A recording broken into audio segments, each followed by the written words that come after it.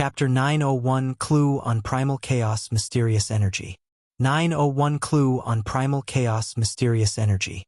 Han Xiao frowned and scrutinized the report. This is the observation record and prediction coordinates of the Primal Chaos Mysterious Energy. Han Xiao narrowed his eyes. EsGod had been conducting research on mastering super high risk Esper abilities for many years. One method would be to synthesize the abilities, and the other would be to directly find the whereabouts of such an ability. Within the super high risk Esper Ability Restriction Treaty, not all abilities were derived from self-awakening.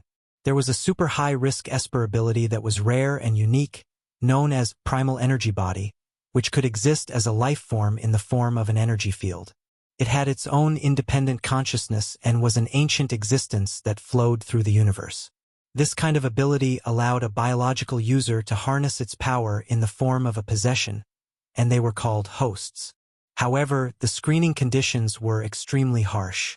If the strength of their energies conflict, no matter how powerful the supers were, they could not bear the original energy body.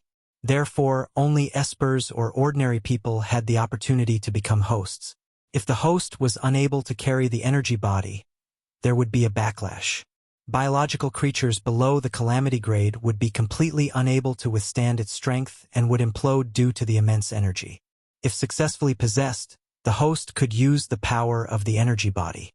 The host's power would then come from an external source, and they would act like a launcher. The stronger one's body, the more strength could be utilized, and the host would not need to develop the strength.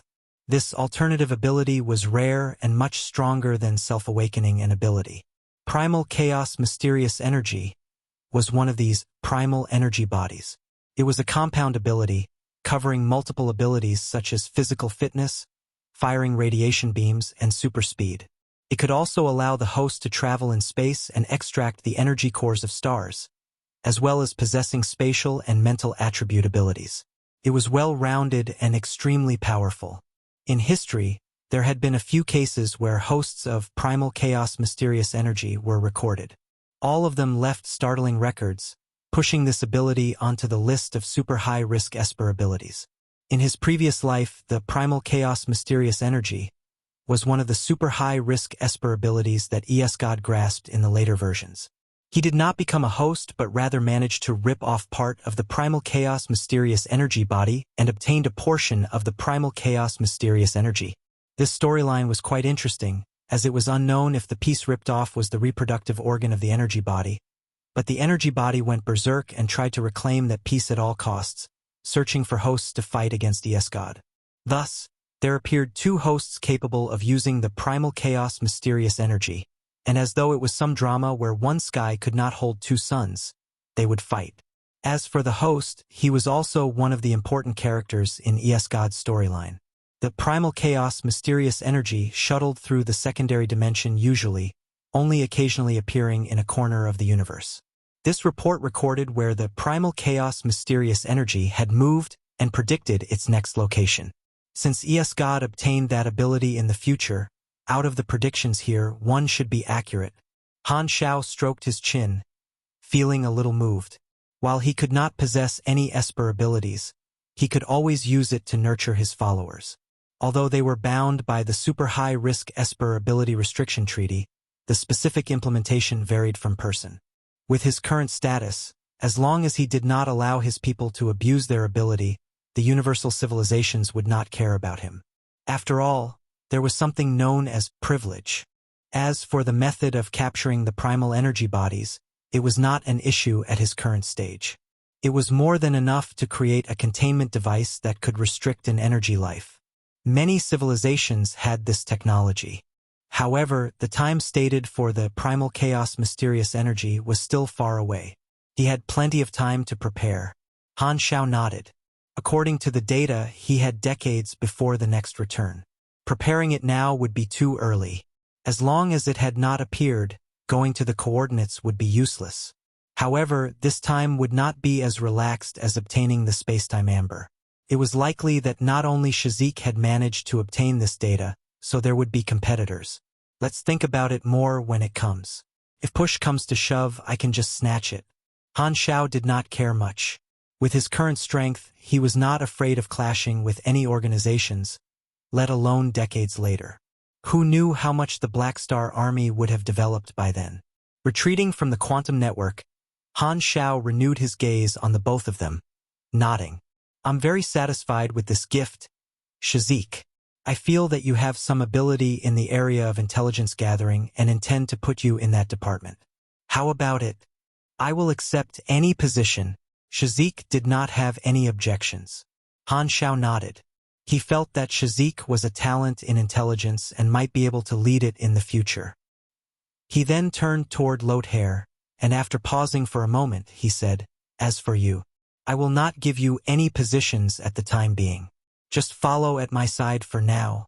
This main character was quite strong, so he decided to allow Loair to lead a special ops team in the future. But not at the moment. This guy had just entered and required a period of observation.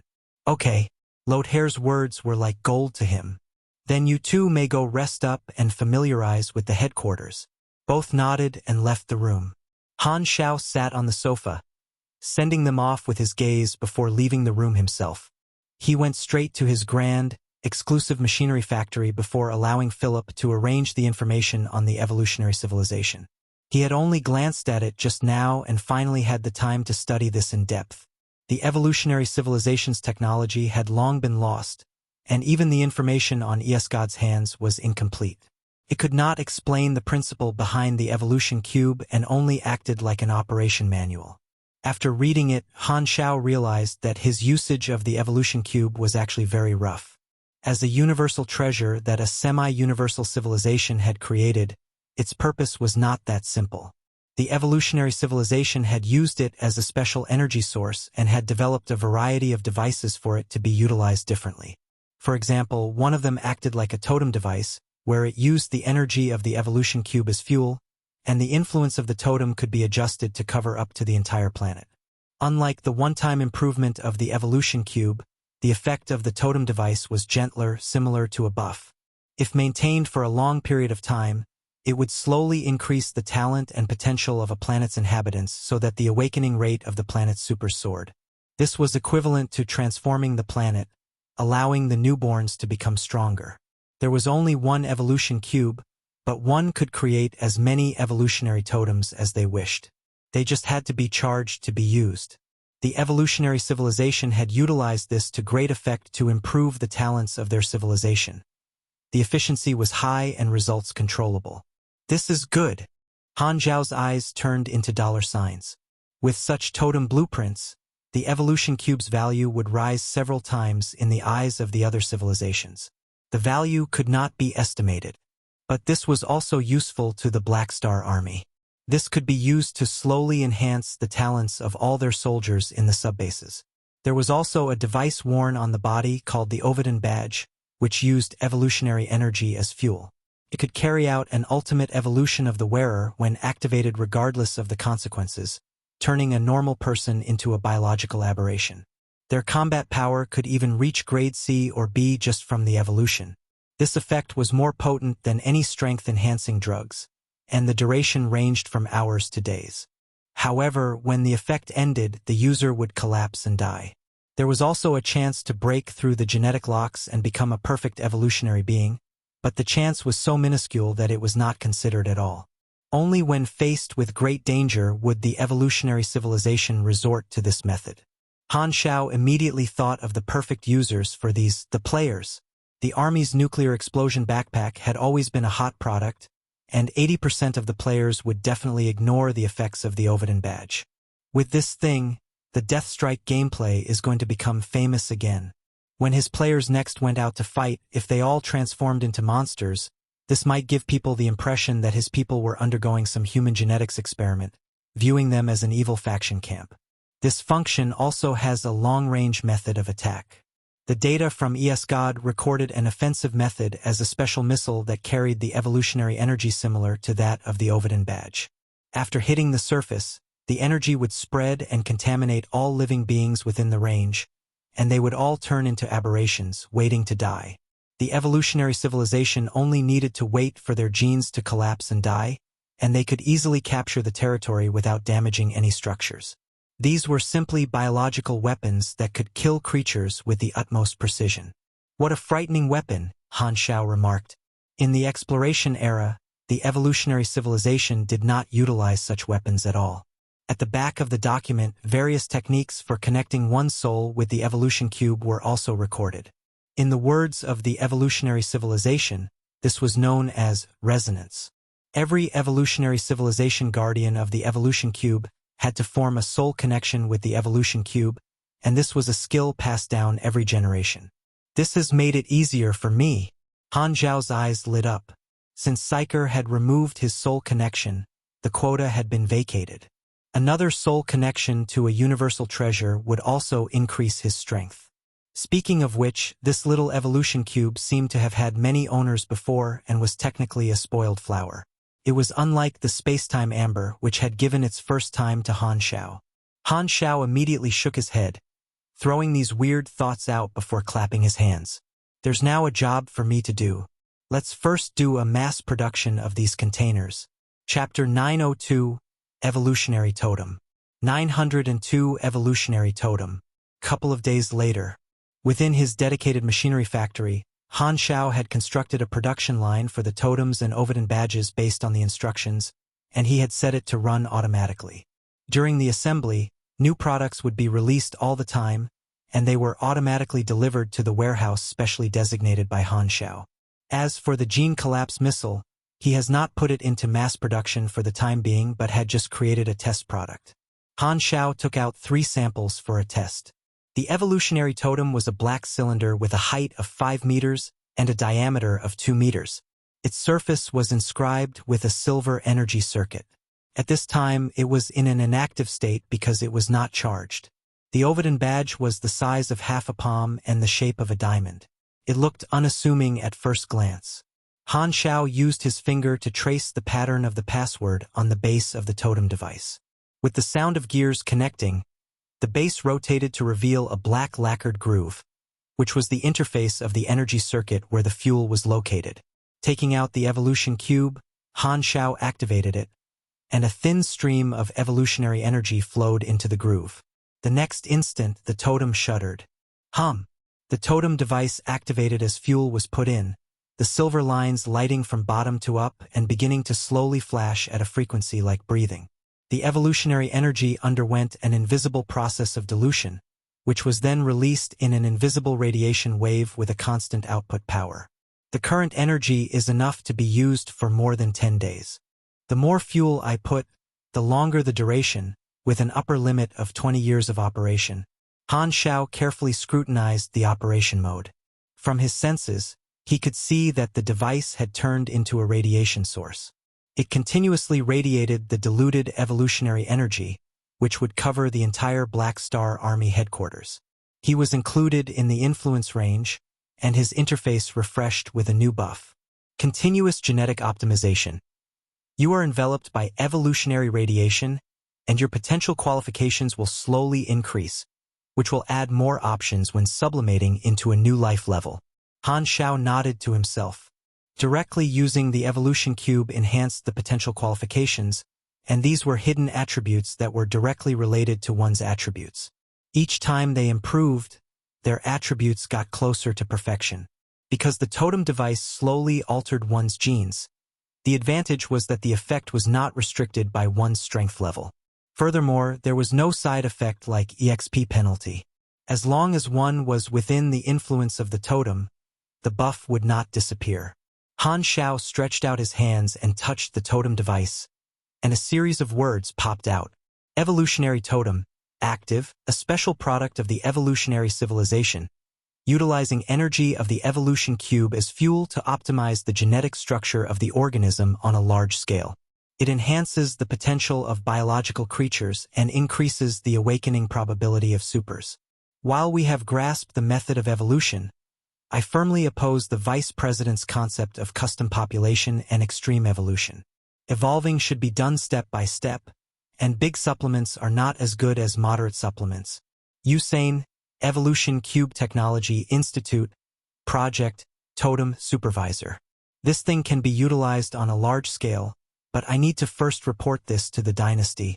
Following the division of EsGod's inheritance to many forces, the information of the evolutionary civilization was bound to be circulated. While it would not be disclosed in the universe, most advanced civilizations would be able to get their hands on the intelligence, so concealment was impossible. Furthermore, as an ally, it was only natural to share it with the dynasty. Only then would he be able to gain greater support and attention. The evolutionary totem technology, once spread out, would make the attractiveness of the evolution cube rise several times. Only by helping the dynasty would they then continue to help him block the people coveting it. Selling the evolutionary totems to other civilizations would also have to be discussed with the dynasty. Both sides were allies, and he could not decide everything on his own. Large-scale sales would cause dissatisfaction with the dynasty, as they did not wish to see their opponents enjoy the benefits provided by the evolutionary totem. As he thought of this, Han Xiao picked up the Ovidin badge, and another series of words popped out. Ovidin badge, the special product of the evolutionary civilization, allows for evolution limit, aberration to occur through extreme modification of the user's genes, and the user has a high probability of turning into a biological aberration, where their basic attributes have been greatly strengthened. When the duration of the energy ends, the user will be unable to suppress their own genes collapsing and will inevitably die. Countless failed extreme evolutionary experiments have cost us a lot of money, and the upper echelons have accused us of not producing results, so we created this based on the experience of our failures. CR*PPY byproducts they were, originally intended to deceive our investors, but they seem to be very satisfied with this, causing our funding to increase by 40% the following year. Banjati, Evolution Cube Technology Institute, Vice President. Han Xiao toyed around with it for a while before putting it back. The side effects of this toy were too great, and he was not interested in testing it out himself. The Ovidin badge possessed no lethality to beyond grade as, who would control their own bodies extremely well. Even if the energy entered their bodies, they could excrete it given some time. Just like detoxification, this level of biochemical toxin was not even able to kill a calamity grade, let alone a beyond grade A. Compared to the evolutionary totem, the value of the Ovidin badge was far less, but it was still useful. I can change the appearance of the Ovidin badge to serve as the new Black Star Army emblem. Other organizations' emblems are purely for decorative purposes, but mine has an added insurance within. Han Xiao stroked his chin. I should first find a few players to test it out before selling it. As for the gene collapse missile, Han Xiao did not bother charging it, only looking through the introduction. Gene collapse missile, a special biochemical weapon of the evolutionary civilization. It can cause the collapse of biological genes and is often used to occupy planets. This weapon is suitable for clearing the resistance of a planet's surface, but is useless in interstellar wars. In contrast, I still prefer the small portable gene collapse bombs. Molin Evolution Cube Technology Institute, head of weapon research and development. Taking out his communicator, he sent the evolutionary totem's report to Ernrel's private number, and his communicator rang after a short while. After connecting, Ernrel's long-distance projection appeared in front of Han Xiao. Black Star, you've created the evolutionary totem? Yes, and I've tested it. It works perfectly. This is my reason for contacting you. Very good. Ernrel was overjoyed, but her face did not reveal her happiness. She paused for a while as though suddenly realizing a problem, and her tone grew solemn. There are many organizations that have obtained EsGod's inheritance. That's right, but there's only one evolution cube that can supply the energy. Han Xiao nodded. I'll send a batch of evolutionary totems to the dynasty, and I'll only begin sales of the evolutionary totems to other civilizations but on the premise that they will not harm the dynasty's benefits. I'll mainly sell to the other civilizations that have a closer relationship with the dynasty. Ernrel's eyes lit up. That's great. I understand. The evolutionary totem would be a great attraction to all civilizations, and the dynasty had the ability to hoard it all, but doing so would only incite resentment, which was unfavorable to Han Xiao. Han Xiao's intentions were for the evolutionary totem to be used as a bargaining chip. The civilizations that wished to obtain it must be part of or allied to the dynasty, and this would attract more political allies, which would also allow him to harvest more contacts and money. Rather than restricting it, the dynasty would have the meat, and its allies would get the soup. If they opened a channel for the other civilizations to obtain, then the pressure would be a lot less. Furthermore, this was not a one-off transaction. The evolutionary totem required fuel to operate. Otherwise, it could not be used, so the civilizations that purchased this would have to maintain long-term cooperation to renew the contract with Han Xiao again and recharge the totem. This created a passive income flow for him. In addition, even if the evolutionary totem appeared on the black market, the civilizations that purchased it could not use it forever. Ernrel considered it for a while before accepting the proposal. After all, the evolutionary totem was not some mass weapon of destruction, and it was something that would benefit the people. All advanced civilizations studied genetic technology, but it was not as powerful as the evolutionary civilization. Thus, the totems would not be a need but a want. While it was good to keep it for themselves, the dynasty was not the strongest civilization, with the Federation of Light and the Arcane Church on the same level, so it was better to consider an option that would be a win-win. After disconnecting, Han Xiao thought about it before opening the faction interface and releasing a task. Trial tester needed. Mission introduction. Black Star has manufactured a new product and requires volunteers to help test out the product. Risk of death. Mission requirements. Help Black Star test out the new product. Reward 100,000 experience, 500 Black Star Army contribution points, and 50,000 ANAs. Remarks. The mission is only restricted to 10 people. The test will begin in 3 hours. If not present by the testing time, minus 1,000 contribution points and minus 20 Black Star favorability. Because only 10 people were needed the moment the mission was released, it was immediately snapped up. 3 hours later, the 10 players arrived at the venue, guided by Philip, looking around.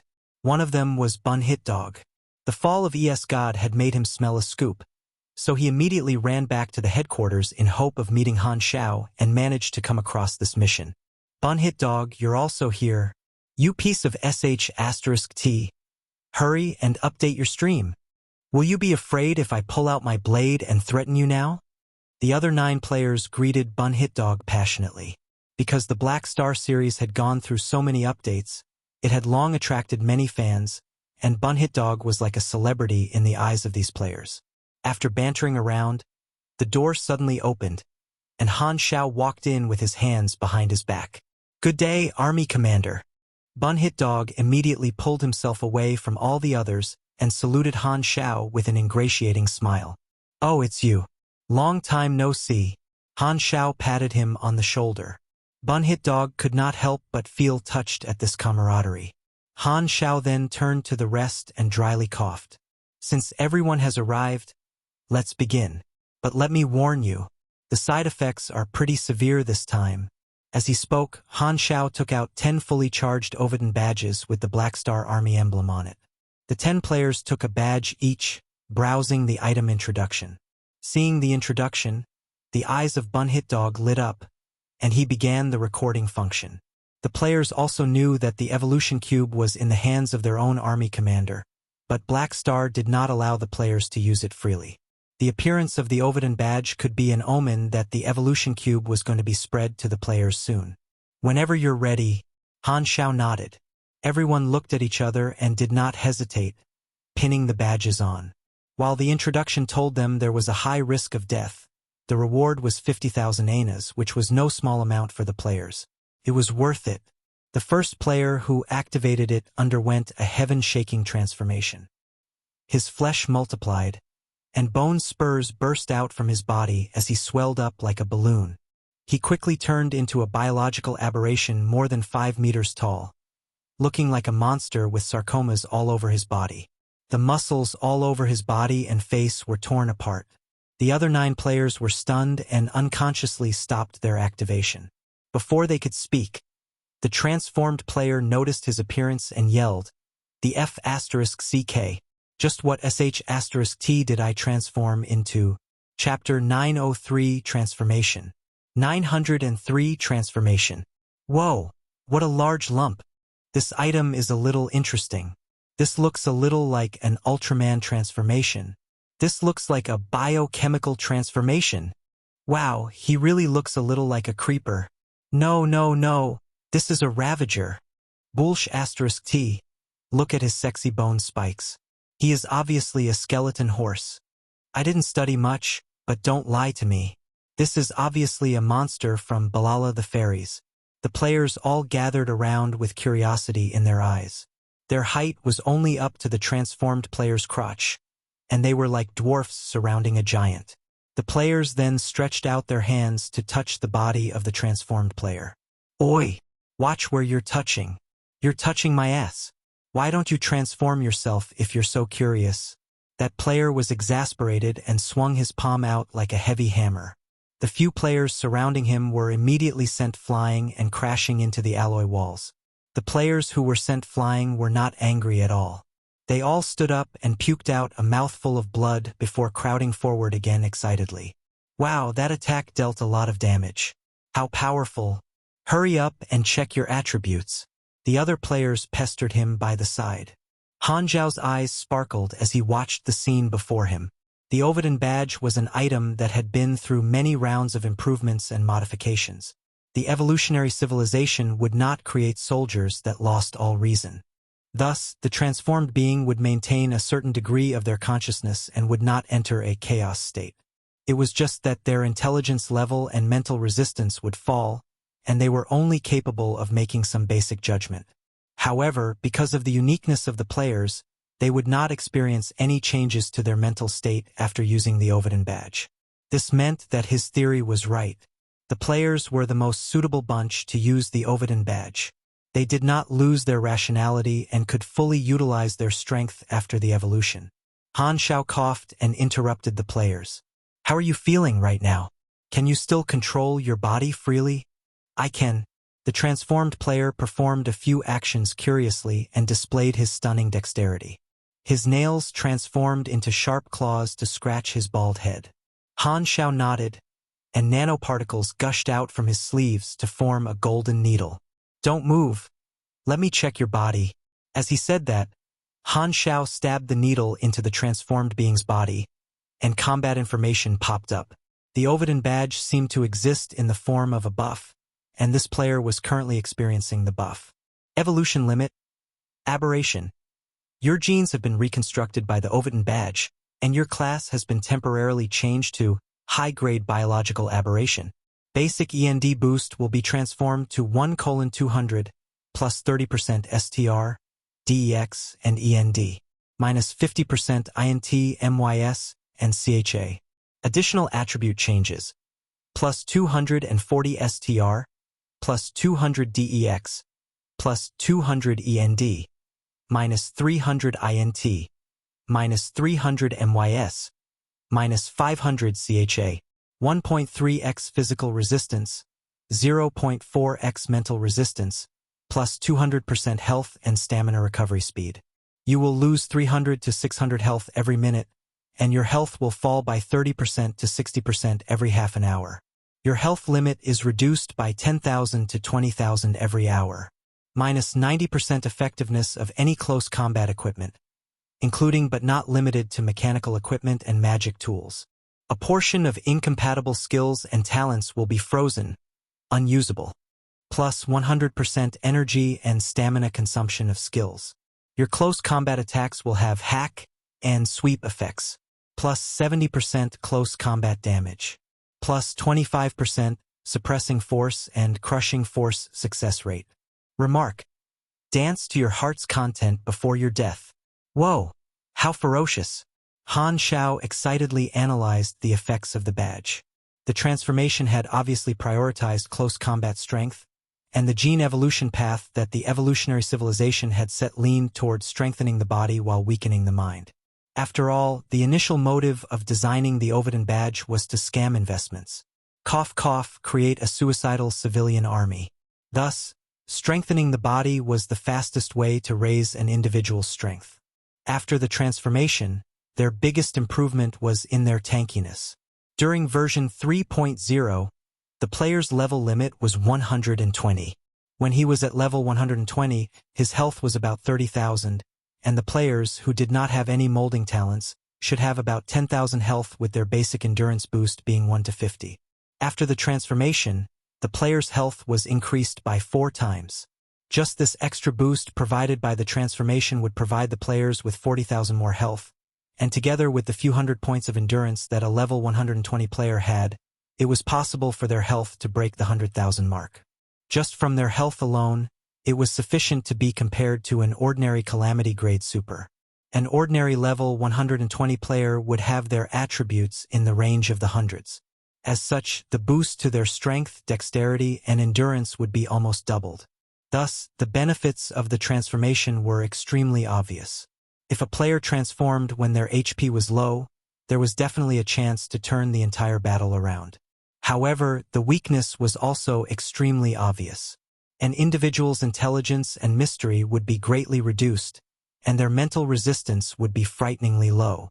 Furthermore, a lot of the frozen skills would be the long-range skills, resulting in the transformed being's long-range combat capability being extremely poor. If the transformed being could not drag the enemy into a close-range battle, it was very likely that the transformed being would end up becoming a live target board. Just as he was viewing the combat information, Bunhitdog and the others also saw the attribute panel being shared by the transformed player. This is too overpowered. Although he is extremely ugly, I can accept it. Everyone then activated the badges excitedly, and 8 more beasts appeared in the room. Feeling their powerful strength, they jumped around the room like monkeys. Bunhitdog was the only one who did not transform. Bunhitdog swallowed a mouthful of saliva and asked Han Xiao with agitation, "Army Commander, will this item be sold to everyone after this test?" Han Xiao looked at him and said, Although the side effects of this item is extremely large, it is very useful. I will produce it in large quantities and sell it to the members of the army. As for whether they want to buy it or not, that will be their personal choice." Bunhitdog's eyes widened, and he instantly knew that this matter would be world-shaking news. This was his exclusive content. I am going to be trending for sure. Following which, Han Xiao got the players to perform a few tests and obtained valuable research data. Finally, the players' health dropped to 0, and they revived back into their original forms. After confirming the usage of the Ovidan badge, Han Xiao could also be at ease and gave the 10 suicidal players their mission reward. He then watched as they left excitedly, and he got Philip to place the Ovidan badge in the army store. At the same time, he had also refreshed the interface of the faction store. The product name was also changed, and it was not called the Ovidan badge. Instead, it was called Black Star Army Badge Evolution. The picture on the badge was the Black Star logo of the Black Star Army. Because the core technological skill required was the Evolution Cube, the production cost of the Ovidan badge was extremely low. Furthermore, it could be reused as long as it was refilled with energy. Han Xiao set the price of such a powerful equipment at 150,000 anas and 2,500 contribution points. The price of the Ovidan badge was akin to that of a spaceship, and his profits were sky-high. The price that he had set was mainly to target the player group. After all, to an ordinary member of the army, using the badge meant instant death. The frightening side effects and price would keep them far away from the item, and not many of them would buy one. But in the player's eyes, this item was like a divine item, and dying meant nothing to them at all. Not just in version 3.0, the Ovidan badge would be extremely useful before the players reached the calamity grade. Of course, there was another reason for setting such a high price, to control the combat capability of the players. Furthermore, it was impossible for all the players to have the money to purchase such an item. Han Xiao was even planning to charge a fee for refilling the energy of the badge, and this would spur the players unable to afford it to do more missions. What a perfect cycle. The only problem was that the image of their army would be affected. After all, which proper organization would create so many transformed creatures? At the same time, Bunhitdog left the testing room and immediately posted a thread on the forums. Shocking! The Black Star Army's new item is actually... The thread included the entire testing process and a large number of pictures and videos. At the same time, the Black Star Army badge, Evolution, also went on the shelves of the faction store, and Bunhitdog's thread became extremely popular. The players all began to reply to the thread. Strange things. Shocking. The product was just placed on the shelves. And you already have a review. Vice Commander's Spaghetti. How frightening. Is this the speed of the Army's reporter? Sandy Wind. I am currently at headquarters and just got off the spaceship. Did I miss some big news? Sprouting Melon. My goodness. The effect of this tool is too perverse. Use Tyrant if you want to be bald. The price is also equally perverse. My liver is crying out for help. Zhang Weiyu. The wealthy players are very happy. Hang in there. You have almost emptied my entire wallet. Maple Moon, how ugly. I would rather be killed by a boss than use it. Rat who likes to eat bamboos. It isn't ugly at all. This is called the beauty of violence. Bye-bye bear. Would you rather be a handsome boy for your lifetime or a powerhouse for a few hours? White Jewel. I'm sorry, but I choose to be a handsome boy. Army Commander's Big JJ. Too awesome. The Army Commander made such a frightening item, so his class should be Mad Scientist, right?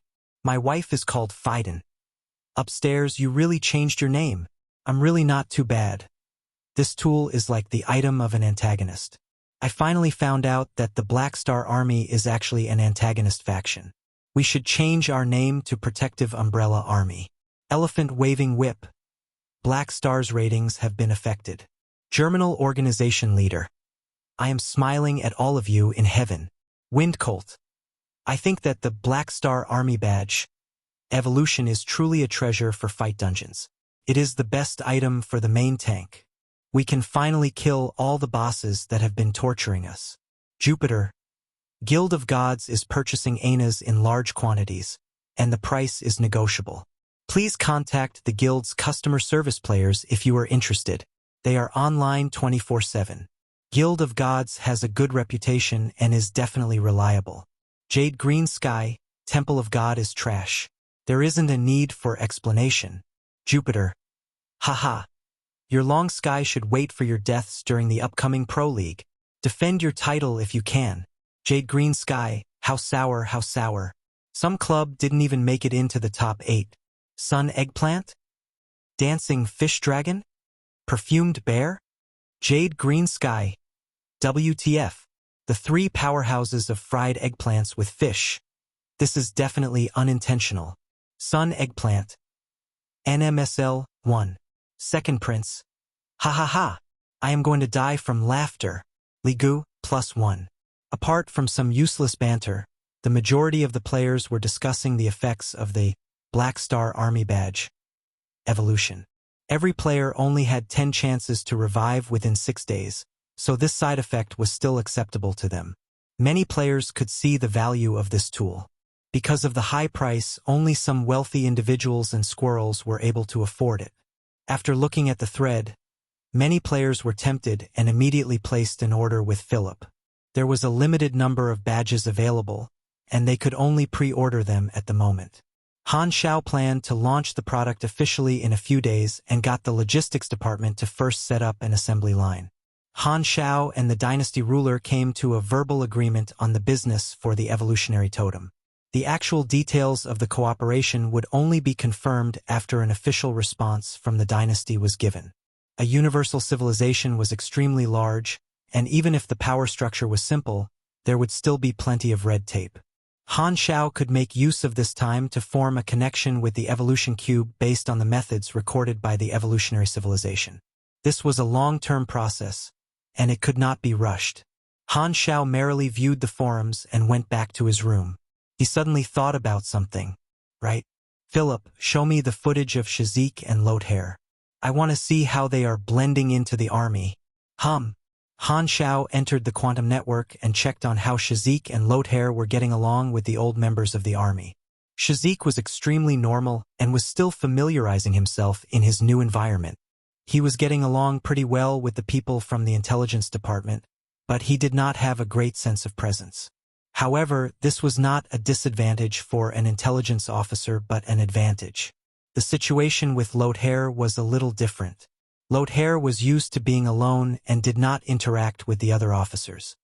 He would be either training in the training room alone or sharpening his blade in the room while staring at the wall in a daze. He was like a loner. Han Xiao thought for a while and headed toward Loair's room. When Loair first joined, He was rushing to take a look at the evolutionary civilization's information and did not communicate much with the other party. Han Xiao decided to head over and have a good conversation with Loair. Based on combat strength and potential, Loair was definitely ranked among the top 5 in the army and had even exceeded Hadavi. He was only second to Hela, Aurora, Phaidon, and Nero. He was a peak expert below the beyond grade A realm.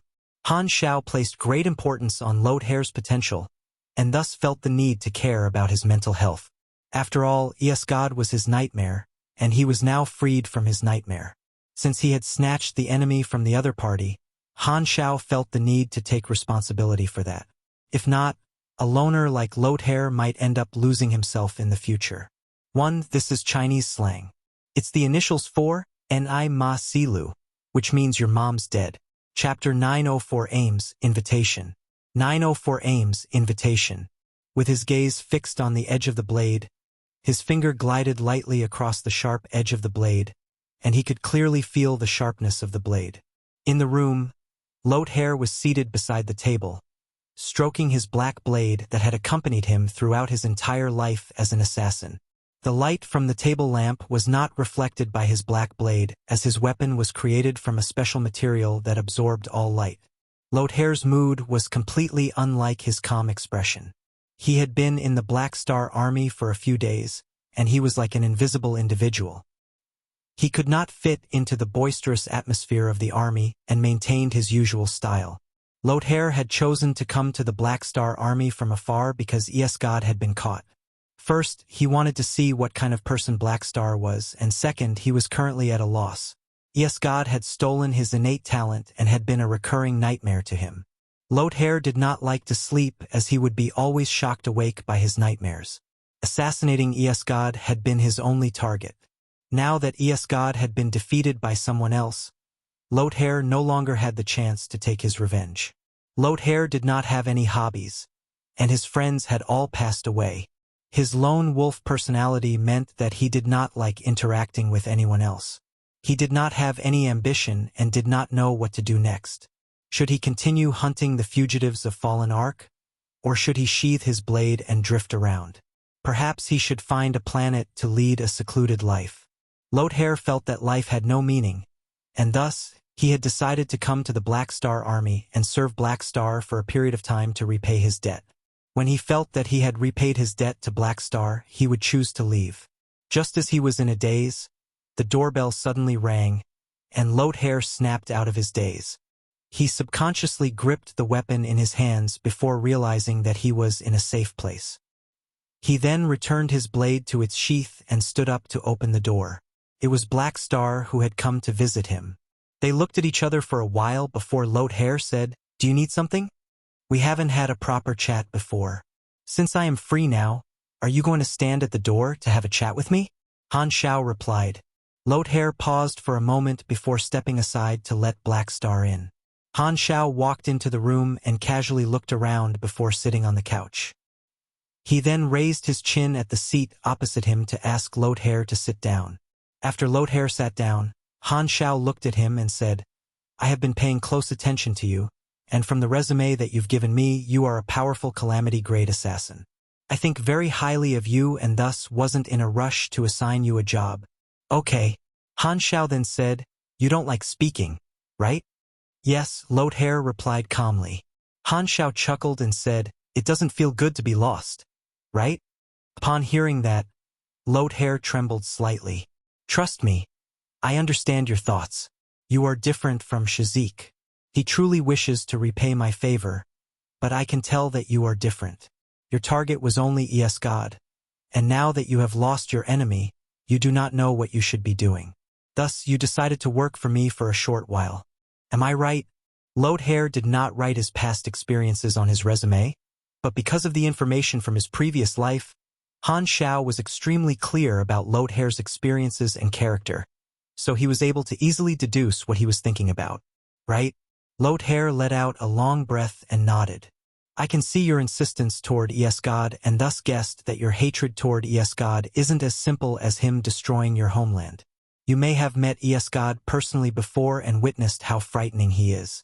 Furthermore, he has become your nightmare, Loair looked at Black Star with his eyes widened in shock. These were the secrets hidden deep within his heart, and he did not include them in his resume.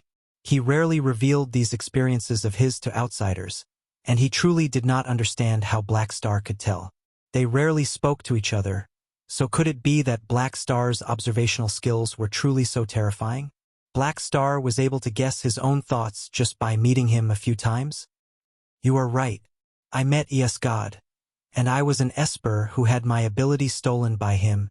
Loair suppressed the shock in his heart and spoke with a calm expression. Then you are really lucky to still be alive. He knew that Loair's hatred toward EsGod was carved deep into his bones. After all, the innate Esper ability that he had been born with had been stolen, and even if Loair managed to turn his fate around to obtain a similarly powerful strength, he still felt hatred toward EsGod.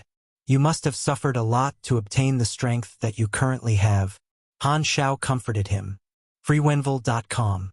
Upon hearing that, a trace of agitation could be seen in Loair's eyes as though he recalled some unpleasant memories. However, he quickly snapped back to his senses and lowered his head silently with a strange feeling in his heart. He had spent many years alone without any friends or comrades.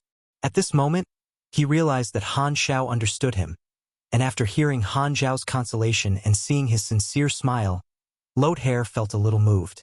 It has been a long time since someone cared for me. If it was an ordinary person who said those words, Loair would not have thought about it too much. As a calamity-grade super, he was not so easily swayed by the words of others. However, Black Star was a beyond grade A, and he was no more than a little boy in front of Black Star. Black Star was a powerhouse far above him, and Loair was moved by the concern shown by this powerhouse. In truth, there was another reason. In order to get Loair to open up to him, he activated Changxing's character summon card while talking. A flirtatious smile. Plus 688 CHA. Seems like it was useful indeed. Loair let out a long breath and replied with a hoarse voice, "It is all over now." Han Xiao shook his head and said softly, "You don't need to keep it all in your heart. Perhaps you have been alone for far too long. But you must understand that regardless of what the future holds, you are no longer alone. I am your superior, and I hope to understand your experiences." Loair fell silent for a while. He originally rejected the idea in his heart, but upon remembering that Black Star was his benefactor, he gradually began describing his past. Because he had not spoken so much for such a long time, speaking felt a bit foreign to him at the start. However, he was very quickly overwhelmed by his emotions. He did not have anyone to pour his heart out to in the past, so Loair kept everything bottled up. Letting out those feelings, he was truly in a much better mood. Han Xiao listened silently. In truth, he already knew all this. He only wanted Loair to feel better by letting all his emotions out. At the same time, he could also increase the favorability that Loair had toward him. Since Loair had just joined the army, loyalty would not fall from the sky without any relationship between them. This is the way. I think very highly of you, and I will be willing to listen to you if you are willing to speak. Han Xiao nodded. Thank you. Loair let out a long breath and felt his entire body loosen up. At the same time, the fear in his heart toward EsGod also decreased a great deal. He was truly overwhelmed with favor as a big shot like Black Star was willing to sit down and talk to him. Let's end here today. Han Xiao stood up with a smile. I hope that I can trust you with ease one day. Although Loair still did not say much, his tone was completely different and was no longer as cold as before. I will give you a mission soon, and I hope that you won't be so listless at that time. I'll be going now. Han Xiao turned around and walked out. Loair leaned against the door and watched Han Xiao's departing figure. It seemed like his decision to join the Black Star Army was not too bad. A few days later, the logistics department created a large batch of Black Star Army badge evolution. After Han Xiao filled them all up with energy, they were ready to be sold. Some of the players who had nothing better to do returned to headquarters for the goods. As for the players who were dealing with the Gulal civilization, they could only wait for the logistics department to send the badges to them. Very quickly, the first batch of players personally experienced the effect of the tool, and many new posts were created on the forums. The players participating in the civil war in Gulul used the badge in actual battle and recorded the scene of the battle. Han Xiao then opened one of the posts and watched a video. The video showed a scene of the players clearing up a city from all resistance. There was an artillery tower being erected in the plaza with a large number of ancient Emperor party ground troops. The powerful firepower of the enemy decimated all the attacking players and forced the players to hide. The players participating in the war then communicated with each other, and 10 players wearing the Black Star Army badge, Evolution, stood up and raised their badges toward the sky. Ultraman, transform! One of the pugilist players roared, and their bodies began expanding rapidly. Roar! The 10 transformed players charged out to tank the incoming firepower while charging at full speed. They used their powerful life force to withstand the firepower of the enemy, and looks of fear could be seen on the enemy's faces as they saw the approaching monsters. 2 of the transformed creatures were killed along the way, but the others managed to charge into enemy lines and rip through the defenses of the enemy. Testicle Fist, poster, personally experiencing the effect of evolution. My body became outrageously tanky, and it is super useful for charging. Maple Moon. Although it is a little ugly, it is truly useful. Moon Shadow, the quality-price ratio is pretty high. However, it is still extremely expensive. Refilling it requires another 5,000 anas. This is extortion. Starry Sky, think about it. How can you be strong if you don't spend money? Most players used the badges in dungeons. The transformed body was extremely suitable to be a main tank, and it was perfect for handling bosses. The badge immediately became a popular tool used to fight dungeons, and every party would have at least one member with the badge. Some of the players immediately saw the business opportunity hidden within and gathered money to purchase the badge. They then collected fees to enter parties and provided their service to the players that could not afford one. Very quickly, many different ways of using the badge were discussed on the forums, and after looking at it for a while, Han Xiao closed the forums. There was something else for him to do right now.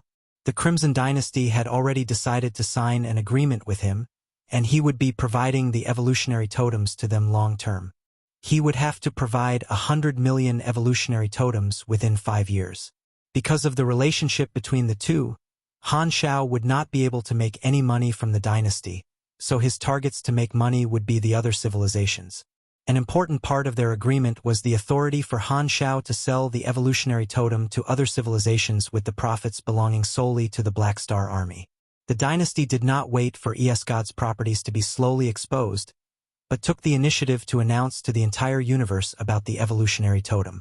A huge commotion was immediately created, and countless civilizations were stirred up. The civilizations in the Shattered Star Ring that already had a cooperative relationship with Han Xiao were also shocked. The way they saw it, the value of using the evolution cube could not even be compared to the evolutionary totem. Countless civilizations could no longer sit still, and the contact numbers of the army were engaged throughout the day. Many people tried to contact Han Xiao, hoping to purchase an evolutionary totem. Han Xiao got Philip to inform all the civilizations about his agreement with the dynasty. As long as they received approval from the dynasty, they would be able to purchase the evolutionary totem. As such, he managed to successfully push all the problems onto the dynasty. As for the allied civilizations that had already joined the alliance, Han Xiao traded with them directly and signed a large number of orders. The sales figure of the totems reached the millions, and his business was spread across all the star fields. He would not set the price of the evolutionary totem as cheaply as the Ovidan badge. As such, the Black Star Army made huge profits. The evolutionary totem became a staple faction product of the Black Star Army, and the high profits from the product naturally attracted the jealousy of many organizations. However, the Black Star Army and Crimson Dynasty combination made many organizations forget about the idea. The larger the business, the greater the strength required to protect it. The Black Star Army already had the strength to enjoy this cake all by themselves. The Black Star Army was already a tyrant in the Shattered Star Ring, with many local civilizations in a cooperative relationship with them. A beyond grade A organization of such a level was already at the top of the food chain in the universe. Furthermore, after the battle on Planet Lighthouse, Everyone knew that it was incredibly difficult to deal with Black Star. Even the Arcane Church and EsGod had failed, and not many were confident that they would be able to deal with Black Star. Furthermore, Black Star's organization was not alone in the Shattered Star Ring. The Shattered Star Ring had another 4 beyond grade as, and 3 of them were in a cooperative relationship with him. The network of his was truly frightening. On top of that, the Shattered Star Ring was located right beside the Flickering World, and the dynasty had millions of battleships stationed in the Flickering World, ready to reinforce the Shattered Star Ring at any moment. Even the nominal owner of the Shattered Star Ring could only close one eye. Not many organizations dared to do as they wished in the Shattered Star Ring.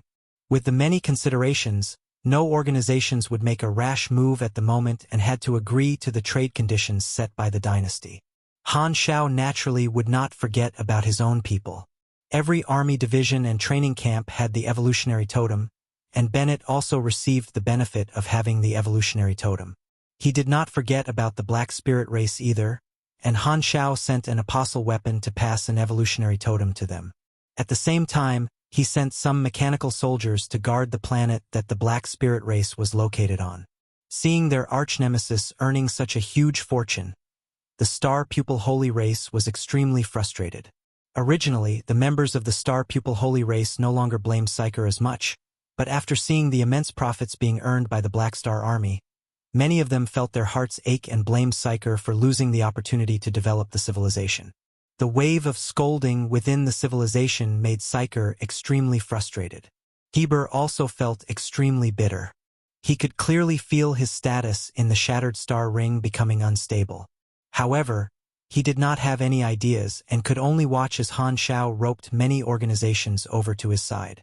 His heart was as sour as a lemon at this moment. Just when everyone's attention was focused on the Evolutionary Totem, Han Xiao received a special invitation for battle. Came from Ames. Chapter 905, Floating Dragon's Warning. Chapter 905, Floating Dragon S Warning. The challenge letter was sent personally and not a public one, but it was not as casual as the usual interaction between the two.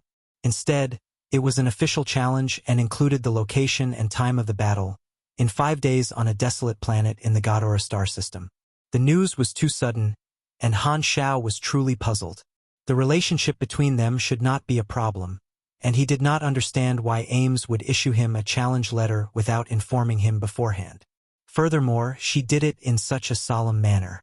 Just what was she thinking? Han Xiao was currently in discussion with one of the civilizations about the trade terms of the Evolutionary Totem, and the moment he received Ames' invitation, he immediately hung up the call with the representative of the civilization and contacted Ames. He did not wish for the alliance between them to go wrong. The call went through quickly, but the one who picked it up was Jenny, not Ames. "Why is it you?" Han Xiao was a little puzzled. He had dialed Ames' personal number. "Where's Ames?" "You received her challenge letter, right?" Jenny asked. "Yes. Just what are her intentions?" Han Xiao frowned. "Just like what is written on the challenge letter, before fighting you, she does not wish to speak with you, and she wants me to tell you that she will fight you seriously this time." "Why did she suddenly decide this?" Han Xiao asked. "You can ask her yourself if you have any doubts. Remember to arrive on time." Jenny snorted coldly and hung up. Looking at the black screen on the communicator, Han Xiao could not help but scratch his head. It was extremely normal for Beyond Grade as to spar with each other, but with their relationship all Ames had to do was give him a heads up. There was no need to have such an official challenge letter at all. Forget it, this isn't the first time Ames has behaved willfully. Han Xiao shook his head with resignation and felt that Ames was once again behaving willfully. At the same time, in the main palace of the Floating Dragon Island, Jenny placed down the communicator and looked at Ames, who was seated on the floating throne. Ames was listening by the side during the communication, and she nodded with a smile. "Good work. Thank you. In truth, I don't really understand." Jenny could not help but speak up. "Although I dislike Black Star, his strength is undeniable. Pardon me for being direct, but I don't think your chances of victory are high." "Why do you want to do so?" "You don't seem to have any confidence in me," Ames said with a teasing voice. Aesop, who was by the side, could not help but interrupt. This has nothing to do with confidence. After the battle on Planet Lighthouse, Black Star has already proven his strength, and your chances of victory are very low. Why do you have to issue a challenge that you will lose for sure? Ames kept her smile upon hearing that. We have to fight before knowing whether or not I can win. She then paused for a while and let out a soft sigh. Perhaps I am no longer a match for Black Star, but I want it to be proven.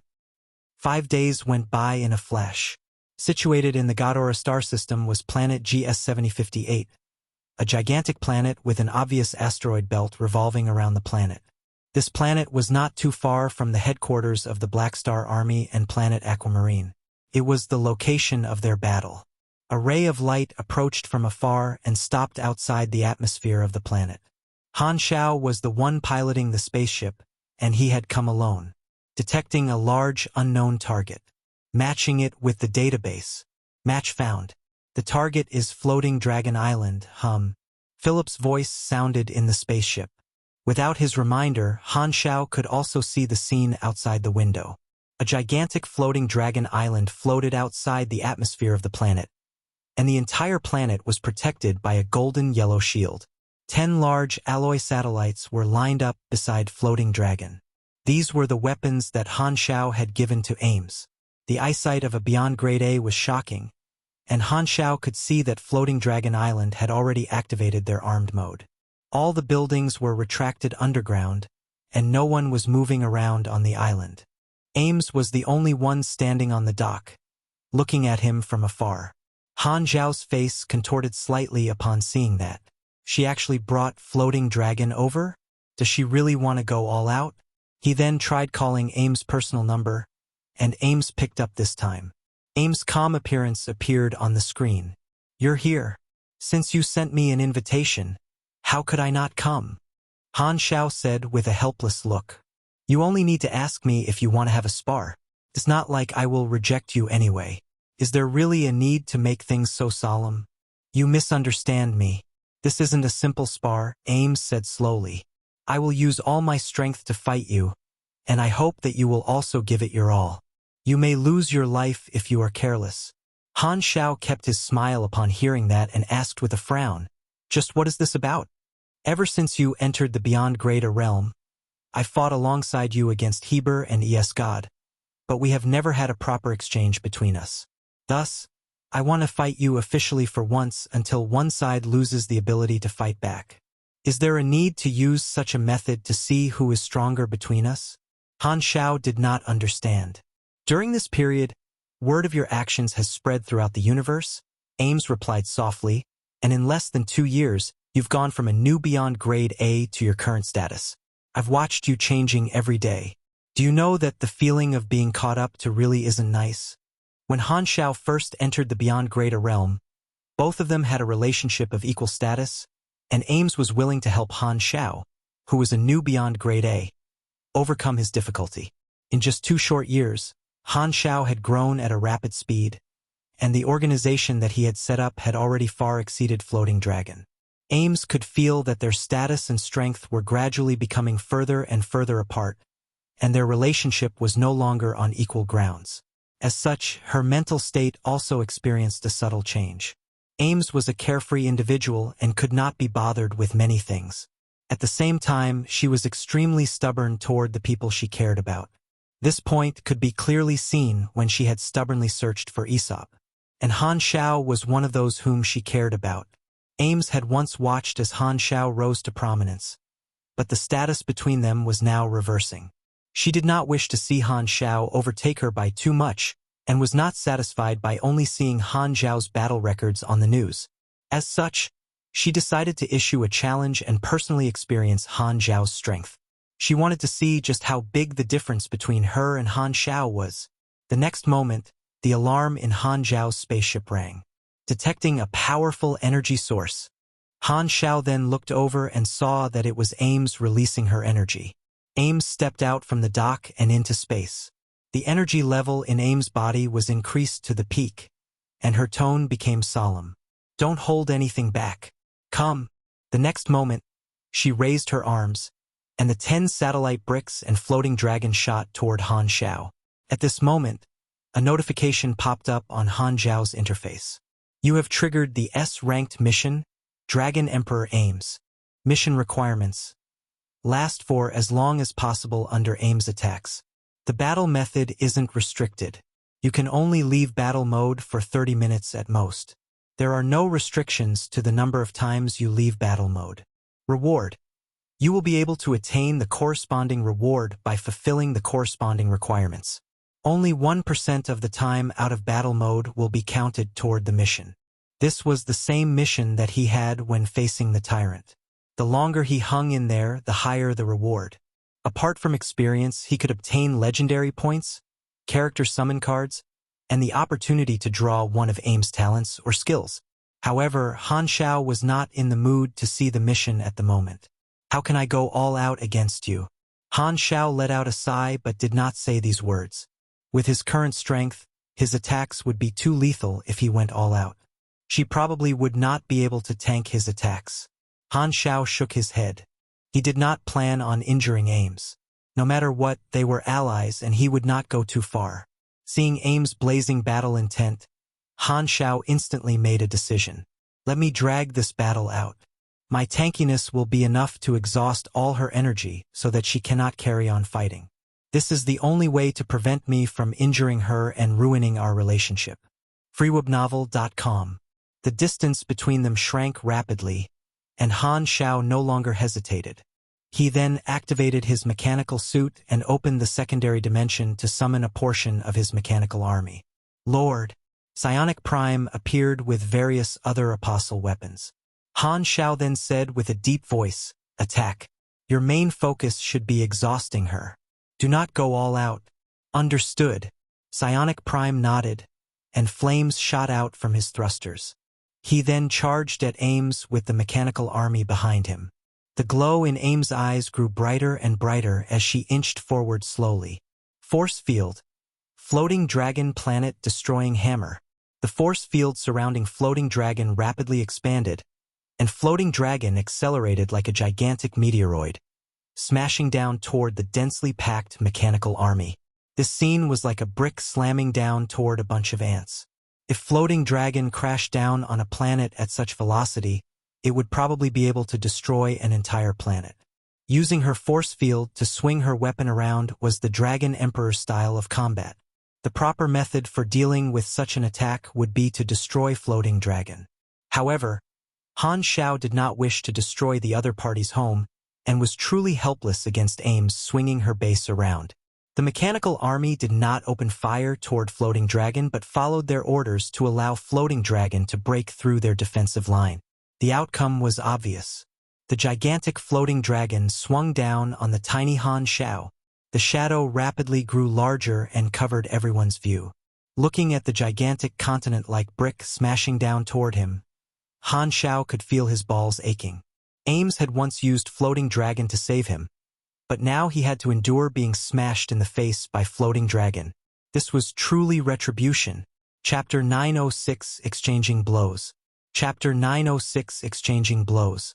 In the universe, her force field was able to accelerate an object without any limits, and this was the battlefield most suitable for Ames. Her force field Esper ability leaned toward defense and control, and it was extremely powerful in Ames' hands. Under the control of the force field, floating dragon's speed continued to increase, and its gigantic body was like a super large-scale attack. If Han Xiao allowed floating dragon to speed up without limit, it would be incredibly difficult to avoid it and become extremely powerful. However, floating dragon still was not fast enough, and it was like a tortoise in Han Xiao's eyes. He had more than 10 different ways to avoid the attack. However, Ames was not an individual who only knew how to use bricks to smash others.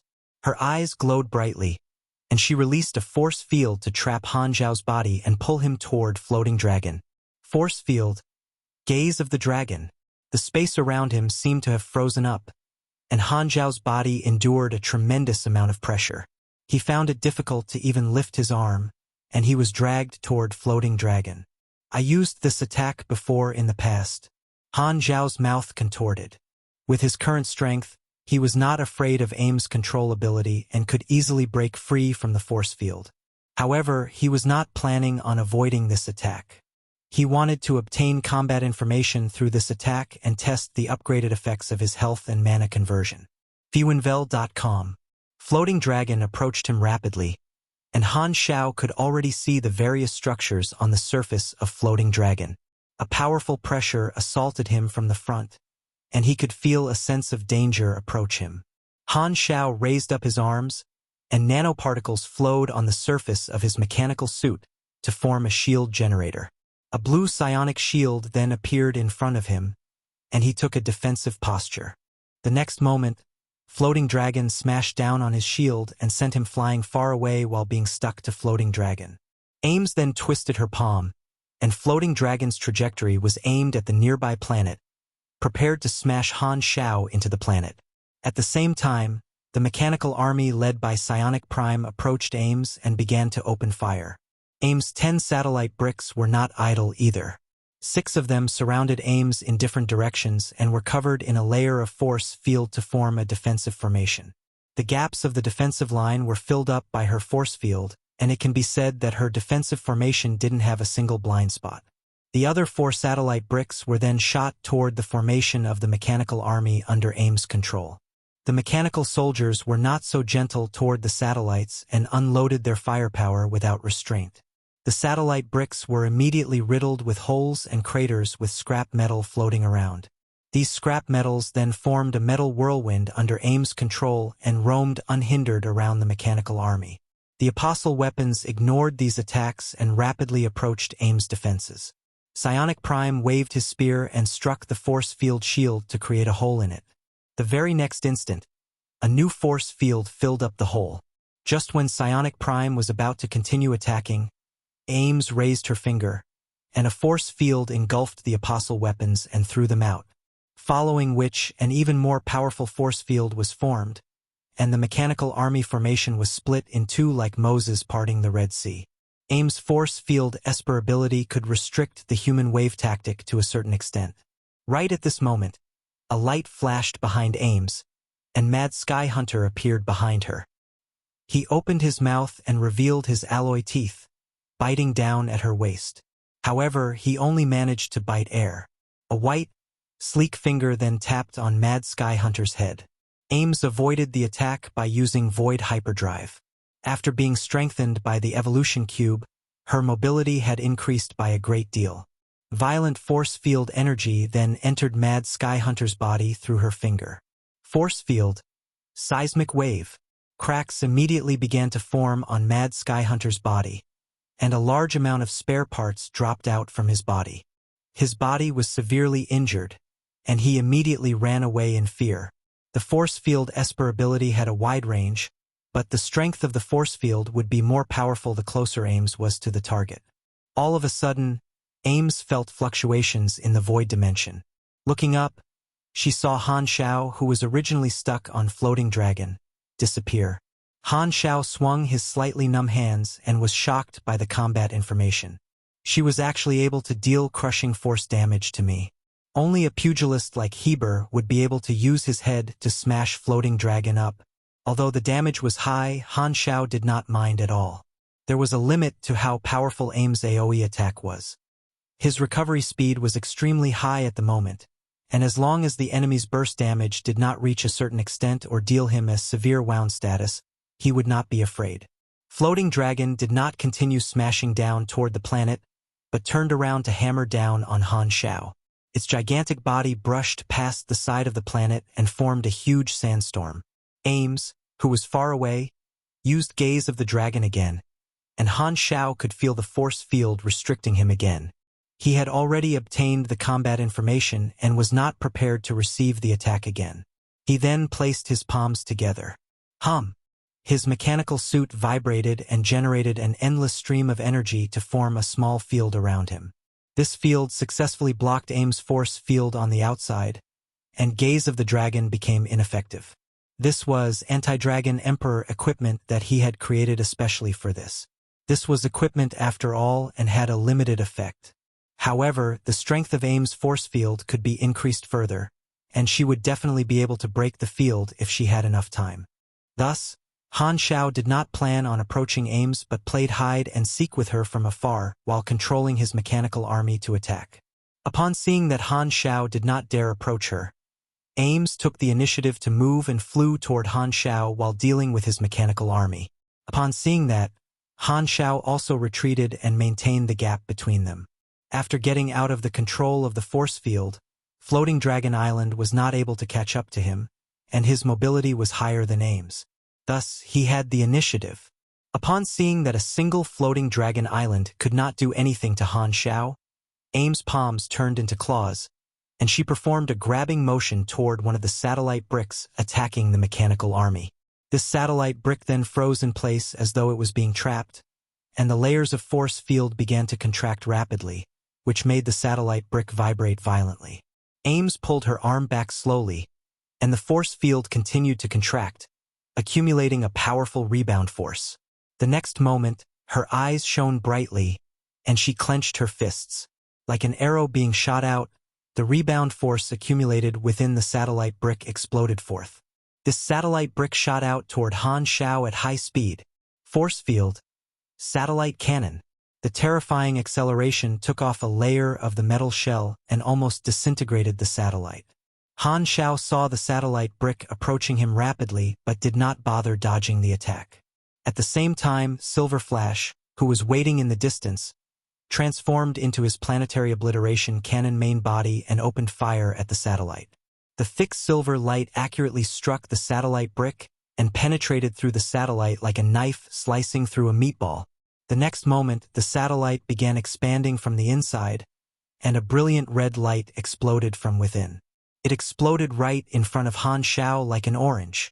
The satellite was instantly melted by the high heat of the planetary obliteration cannon, and all the fragments transformed into red-colored molten metal like orange juice spraying in all directions. With the gigantic satellite exploding in front of him, Han Xiao casually avoided the molten metal spraying in all directions. This seemed to have been a signal. A few more satellite bricks reached the limit of their durability, and another 3 had been destroyed by the mechanical army. The number of satellite bricks that Ames had left was 6. They were also riddled with damage and looked as though they would disintegrate at any moment. "What will you do next?" Han Xiao muttered to himself, looking at the scene from afar. Ames' attacks were extremely ferocious, but they did not cause much damage to Han Xiao.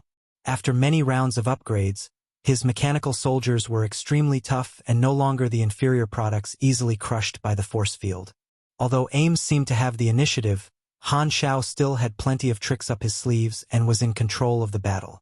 Ames could also feel this, and her eyes narrowed. "My attacks aren't able to do anything to him and have all been neutralized." She could tell that Han Xiao was on the defense and did not plan to attack. He was obviously going easy on her. But even so, she could not do anything to him. Has he grown to such a stage? Ames' eyes narrowed, finally understanding Han Xiao's strength. The gap in their strength was already extremely obvious, and Black Star was much stronger than her. However, she was not too affected by this revelation. The battle had not ended, and she would not give up halfway. Ames then grabbed toward the planet, and the asteroid belt became her new weapon. Force field. Dragon's breath shooting star fist. The asteroid belt was a large weapon stash. No wonder she chose this place as the battlefield, Han Xiao thought to himself. The asteroid belt became her weapon and smashed down toward the mechanical army. The mechanical army also destroyed the incoming asteroids, and the battle became a drawn-out battle under Han Xiao's commands. Just when both of them were battling around the planet, a fleet was parked far away from the battlefield. This fleet belonged to Floating Dragon. Because their base was taken by their boss as a weapon, these battleships could not remain on Floating Dragon Island. As such, it ferried everyone to watch the battle by the side. Although house prices on Floating Dragon were extremely low because of the high risk, there were still some who would purchase property on Floating Dragon Island. At this moment, they watched as the property that they spent money to buy was being used as a weapon in the fight, and many of them could not help but be extremely anxious in their hearts. In the main flagship, the Floating Dragon officers were looking at their leader fall into a passive state, and all their expressions were ugly. It was true that Black Star was an ally, but they naturally wanted Ames to win since they were members of Floating Dragon. Apart from the officers, there were another two projections watching the battle from afar. They were Gila and Aurora. There was no need to make the battle a complete secret, and Vilna had informed Aurora and Gila. As Ames students, they had a right to know. "Our teacher isn't an opponent for Black Star," Aurora said with a bitter expression. Gila also had a complicated look in her eyes and nodded. Their status was much more awkward. They were the officers of Black Star and Ames students. Both sides were people who they were extremely close to, and they did not know who to support. Gila had followed Ames for 10 years and was extremely clear just how powerful Ames was. She was filled with respect toward Ames, and upon seeing her respected teacher being suppressed by Black Star, she had a complicated feeling in her heart. The energy fluctuations of the battle also made her understand that this was a battle that she could not interfere with. It was still far away from her current level. Regardless of how stubborn Gila's personality was, she could not help but doubt herself at the moment. Beyond grade as are truly too frightening, and a planet is only a toy to them. Can I really possess such strength? Countless asteroid fragments and metal scraps floated in space. The battle between the two had lasted for a long time. After utilizing her force field over such a long period of time, Ames' stamina and energy had been largely depleted, and her head was covered in sweat. She was obviously no longer in her peak condition, and the strength of her force field had decreased. On the other hand, Han Xiao was still extremely energetic. He had advanced energy absorption, and his recovery rate was not something that Ames could compare to. Since he did not lack any energy, he could use advanced machinery construction and waste modification without any limit to revive his mechanical army and limit his losses. As Ames began to slip up, Han Xiao gradually gained control of the battlefield.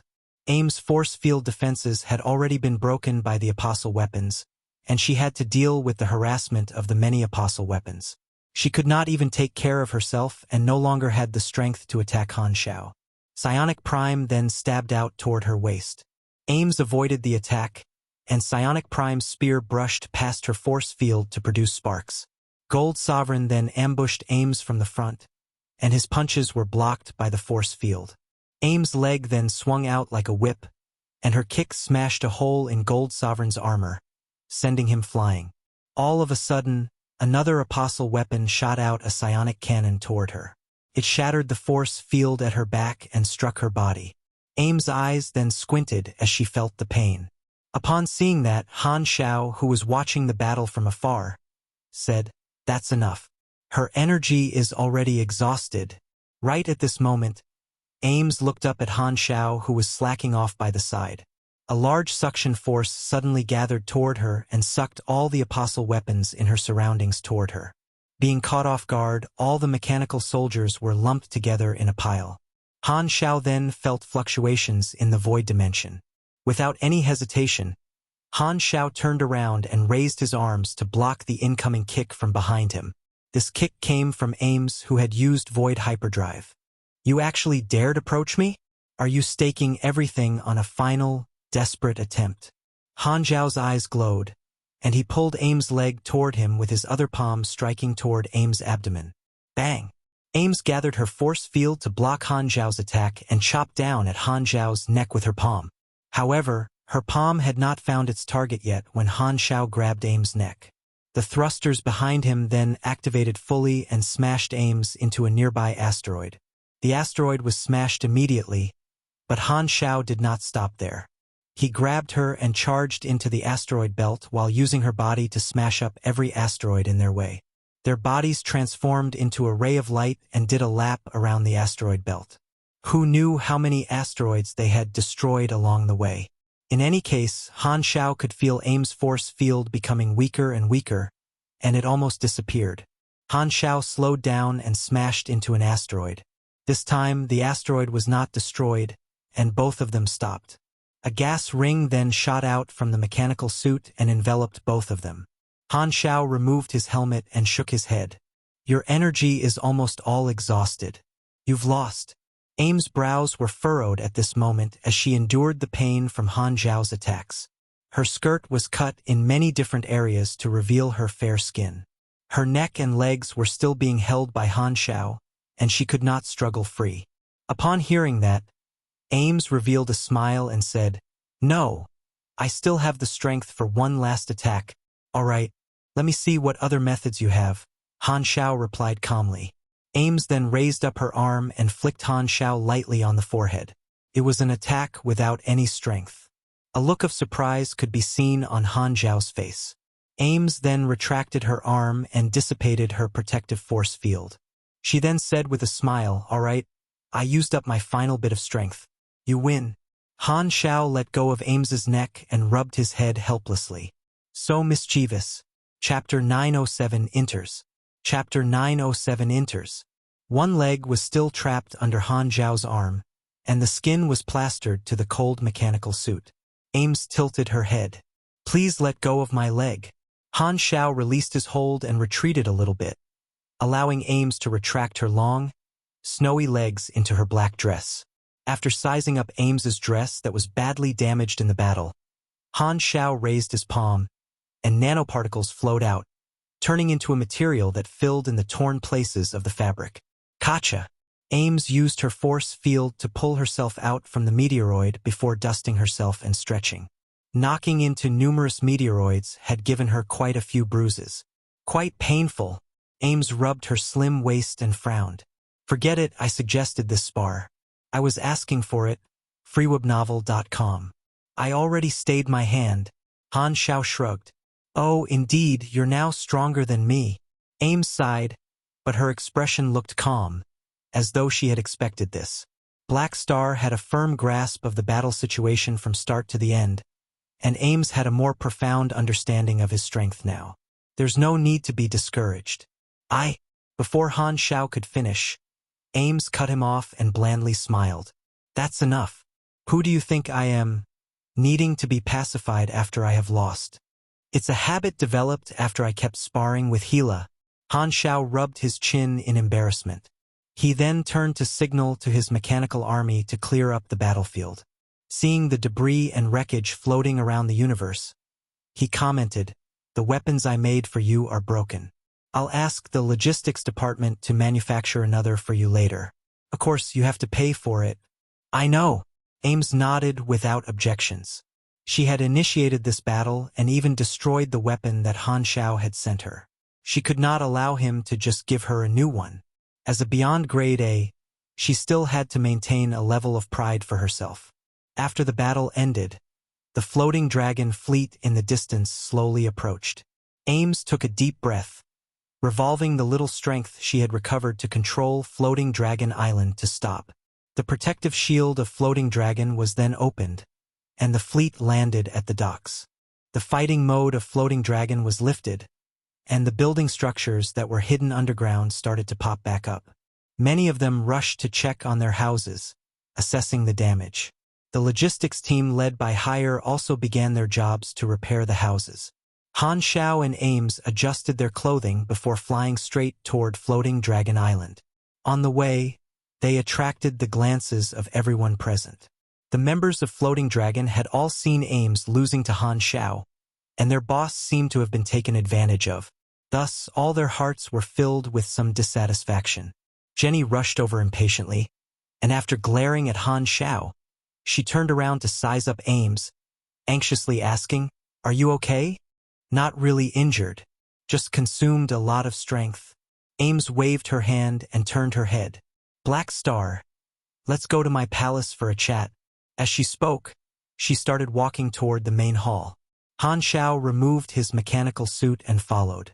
After entering Floating Dragon's palace, Ames brought Han Xiao to the back garden, where they sat on the stone benches. She manipulated her force field to pour 2 glasses of wine on the table. After taking it up to drink a sip, she saw Han Xiao not moving, and the corners of her lips curled up. "This is the dragon bone wine that was brewed by Aesop using the void dragon bones. I rarely take it out to entertain guests. To actually use those to brew wine, what a dark recipe," Han Xiao commented. Still, he lifted the glass for a sip. He only felt like a line of fire trailed down his throat, as though he was drinking lava itself. After this, a strong aftertaste surged back up, and he smacked his mouth as he savored the taste. At this moment, Ames opened her mouth to speak, her tone a little emotional. Your strength now has surpassed me, and you only took 20 years. I've basically wasted all that time. Compared to you, I've been stagnant. It's not at the level of wasting it. You're just lazy, Han Xiao teased.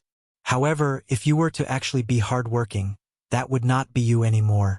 In your heart, am I such a lazy person? Ames rolled her eyes. Are you not? Han Xiao laughed. Ha! I suppose if I compare myself to you, I really don't have much motivation. Ames shook her head, unable to retort. The fact that she had lost made her attitude toward Han Xiao have a slight chance. Every Beyond Grade A was clear on the difficulty to improve further, and the rule of the strong was always to respect those stronger than them. Ames put down her glass, gazing at Han Xiao as she softly said, to have reached this level in just 20 years. You must have suffered a lot. Han Xiao paused, suddenly feeling as though this sentence was very familiar. This phrase. Now where did he hear that before? Suppressing the weird feeling in his heart, Han Xiao dryly coughed. It was still okay. Now that you've already carved out an area for yourself in the universe, what other plans do you have in the future? Ames changed the topic. Continue to develop, accumulate strength. Hearing this, Ames paused, blinking her eyes rapidly. You feel that your ability now is still insufficient? Before reaching the limit, strength will never be enough. Han Xiao shook his head. There's actually something I don't understand. Ames crossed her legs, holding her chin with one hand as she stared at him, and slowly spoke. Around 8 to 9 years ago, I asked you why you did not stop moving forward, and you said that you did not have the qualifications to do so yet refused to tell me the reason. What exactly are you afraid of? You're a powerful Beyond Grade A super with great influence and have the Crimson Dynasty as a backer. What could make you so afraid? Hearing this, Han Xiao hesitated. What he was afraid of was the ultimate boss of the later versions, the World Tree Civilization. 8 to 9 years ago, when he was still a Calamity grade, their statuses had been different, and thus he did not tell Ames. However, now that their statuses were similar, there was a certain gravitas to his words. Pondering about it, he finally made a decision and opened his mouth. I've received some news, and in the future, there will be a calamity of epic proportions in our universe. No one will be able to avoid it, and there will be nowhere to run. Ames was a little surprised at his reply. Such a calamity will be for the 3 civilizations to worry about. What's there to fear? When the calamity strikes, Beyond Grade as will just be greater ants. How can the people below us be spared? Ames subconsciously stroked her wine glass as she muttered. So, it turns out that you had this sort of premonition. I thought your drive came from your insatiable ambition. She did not doubt Han Xiao's words. Everyone had different information channels, and just his position in the dynasty would allow him to grasp many of the secrets that she could not obtain. Furthermore, there was no reason for Black Star to lie to her. The atmosphere turned heavier, and Ames seemed deep in thought, whereas Han Xiao did not talk, instead appreciating the wine. After swirling the wine around for a few rounds, Ames finally raised her head, her voice soft. Seems like I cannot laze around anymore. If there's such a day, I'll stand beside you to fight. That would be the best. Han Xiao smiled. In the past, due to Floating Dragon Island being destroyed, the life and death of Ames during the World Tree version was not known. However, since Aesop had stayed in Floating Dragon and did not go out to roam the world, the previous tragedies that happened to Ames would not appear this time. The influence Han Xiao brought about had changed Ames' fate. She should be able to last till the era the World Tree showed itself. At this point, Jenny walked over and, pointedly ignoring Han Xiao, spoke in a low voice. Your Excellency Dragon Emperor, the damage estimates are out. I need you to review them. Got it? Ames nodded and turned to Han Xiao. There's some stuff I need to do, and my energy has not fully recovered yet. I need to rest. Han Xiao stood up. No problem, go ahead. I'll be on Floating Dragon Island until you recover. It's on the way for me to visit planet Aquamarine anyway. Okay. Ames knew that this was Han Xiao's way to showing concern and smiled. Han Xiao nodded and turned to leave. sending Han Xiao off with her gaze. Jenny's cold face slowly thawed. She turned to look at Ames, her expression complex, and opened her mouth. Yet, she was seemingly hesitating over what to say. Ames glanced at her. What do you have to say? Jenny opened and closed her mouth, finally gathering her courage. Your Excellency Dragon Emperor. Do you like Black Star? Hearing this, Ames raised her brows. Why do you care? I'm curious. Jenny gritted her teeth. And I don't like Black Star. I knew the last part. You didn't need to emphasize it. A helpless laugh came out from Ames. But Jenny shook her head seriously. Your Excellency, I hate Black Star not for the reasons you are thinking. Initially, no one came to provoke us due to our position as a neutral force. Our days were leisurely, and while our influence was limited, it was fine. But after he appeared, Floating Dragon has undergone so many dangerous situations, and I always think that without Black Star, there would not be such issues. He is not a simple man and will bring us into great danger one day. Hearing this, Ames also smiled, and she thoughtfully asked, so, you're thinking that Black Star and I are allied because I like him? I've also observed your attitude toward him and cannot ignore this possibility, Jenny replied. Ames nodded and laughed. Not bad. I have some feelings toward Black Star. What do you intend to do? Dissuade me? Jenny was shocked and did not know how to react. Okay. I'll stop joking with you. Ames waved her hands helplessly. I do have some favorability toward Black Star. But who told you that was love? Just how old am I? Am I the kind that hides my emotions because of embarrassment? Ames then stood up. Her back was toward Jenny as she mused and looked out at the universe. Among the beyond grade as Black Star is the only one whom I find pleasing to the eye. He beat me and has the qualifications to reproduce with me. But from the beginning till now, I've never entertained the idea of allowing a man within me to pass on his genes. My favorability toward him comes from the help he has rendered toward Floating Dragon and my admiration of him. My relationship with him is close, but he's at most a good friend and comrade I can trust. When have you seen us talk about love? Jenny breathed a sigh of relief. Right, how could Her Excellency and Black Star have any relationship? She was probably mistaken. However, Ames' next sentence shattered her hopes. However, the days are still long. If I ever change my thoughts of having descendants in the future. Ames thought of getting along with Han Xiao and shook her head as she laughed. Black Star is the only candidate. Kacha. The communicator in Jenny's hands was snapped in two. Meanwhile, Han Xiao recalled his mechanical army and metal plates, allowing Philip to control his spaceship to dock at Floating Dragon. As the door closed, Han Xiao opened his interface. The mission, Dragon Emperor Ames, had been completed. They had fought for over 20 minutes, fulfilling all the requirements. And the best reward that he could obtain was a talent or ability from Ames. Endure, endure. Han Xiao breathed out and calmed himself down. Phaidon and Nero were not beside him, and he was definitely not going to use his bad luck to gamble. Suppressing his itchy fingers, Han Xiao turned toward his other mission rewards. A large amount of experience, 1 legendary point, and 1 character summon card of Ames. Han Xiao spoke the same phrase to Loair in CH904. Chapter 908 Old Friend. Chapter 908 Old Friend. The amount of experience rewarded was about the same as his mission for fighting against the tyrant. Completing all the objectives netted him more than 20 billion experience, and this was basically the standard when faced with a beyond grade task. With the addition of political assets, Han Xiao's actual experience almost doubled, and his savings rose quite a bit. Other than that, he also received a legendary point and a character summon card. Starfield legendary point, Shattered Star Ring, Battle with the Dragon Emperor. Your battle with the Dragon Emperor will be added to your battle records, and your reputation will be passed on. Character summon card, Dragon Emperor Ames. Force field, Dragon Body.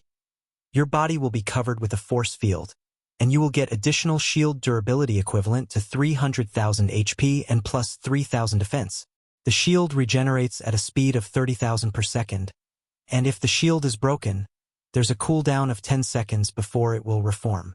At the same time, Each melee attack brings about 20,000 to 26,000 points of additional physical damage. When there is a STR judgment test, plus 1,500 points. Duration, 30 minutes. Uses, 0/3. Quite a strong effect. It should come in handy during close combat. Han Xiao nodded and switched off the interface.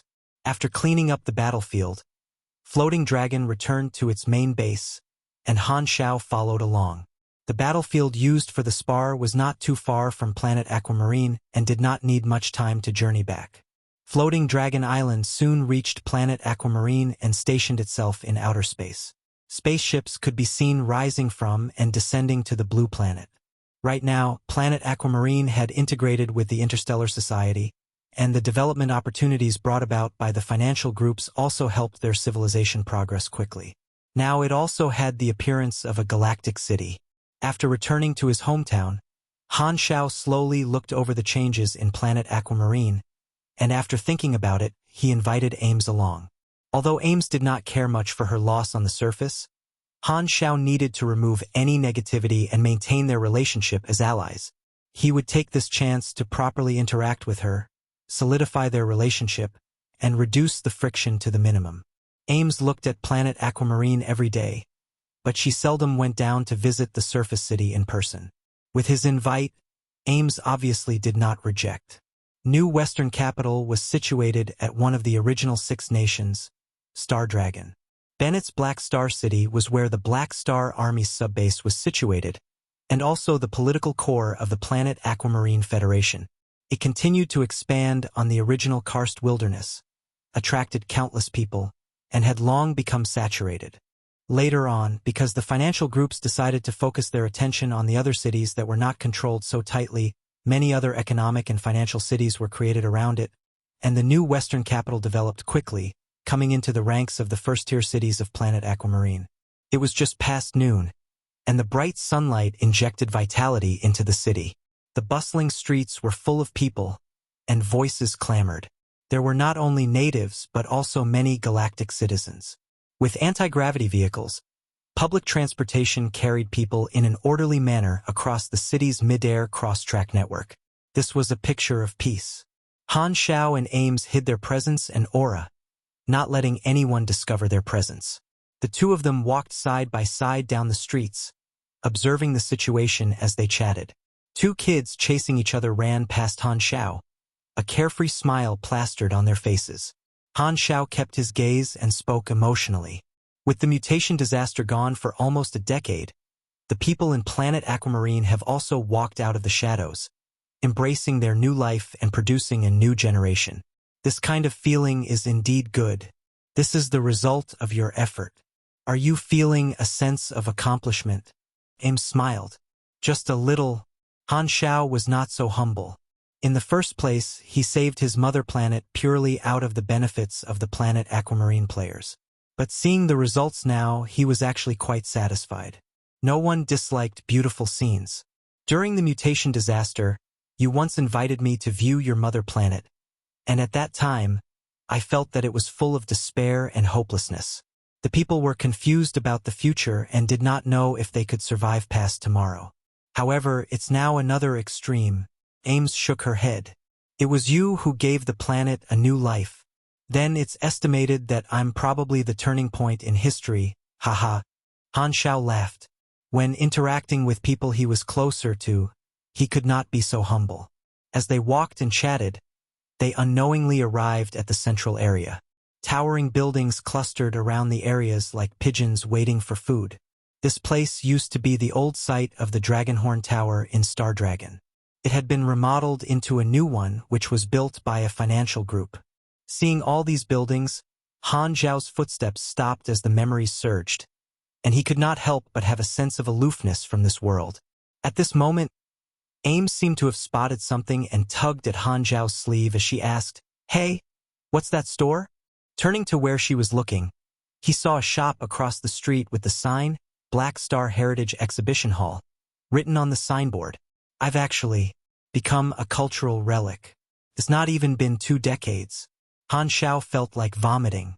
However, his curiosity overwhelmed him, and he walked over with Ames. The automatic glass doors opened as they neared, and they walked into the exhibition hall. They saw that it had various glass showcases with various objects within. However, the entire hall seemed to be cold and empty, without a single person present. There was a counter at the door, with a sign erected and the price of the ticket written. A woman sitting behind the counter seemed to be a clerk with her upper body lying on the table napping. She did not even hear the two of them enter. With his beyond grade A eyesight, Han Xiao glanced toward the inside of the shop and instantly saw what was within the display cases. His mouth twitched. What sort of nonsense is this? The exhibition hall was filled with all sorts of messy stuff, such as chair that Black Star has sat on, slippers Black Star has worn, and bread that Black Star has bitten. There was even one that red toilet seat tick Black Star has sat on. Han Xiao swore that he had never seen the toilet in the display case. Ames blinked a few times, pointing toward one of the cases, and curiously asked, "Did you really like to wear diapers in the past? You're the one who likes it. Who didn't wear them when they were babies?" Ames opened her hands as she retorted. Their voices woke up the clerk by the counter, and she raised her head, rubbing her eyes sleepily before showing herself in front of them while yawning. "This is a small establishment, so we don't accept Anas as currency. One ticket requires 400 aquamarine credibility points. I can explain the history behind each artifact if you're interested." The woman finally took in their appearances after she yawned, and her mouth, which had not closed, hung open like that as she revealed a shocked expression. Han Xiao originally wanted to question where these cultural artifacts came from, but after looking at her appearance, he suddenly felt that she looked a bit familiar. Wait a minute. Before he finished speaking, the woman suddenly got excited and opened her arms wide, as though she wished to give him a hug. But just as she got into the pose, her face froze as though she had thought of something, and her entire body paused in mid-action. The next instant, she put down her hands, and her expression became cramped, as though she did not know where to place her hands. She tentatively asked, "Han." "No, Your Excellency Black Star? Do you still remember me?" Han Xiao frowned slightly as he closely looked at the woman. There were fine wrinkles around her eyes, and she seemed a little old, but she still had her womanly charms and had probably been extremely beautiful when she was young. She still maintained a good figure. But under the scrutiny of a beyond grade A, this sort of beauty did not have any attractive appeal. With each advancement, it was a sublimation of life level. At the beyond grade A level, one could see the minutest of details, and most creatures were covered with dirt in a beyond grade A's eyes. Only others who were at the beyond grade A level would appear uncontaminated by dirt and dust. Han Xiao scanned through the faces in his memory and matched with one of them. He said in a surprised tone, "You're Liyalan?" The woman in front of him was actually his colleague back when he was working as an agent in Star Dragon. Seeing that Han Xiao recognized her, Liyalan was overjoyed and nodded like a chicken pecking on millet. That's right. You really still remember me." "It's harder for me to forget things than to remember now," Han Xiao explained. "Turns out you're still alive. I thought you died in the mutation disaster. Since you were alive, why didn't you go to the Black Star Army to find me?" "I only survived out of luck, and later on, when the 6 nations were disbanded by you, I also lost my job and took the severance payment. I didn't want to fight anymore, so I didn't go to you.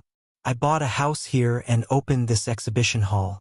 She suddenly remembered all the nonsense around them and let out an awkward smile. "Oh, I got all those things from the flea market and marketed them as things you've used before. No choice, life is hard. Relax. I'm not going to make trouble for you." Seeing an old friend, Han Xiao's mood was very good. "Old friend?" Ames suddenly spoke out. "Yeah, an old comrade more than 20 years ago." Han Xiao nodded. Because Liyalan had focused all her attention on Han Xiao, she did not notice Ames. She snapped back and bowed. "To not notice Your Excellency Dragon Emperor? I'm sorry. Please forgive me." Ames smiled as she nodded. "AI, we're already old friends. There's no need to be so polite." Han Xiao waved his hands. "How can I?" Liyalan was a little embarrassed. "You're such a famous character now. With more than 20 years, Her friend had now reached a level that she would never obtain and was a great planetary character that appeared on the news. Liyalan had to withstand the urge to hug him after thinking of the gap between them. Han Xiao also noticed this point and could not help but sigh that one's status truly differentiated people. After thinking for a while, he suddenly smiled. Now, come to think of it, I seem to owe you money. Liyalan paused before waving her hands. That was so long ago. You don't need to be bothered about it. Too late, already transferred. Han Xiao cut her off. Ding. From within the room came the sound of a communicator pinging. Hey, I didn't tell you my account number. How did you know? Liyalan was surprised, and she took out her communicator. After glancing, she froze in shock. This, 1 million anas, enough to compensate for the interest accumulated for more than 20 years. Han Xiao smiled and felt that he was radiating the aura of a wealthy wastrel. It's too much. Liyalan was helpless. This is not even a large sum for me, pocket money at most. You can rest easy and not worry about life in the future. Han Xiao glanced around and dryly coughed. So, find a time to close this shop. Ames could not help but start laughing. Thebenovel.com. You look like those galactic pirates that paid me a protection fee in the past. No one will think you're mute if you don't talk. Han Xiao spat back. Seeing Liyalan still standing there with a dumbfounded expression, Han Xiao looked around and fished out a paper and pen from behind the counter, writing down his communicator number and passing it to her. Next time if you have problems, call me. You can come find me anytime. Liyalan slowly regained her wits and solemnly folded up the paper before replying in a serious tone. Thank you. There's no need. The money is a small matter. It's not about that. Liyalan took a deep breath before bowing. I'm thanking you for whatever you did for the entire planet Aquamarine, for all the people you've saved, including me. I did not have the chance to tell you that previously. You'll always be the hero in my heart. Ames also smiled at that and joked. What about me? Ah, you're also the heroine in my heart. Liyalan hurriedly bowed toward her as well. At this moment, some other guests walked in, and seeing the scene, they felt a little surprised before suddenly exclaiming, Your Excellency Black Star. Goodness, it's really him. Everyone rushed forward with excited expressions.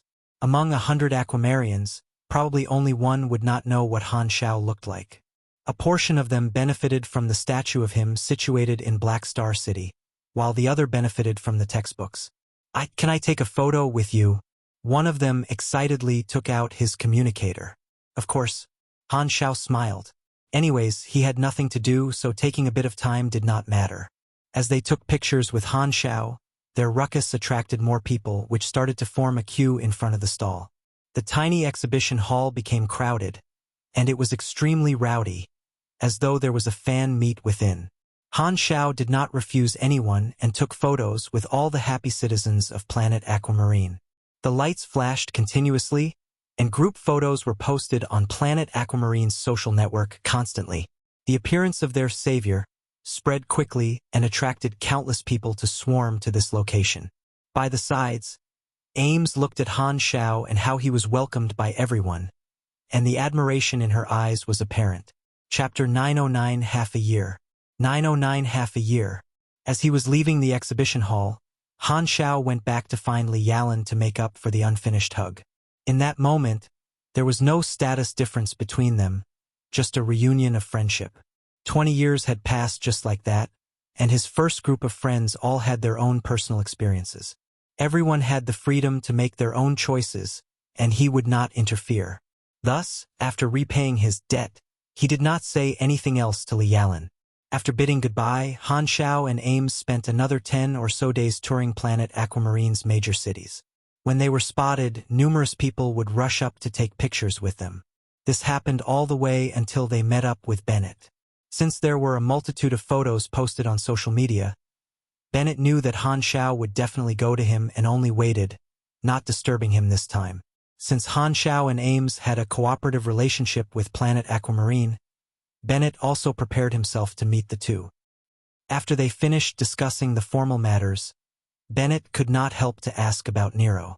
Han Xiao told Bennett about Nero's heavy study load, But this reassured Bennett that Han Xiao valued Nero a lot and was interested in grooming him. After finishing the inspection work on planet Aquamarine, Han Xiao went back to Floating Dragon, with the intention of sneaking into Aesop's wine cellar to get some Void Dragon wine to share with Gila, but it was foreseen by Aesop, who had moved his bed and toilet to the wine cellar, guarding it with his life. Thus, he could only return to the headquarters empty-handed. In her palace, Ames watched the spaceship fly toward the horizon and let out a breath, muttering to herself, "I can't be lazy anymore."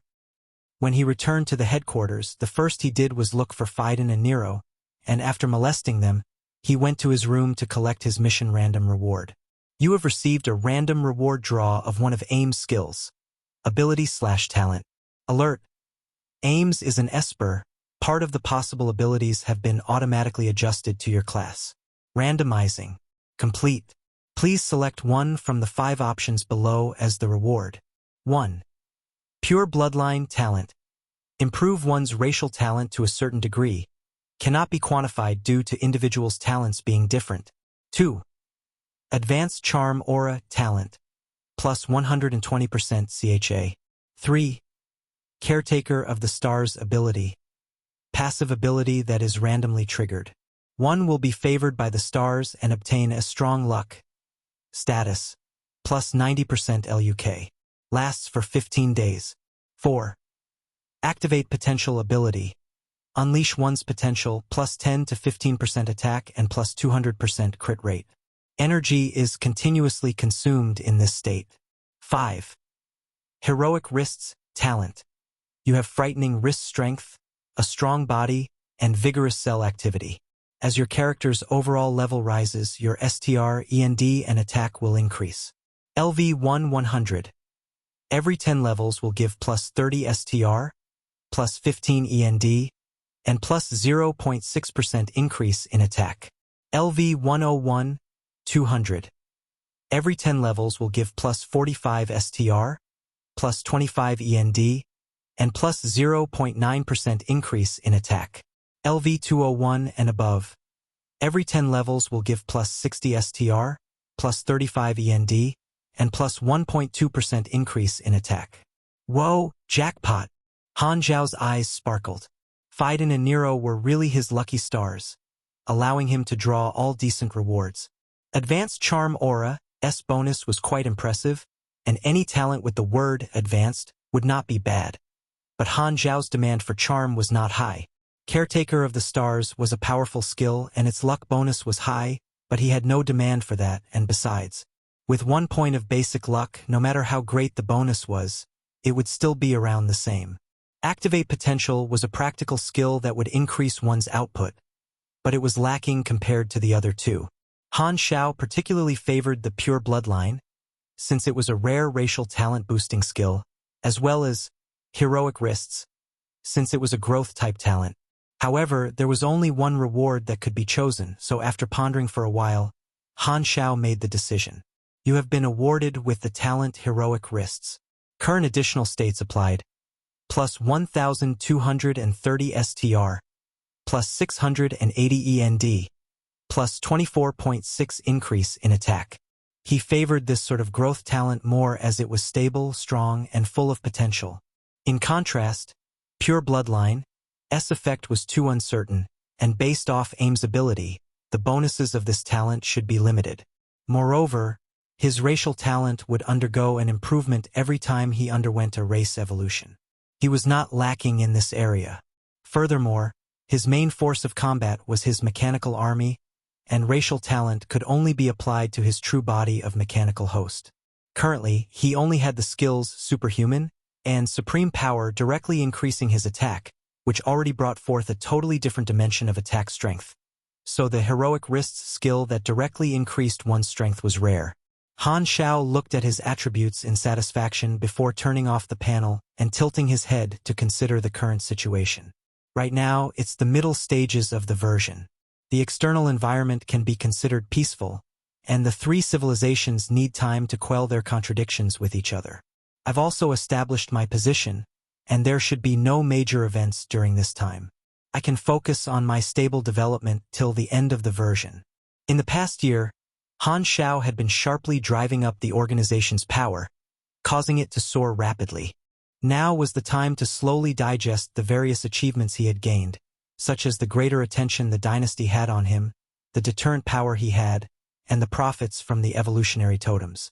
The army needs to be low-key and digest our fruits of victory, consolidating our businesses while waiting for the next opportunity for development. In his plan, the next opportunity would be the end of the first phase of the flickering world development. The dynasty had allowed him a portion of the territory within, and that would be the time to vigorously develop his mechanical civilization as well as the Black Spirit race. At the same time, that was also the opportunity to seize the advantage for version 4.0.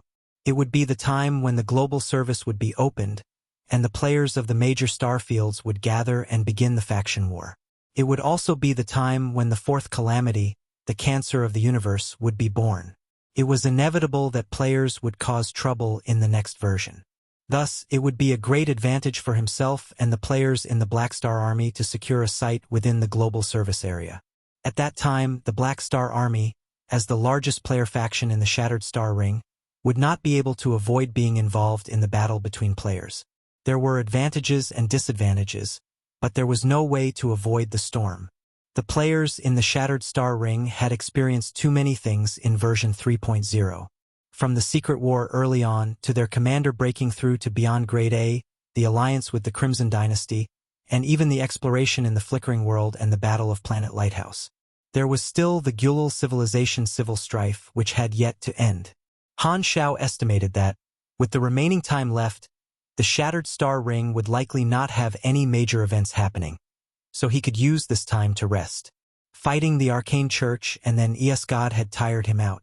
It would be good for him to use this period to absorb the player's experience and rebuild his mechanical army.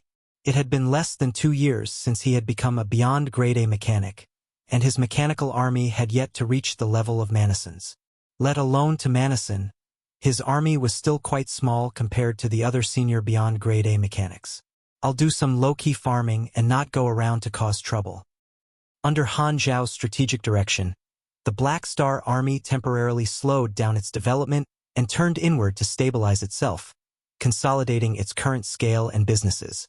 The transaction of the Evolutionary Totem had set off ripples in the universe, with many civilizations deciding to reach a cooperative relationship with the dynasty in various ways, in order to obtain the qualification to purchase the Evolutionary Totem. The Crimson Dynasty gained unprecedented political influence, and Han Xiao gained a large number of customers from the various civilizations. This resulted in an abundance of funds, achieving a win-win situation for the both parties. This sort of monopoly resulted in envy and dissatisfaction among the financial groups, but it was pity. With the Crimson Dynasty as a backer and the Black Star Army's status as a local tyrant in the Shattered Star Ring, no one dared provoke them. On the other hand, due to their previous issues, the three civilizations chose to consciously reduce friction with each other. Thus, the Arcane Church and Federation of Light chose to wait and see the effects of the Evolutionary Totem. Due to their peaceful actions, the galactic environment became stable again. The impact of the Crimson Tide lasting for more than 10 years also gradually faded. The division of Fallen Ark also gradually settled. Some criminals were arrested by the three civilizations, while others went to join other criminal organizations in other star fields, and some became mercenaries. The leftovers were reintegrated by other people and continued to act as Fallen Arkansas. Their leader seemed to be Fakizan, the once deputy under EsGod. The new Fallen Ark had shrunk in size dramatically and entered a dormant state, acting low-key. As for the players in the Black Star Army, they were focused on two events, the exploration of Flickering World and the Gulal Civilization War. They helped the Pioneer Party occupy more land step by step, ousting the Ancient Emperor Party.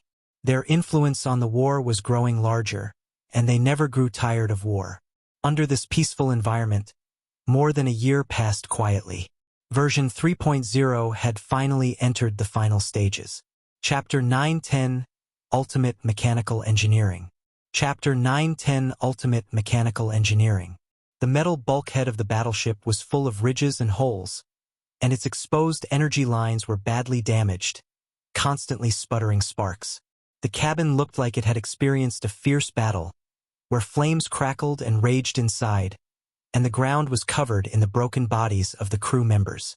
A group of warriors wearing full body armor carried energy guns around to examine the bodies, and whenever they found a survivor, they would fire.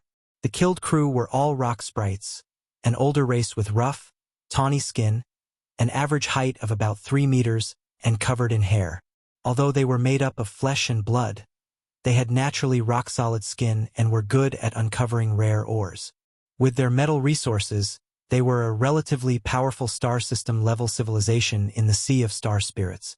The uniforms of all the crew members had the symbol of their civilization, proving that this was a regular unit belonging to their official civilization. Yet it was attacked and the entire crew was annihilated. At the very end of this battleship was a huge metallic warehouse door, and at this moment, the leader of the attackers stood in front of the closed warehouse door and took out a specialized tool to crack the code. The disc-shaped device was pressed on the operation panel of the door, and a high-frequency beep sounded. Buzz! The next instant, the door rang loudly and released its locks, slowly swinging open. The leader strode in and saw hundreds of evolutionary totems neatly arranged in the warehouse. "We've got the goods.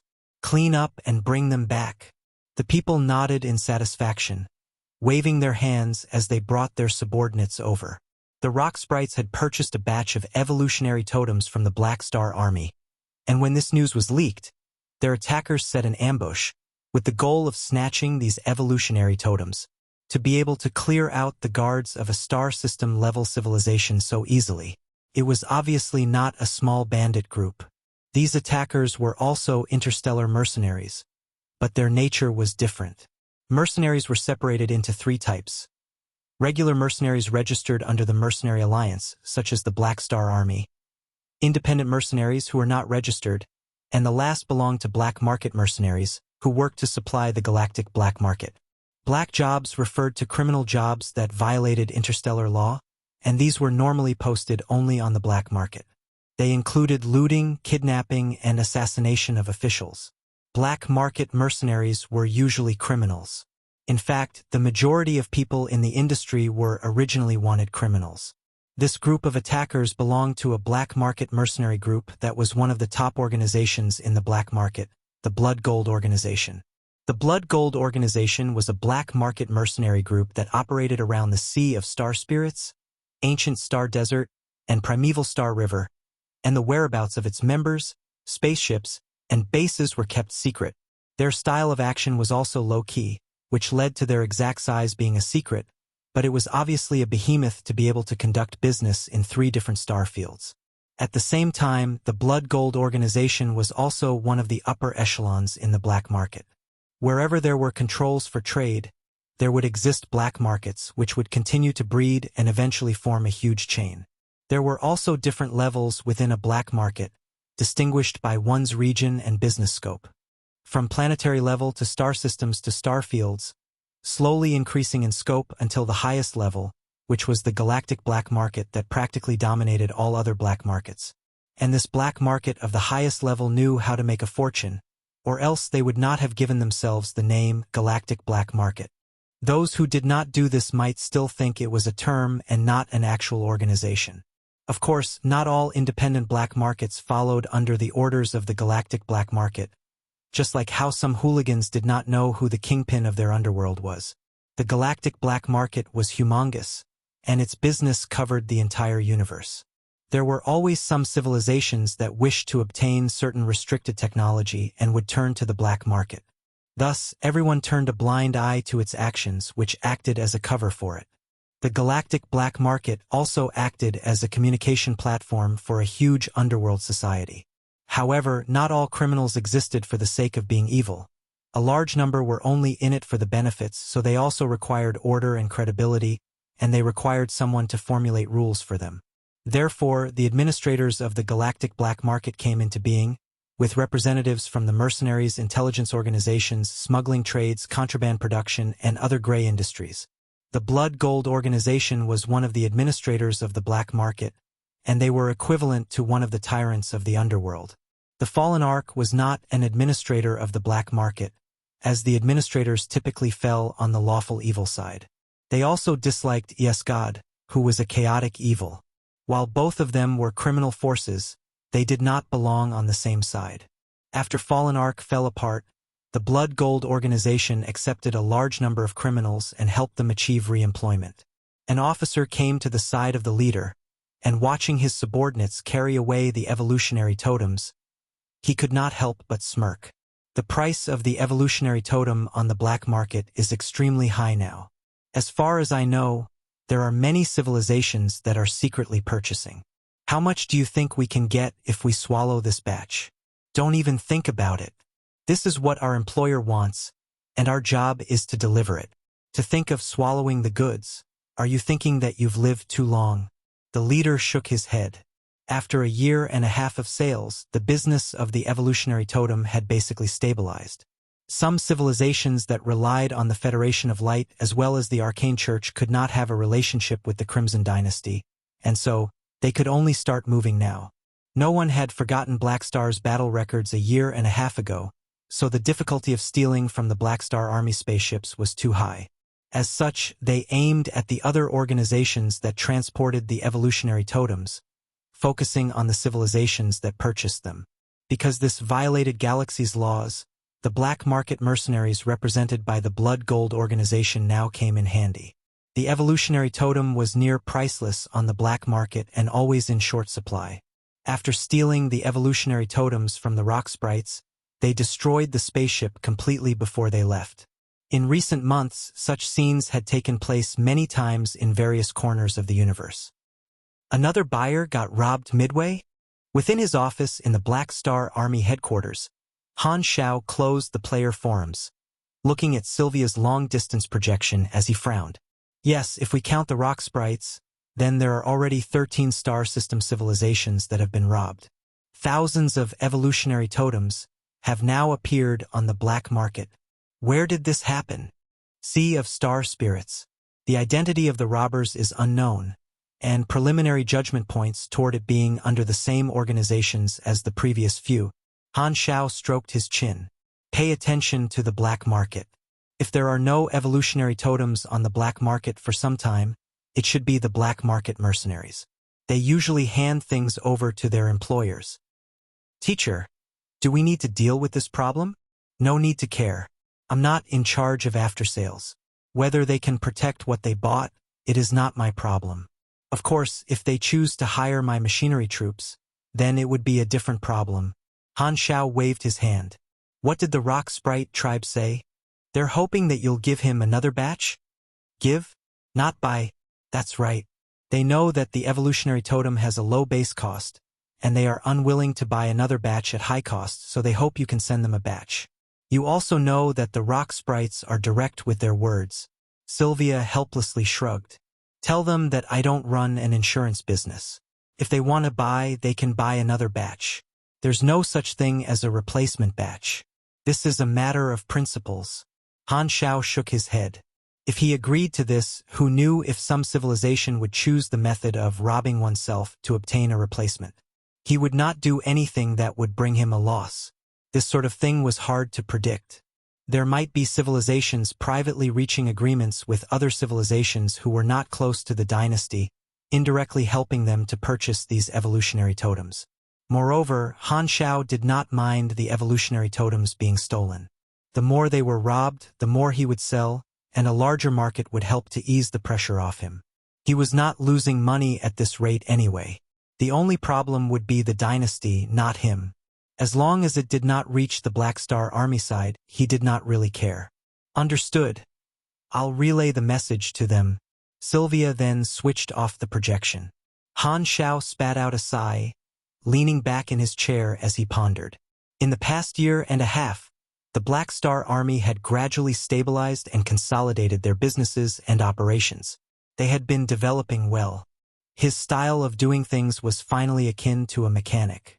He stayed at home to build machinery and expand his legion while his mechanical army went around to hoard missions for random rewards, using them to draw his mission completion cards. His experience reserve had also slowly accumulated, and a part of his accumulated potential points were used to upgrade his ultimate knowledges. During this period, he got his 5th ultimate knowledge, Ultimate Mechanical Engineering, from the Dynasty for 6,000 contribution points. This knowledge was related to the manufacturing of machinery, greatly improving one's manufacturing technology and production line capacity. He also unlocked a large number of blueprints, giving him the talent of ultimate manufacturer as well as an ability, inspirational creation. Ultimate manufacturer's effect was simple and practical, increasing the base performance of his machinery by 25 to 30%, as well as his production speed by 300 to 500%. Obviously, this was the talent needed for creating an explosive number of soldiers. As for inspirational creation, it was an inactive ability. The activation condition was for ultimate mechanical engineering to achieve the max level of 5. Its effect was to combine an unlimited number of blueprints in any combination to undergo blueprint refinement, creating new improved or merged blueprints. One could also choose advanced settings such as focusing on certain aspects such as attack or defense, which was more stable than random blueprints. Leveling up this ability just needed experience. An ocean worth of experience. For players who were unable to change their blueprints manually, this skill was akin to magic, but Han Xiao could improve his own blueprints, so this skill was not very useful. However, it was not completely worthless as it had an irreplaceable role. Inspirational creation had a slight chance to synthesize the blueprints of universal treasures, and was the only way for a mechanic to create gold equipment. Right now, Han Xiao possessed 2 universal treasures, but he would definitely not complain about having more. It was just that synthesizing a universal treasure was not that easy, as it was not like gambling for blueprints. There was no fixed combination, and even if 2 people combined the same blueprints, the synthesized final blueprint would still be different due to randomization. In his previous life, there were players that indeed created universal treasure blueprints, but there were 2 problems with it.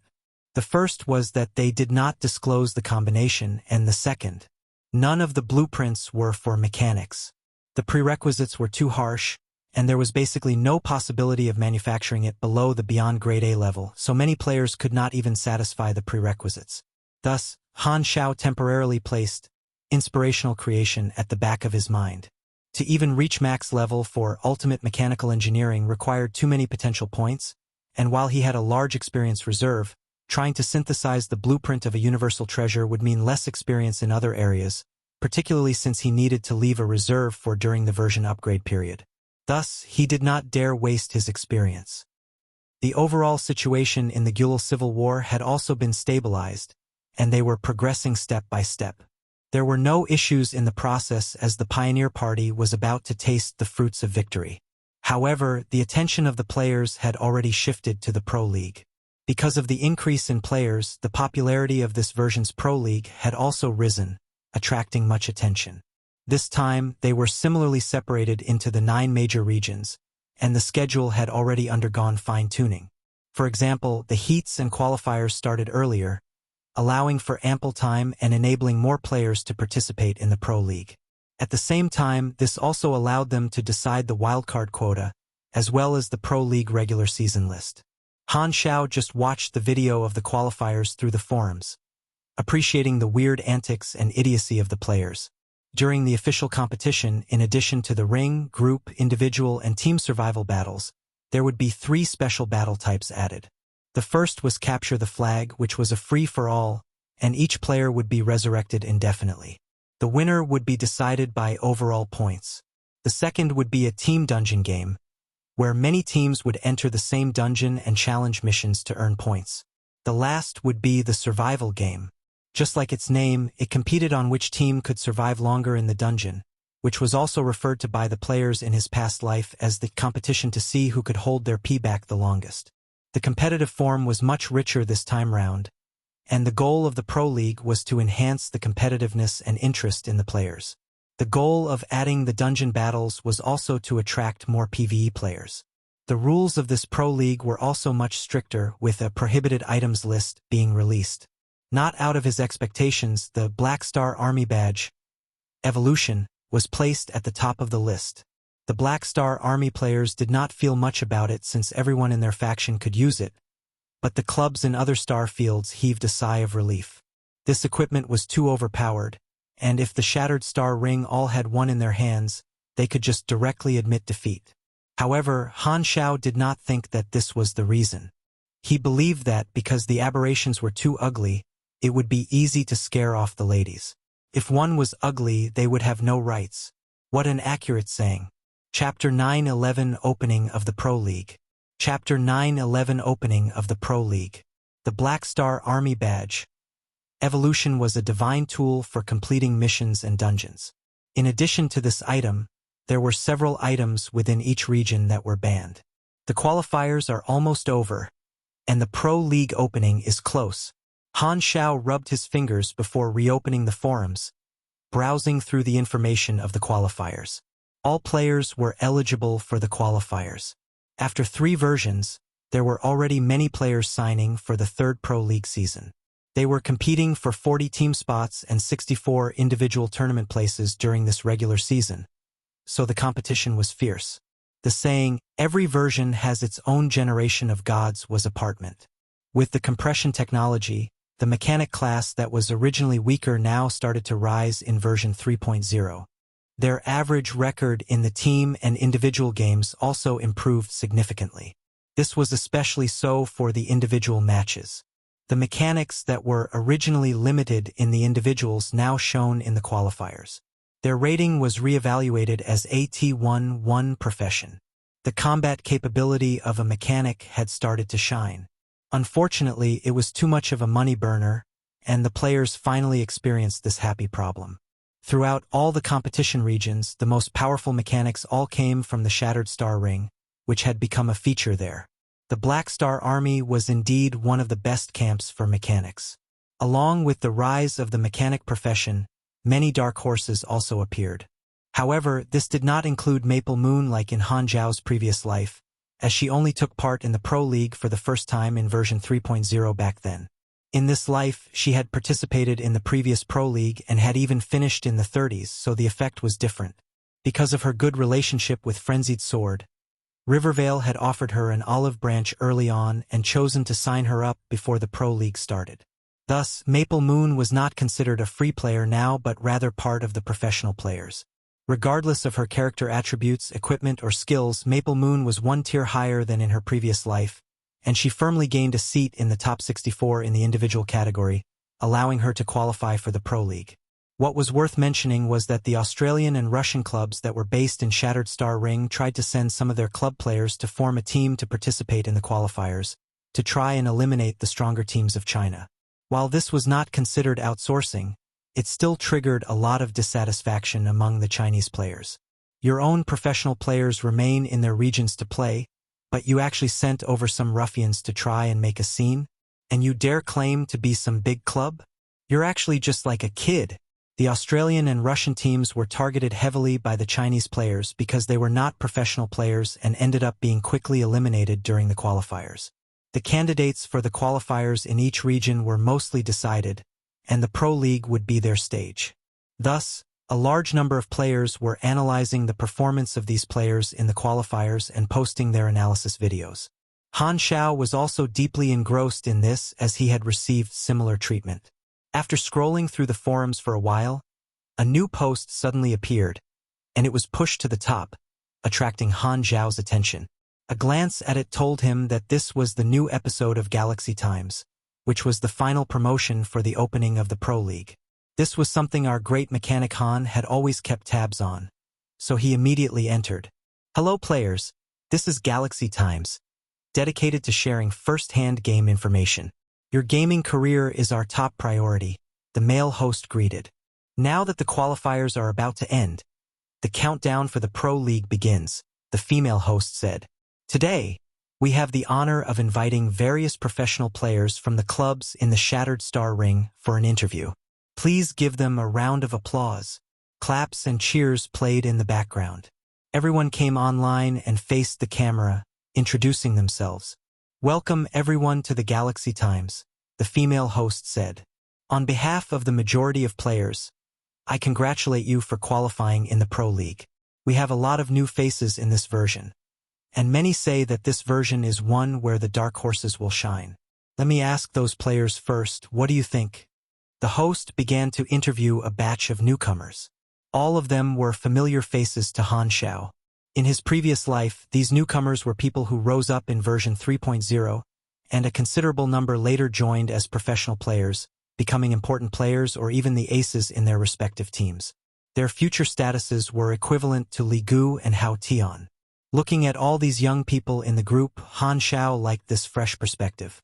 After interviewing the newcomers, it was the turn for the professional players. This interview was the highlight, and the teams interviewed were Long Sky, Dynasty, and Rivervale. Hao Tian, King Admiral, and Frenzied Sword, the three captains. You achieved an excellent international ranking in the previous league. Now that the third pro league is about to open, do you feel any pressure? Frenzied Sword nodded. The pressure is real.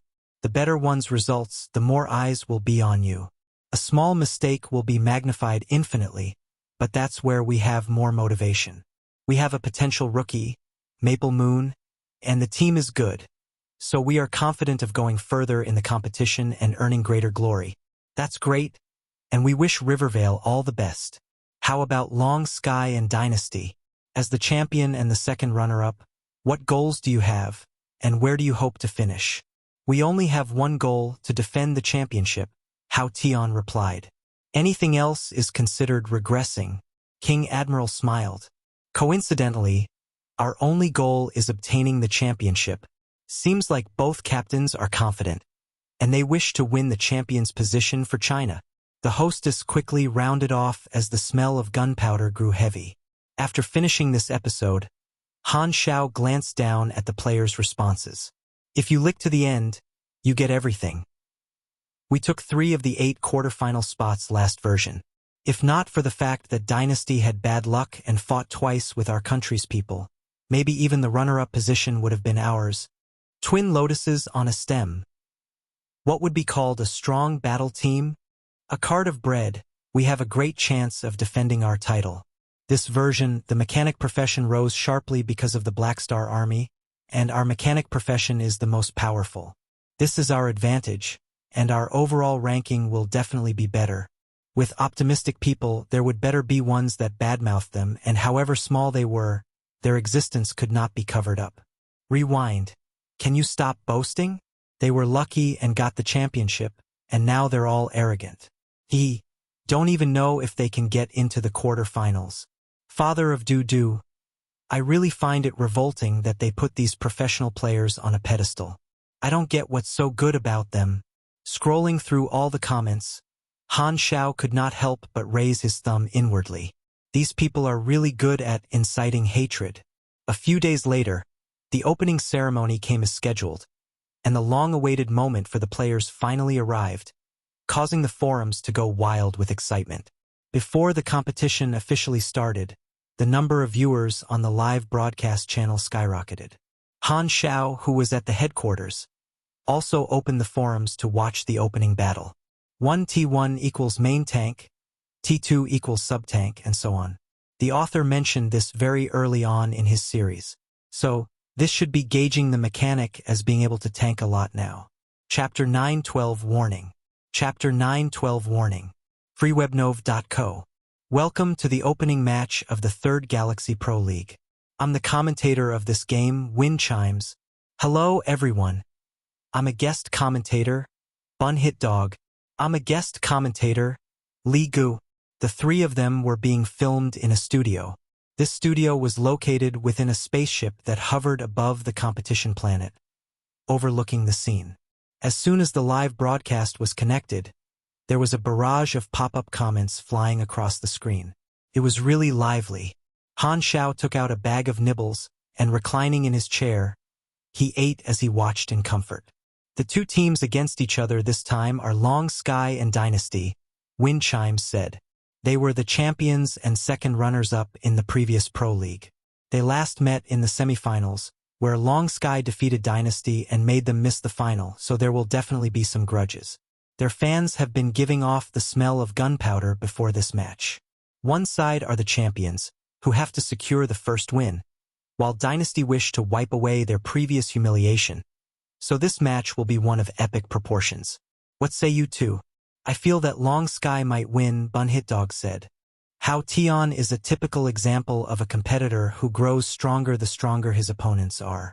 I'm very optimistic about him. There was some luck factored in during Long Sky's last win, Ligo countered. I'm more optimistic about Dynasty, as they will definitely have done more research after losing the previous time.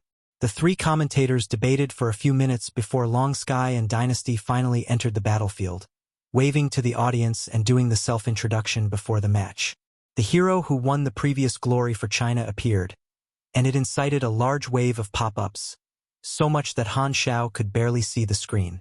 Okay, we can see that both sides have already gotten on the battlefield. If that's the case, then the Pro League officially begins. The moment the voice sounded, both sides moved, akin to a lightning strike or a volcanic eruption.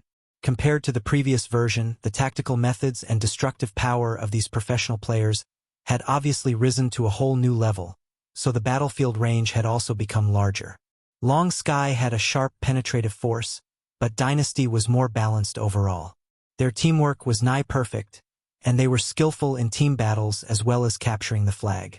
However, in terms of individual strength, Long Sky, which had Hao Tian, Sleepy Winter, and Twinkle Fried Rice, three god-level players, slightly overwhelmed Dynasty.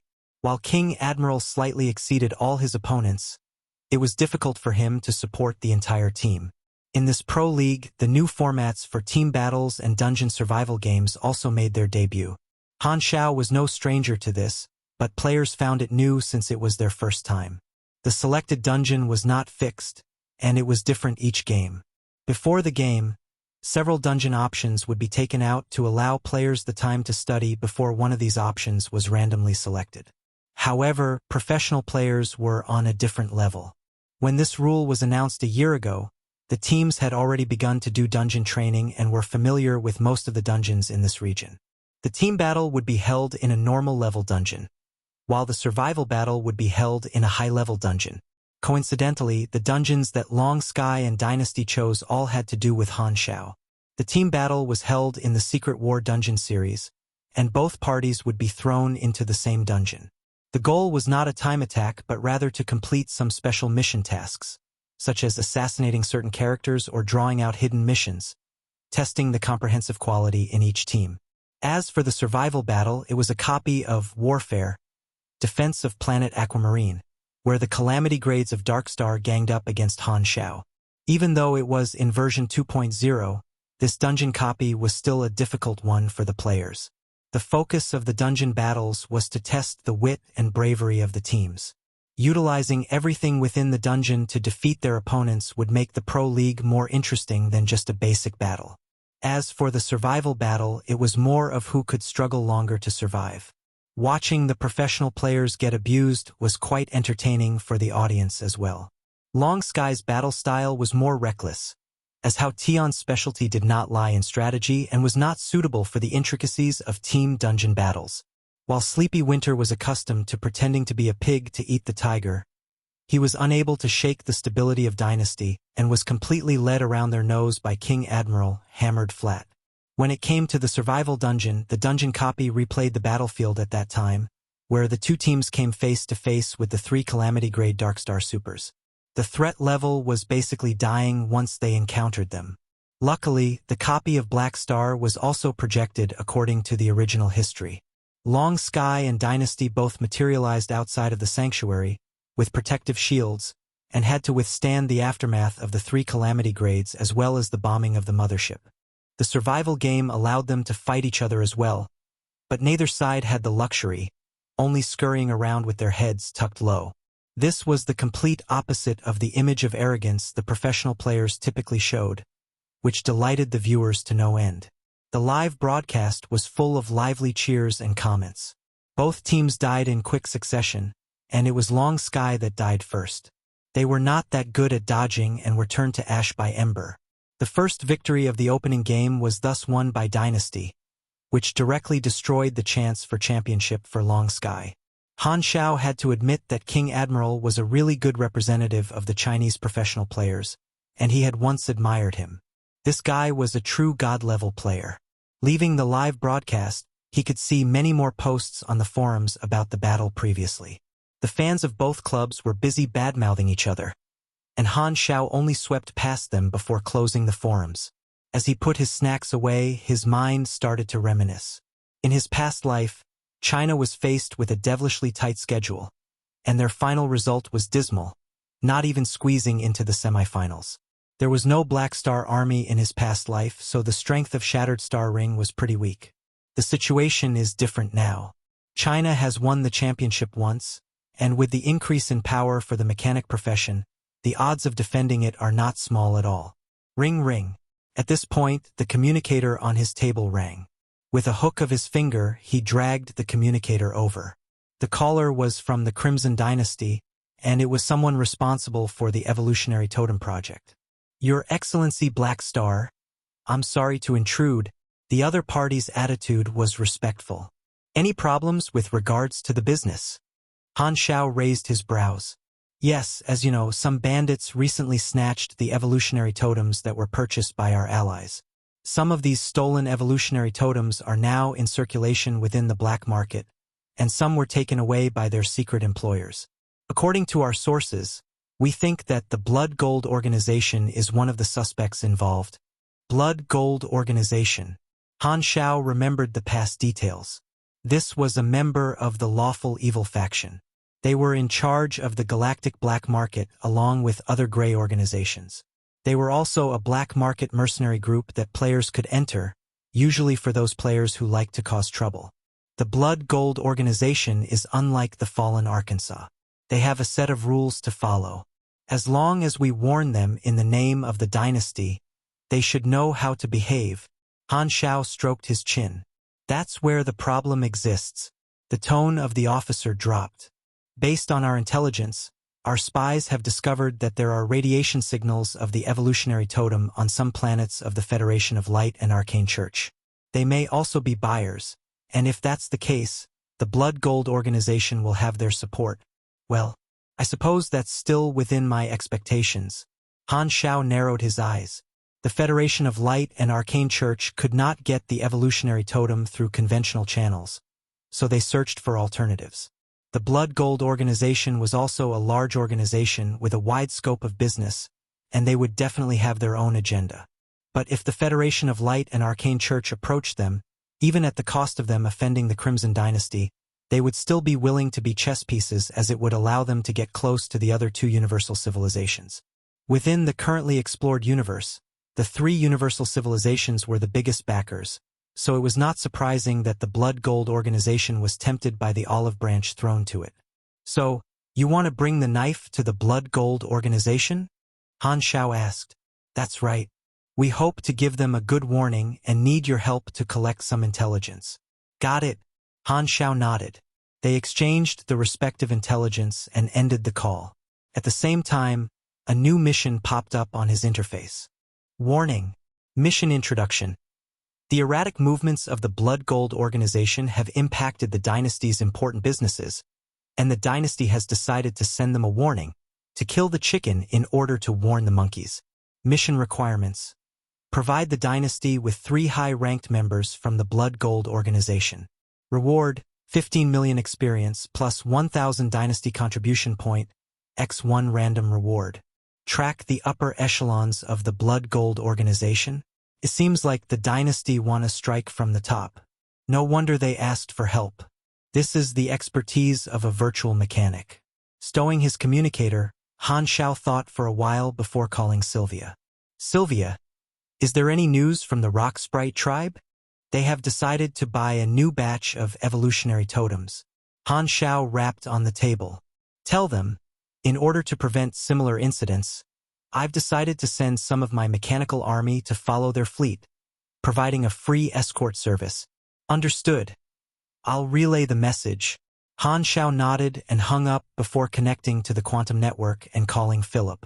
In a while, hack into a black market account with a high credibility point and anonymously hire the Blood Gold organization to rob this batch of goods. Against such mercenary forces, the simplest method would be to drop some bait. Over the next few days, while Han Xiao was waiting for the fish to bite, he was watching the regular season battles that were in full swing. After a round-robin battle, the regular season finally decided the participants for quarterfinals as well as the top 16 individuals, and entered the finals. Dynasty ranked first in the team battles for points, while King Admiral was the first in terms of individual points. Dynasty had obtained a double first and demonstrated their powerful strength, obtaining the qualification to enter the International League. Temple of God and Thunderstorm ranked second and third, while Long Sky was placed fourth.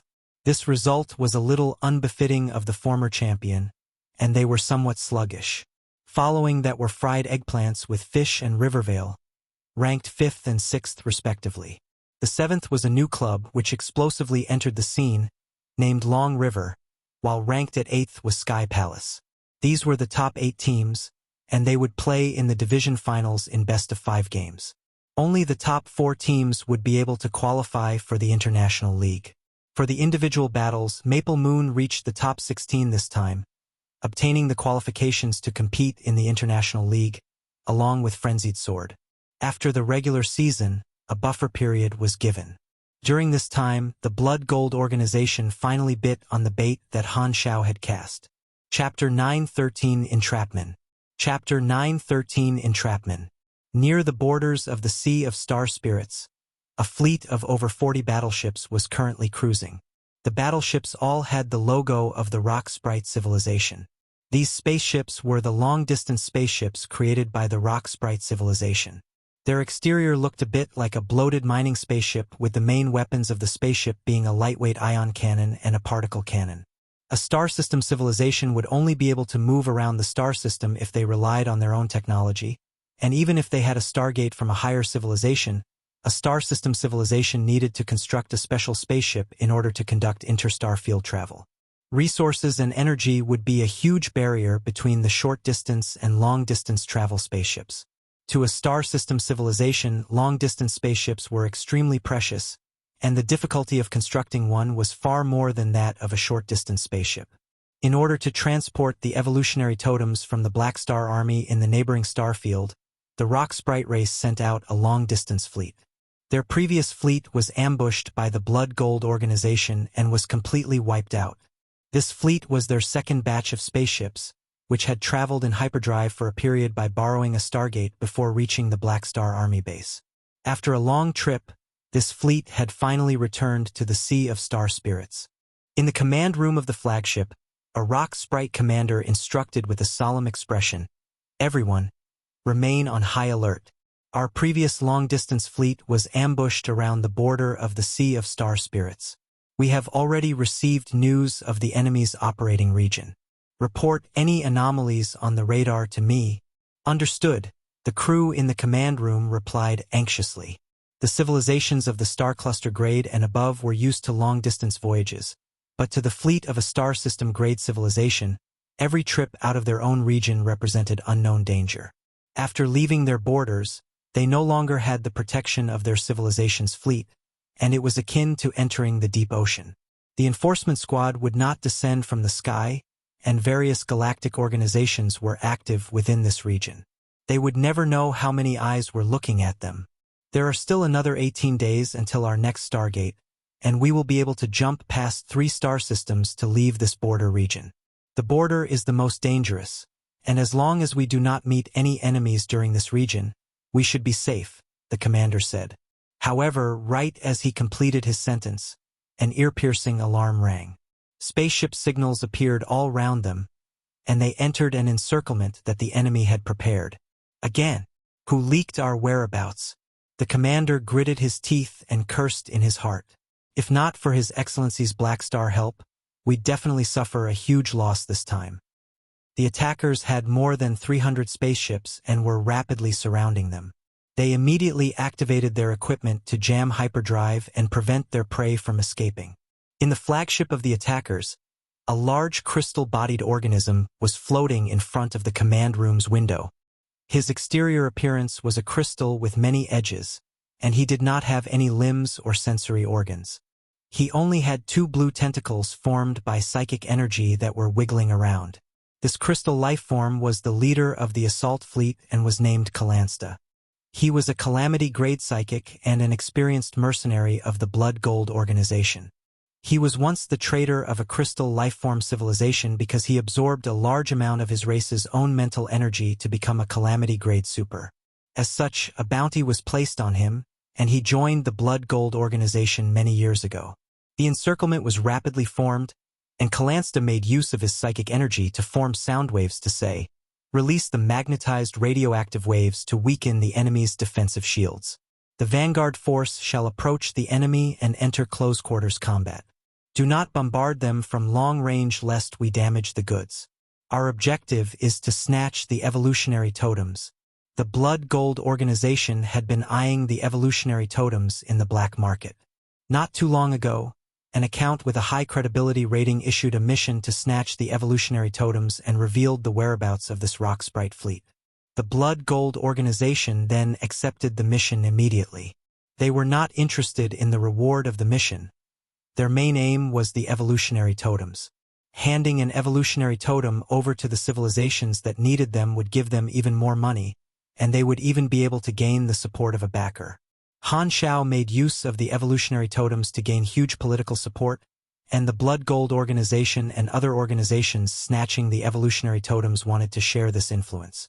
It would not matter if they were unable to complete the mission. Snatching the totems was their main goal. However, the Blood Gold organization was not planning to swallow the entire batch of totems for themselves.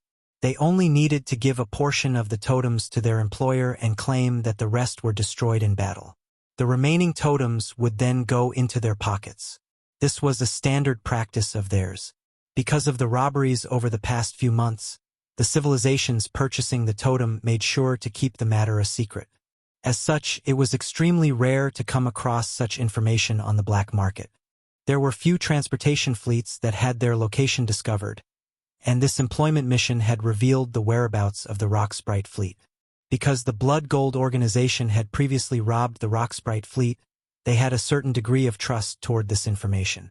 They had also gotten a large intelligence organization in the black market to verify the information before taking action. The fleet of the Blood Gold organization was many times larger than the Rock Sprite fleet, and they were like wolves surrounding a herd of sheep. The next moment, a radioactive pulse was released from the Blood Gold organization fleet, and the defensive shields of the Rock Sprite fleet began to flicker. Such a radioactive pulse was generated by a powerful electromagnetic field. It was capable of disrupting electromagnetic and ion shields. However, it was useless against psionic and dark energy shields. However, most star system civilizations would mainly use electromagnetic and ion shields. The distance between both parties rapidly shrank, and the Blood Gold organization made use of their electromagnetic chains to latch onto the Rock Sprite spaceships. The image of the spaceships being latched on was displayed in the command room.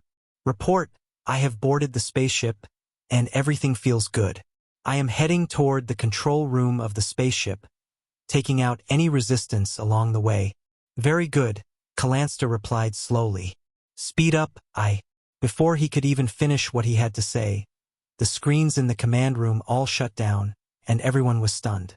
The next moment, the sound of intense battle could be heard from the communicators, followed by the sound of miserable groans. "Enemy attack! There are other troops on the spaceships. My armor isn't listening to my commands." The sound of the battles lasted for a short while, and the communicator fell silent.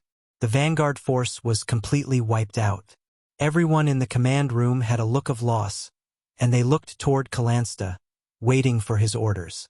Calansta was also in shock, and just when he was about to say something, a buzzing white noise could be heard from the screen on the command room. Buzz! The next moment, a human silhouette formed by white noise appeared on the screen and let out a mechanical voice. "Following the orders of my lord, I am taking over this region." "Who are you?" "Formless ghost." After which, everyone in the room detected an anomaly. Something seemed to be flowing under the alloy walls around them, as though snakes were slithering around their command room. The members in the room immediately got away from the walls and stared at the walls with fear in their eyes. "Just what is going? Arg!" Before they could finish their sentence, the metal floor beneath them suddenly changed shape, and a cactus-like iron tree grew in the middle of the room with many bodies hanging down from the branches. Boom! Calansta released his powerful psychic force and smashed the iron tree apart. The shattered alloy then collapsed onto the ground and was absorbed back into the ground like it was liquid. Following which, the command room changed shape, and the alloy walls seemed to have transformed into flesh, contracting inward. The entire room came alive. Calansta immediately used his psychic force to destroy the windows and entered space. Only then could he see what was going on. The entire spaceship seemed to have been transformed into nanoparticles, and the alloy was being molded like clay. The few spaceships in the surroundings also had the same phenomenon. Calansta was shocked. Formless Ghost was one of the apostle weapons. He had an infective nanoparticle virus that could live in any alloy or machinery to control it. At the same time, he was capable of transforming alloy into nanoparticles and becoming one with them to increase his body mass. At the same time, in the Rock Sprite fleet, a black tide of mechanical soldiers rushed out. These mechanical soldiers easily destroyed the many spaceships of the Blood Gold organization. Upon seeing the Black Star Army insignia on the mechanical soldiers, Calansta immediately understood what was going on and fell into despair. Black Star. After realizing who his enemy was, Calansta lost all motivation to fight back. Formless Ghost led a long-distance fleet to escort the Rock Sprite fleet. With Han Xiao's current strength, he would be able to easily wipe out the few hundred Blood Gold organization battleships without even using Lord's Descent. The battle had no suspense, and all the enemies became his captives. Calansta also had nowhere to escape. Even if he was in the Calamity grade, he was powerless against the mechanical army. He was captured and his mental energy constrained. Without his psychic energy, he would even need help if he wanted to get up. Frubbubble.cm. After the battle, Han Xiao's consciousness descended upon a complete Blood Gold organization spaceship through the quantum network, and he shook his head with a chuckle. These fellows indeed took the bait. Lord, I completed your orders. The ground of the command room then transformed into a human figure, and the human figure knelt on the ground. This was Formless Ghost. His main body was made of nanoparticles, and he could exist in many different forms. It's been tough for you. Han Xiao praised him. I shall take care of the rest. In the blink of an eye, Han Xiao's consciousness went through the quantum network of the spaceship and infiltrated the Blood Gold organization's database. In the quantum network, physical distance lost all meaning. In the eyes of a beyond grade A mechanic, the firewall of the Blood Gold organization was filled with loopholes everywhere.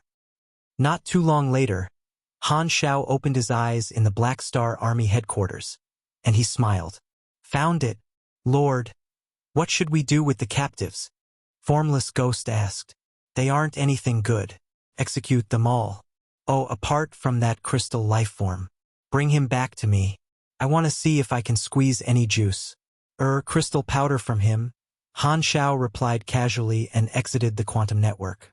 He then picked out the whereabouts of 3 Blood Gold organization upper echelons and sent the data to the Crimson Dynasty official in charge of the totems. The members of the Blood Gold organization were extremely mysterious with their whereabouts unknown. But as long as Han Xiao set his sights on them, it would be incredibly difficult for them to escape. If this mission was assigned to the players, it would be extremely challenging for them, and they would have to find clues from all around. However, it was an easy matter to him. He only needed a single clue to dig up all the intelligence. After handing over the intelligence, a notification popped up on his interface. Warning has been completed. You have received 15 million experience, 1,000 Crimson Dynasty contribution points, X1 random reward. Not too long later, the Dynasty replied to him. Thanks for your intelligence. Your Excellency Black Star. It's a small matter. How are you planning to deal with the 3 of them? Haha. Your Excellency, you're asking the obvious. That's true. Using such a method to find them isn't an overboard method. Han Xiao then added, how about this? Let me take care of one of them. Since you are interested, the Dynasty has no issues with that. All right then. He then hung up, and Han Xiao sent the intelligence to Loair. Loair had joined the army 1.5 years ago, but he did not have much to do most of the time. After all, the army did not really have any assassination missions for him to do, so this was a chance for him. Han Xiao was planning to let Loair go out and exercise a bit, so that his assassination skills would not turn rusty. Furthermore, after a year of observation, he felt that Loair was now sufficiently trustworthy to set up an assassin organization on the outside. This plan of his could be brought forward. "I will set off immediately," Loair replied promptly. He was not concerned about the reason behind the assassination. After a year and a half of interaction, he already trusted Han Xiao and had a good impression of the army. Chapter 914 Top A. 914 Top A. Just as Han Xiao got Loair to assassinate a target, the division finals continued as usual. After a series of battles, the top 8 teams in the Shattered Star Ring had already been formed. Dynasty obtained their 3rd championship and created their 3-time championship era. Among the 4 great guilds, Dynasty had always been ranked first and did not have any obvious shortcomings. The first runner-up was Temple of God, and although the fans of Temple of God were considered satisfied, passers-by could not help but lament with pity. The impression of Temple of God being a weakling during external battles was imprinted deep within their hearts, and sending Temple of God into the International League meant that China had one less team. The second runner-up was Long Sky. Although their performance was not good in the division matches, they entered into the International League and had the opportunity to show the world what they could do. The third runner-up was Rivervale. Frenzied Sword, Evil Sword, and Maple Moon were the core of the team, and their strength was no less than the first 3 teams. These 4 teams would be participating in the International League. Of the 4 great guilds, Fried Eggplants with Fish had once again missed the chance to participate in the International League. It was said that the boss of Fried Eggplants with Fish felt that the name of their team was not auspicious enough and wanted to change the team's name. They were currently seeking opinion from the public, and the names suggested were all like dishes on a menu. Without mentioning the fans of Fried Eggplants with Fish who were entertaining themselves in their bitterness, the majority of the players were rooting for the 4 teams that had made it into the International League. They had a huge advantage in this version. The mechanic class had risen to prominence, and many large events in the Shattered Star Ring increased the benefits of the Black Star Army greatly. Thus, the Chinese players were extremely confident about emerging as champions. The God-level players in the clubs were all in their peak state, and all the players thus placed huge expectations on the Chinese teams. They looked forward to them displaying their brilliance in the International League. In the singles, Maple Moon got into the top 8.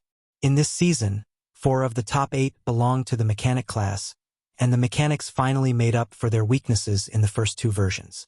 The rankings for the 8 other regions had also been released. Most of the teams were the usual teams that made it to the International League, such as Devil, Key, and Thunderbolt Python from America, Tulips and Grapes from France, Rose Knight from Britain, Hydra and Vagrant from Japan, Kimchi and Samsung Bomb from Korea, Tomahawk from Sweden, Wings from Poland, White Emperor Sword from Russia, and Kangaroo Boxing from Australia. Many of these teams were the familiar faces from the previous International League. There was a total of 36 teams in the International League, and they were split into 3 divisions. The division lineup truly excited the Chinese players this time. The strongest batch of overseas teams were all drawn into Division A, and only Temple of God was drawn into that division. Because the regular season relied on point accumulation, it would be difficult to pull apart the gap in points with too many strong teams in the division. As such, many of the strong overseas teams would not be able to arrive at the finals. Long Sky and Dynasty got into Division B with only a few stronger teams such as Hydra, Rose Knight, and Tomahawk. The 2 Chinese teams were hot favorites to win the championship, and it was highly likely for both teams to advance together. Rivervale got into Division C, which was the weakest division of the 3. The random assignment of the teams was completely the opposite from the previous season. However, it was far more advantageous to the Chinese teams, and it was very likely for the scene of 3 teams in the top 8 to happen again. The Chinese players were overjoyed and almost set off firecrackers in the Shattered Star Ring to celebrate. As for the unlucky Temple of God, the Chinese players were not bothered and even laughed at them. You from Hunan, sacrificing Temple of God to obtain 3 slots in the top 8. This deal is truly sweet. Li Ji's life is filled with darkness, sacrificing the Nubis team to increase the average strength of China. Praying under the moon. Is this Tianji horse racing? Senior war official. Haha. What a divine grouping. Amid the cheerful atmosphere, the short break after the division finals ended, and the International League began. There were millions of players watching the competition from the forums and discussing the competition excitedly. The opening battle of the International League was the face-off between the champion and first runner-up from the previous season. Long Sky versus Devil. Long Sky's fans and the other viewers were all worried about this battle. Long Sky's performance during the division competition was not satisfactory, and it was highly likely for them to lose this battle if they faced the previous first runner-up. While it was not much to lose a single battle, it would dampen the team's morale. Both parties used dungeon crystals to enter the battlefield. The Long Sky team was equipped with armor that had the Black Star Army insignia. The various armor types all had their own purposes, and this was akin to free advertisement. Although the equipment of Devil was also extremely powerful, they did not look as uniform as Long Sky. In comparison, Long Sky felt a lot more like a proper army. Black Star Army's fame was no longer limited to the Shattered Star Ring, and the other countries all knew that the Black Star Army was the largest player faction in the Shattered Star Ring. The Black Star Army had a complete monopoly and was the first faction that provided the players an opportunity to cross star fields. In the hearts of the various players, the Shattered Star Ring was akin to the Black Star Army's territory. Usually, only a universal civilization or superstar cluster civilization would have the privilege of being recognized as the ruler of a star field. Although the strength of the Black Star Army was far from being compared to these two factions, their fame among the players was no less than a universal civilization. The curtains to the International League were drawn, and Long Sky revealed their fangs to fight an intense battle with Devil. In this respect, Long Sky was the exact opposite from Temple of God. They were SOSO in internal battles but extremely ferocious in external battles. Long Sky beat Devil by a small margin during the previous season, but this time, because of the improvements to the mechanic class and some players from Devil changing clubs, the difference between the two parties widened, and Long Sky seized their first victory in the International League. The Chinese players all cheered with excitement. The regular season of the International League then unfolded with many intense battles every day. The rankings had only stabilized after they fought the first half of the season. Because of the many strong teams in Division A, it was extremely difficult for the players of that division to gain an overwhelming victory, and their points were not too high. As such, the rankings did not display the proper strength of the teams. For example, teams like Devil, Tulips, Key, and White Emperor Sword did not manage to make it into the top 4. Dynasty and Long Sky had an easy time in Division B and managed to obtain 1st and 4th place. Rivervale harvested a great amount of points in Division C and managed to take 2nd. Among the top 4, only 3rd place was Korea's Kimchi, which was also a member of Division C. To the Chinese players, the situation was extremely good, and Temple of God, which was being abused, was completely ignored. The huge advantage of the Chinese teams was not only because of the groupings but also because Capture the Flag and 2 dungeon modes were added into the competition. These modes were far more suitable for a mechanic to show off their skill, which gave Long Sky, Dynasty, and Rivervale a huge advantage. Their PvE strength was much higher than the other international teams, which allowed their scores to be pulled forward. There was another reason. The dungeons chosen in the regular season would not be the dungeons from the respective regions of the participating teams to ensure that the teams did not have any disparity of information. As such, the Chinese teams would not experience the Black Star Army's perverse dungeons. As for their friends from overseas, they could personally enjoy the usual life of the players in the Shattered Star Ring.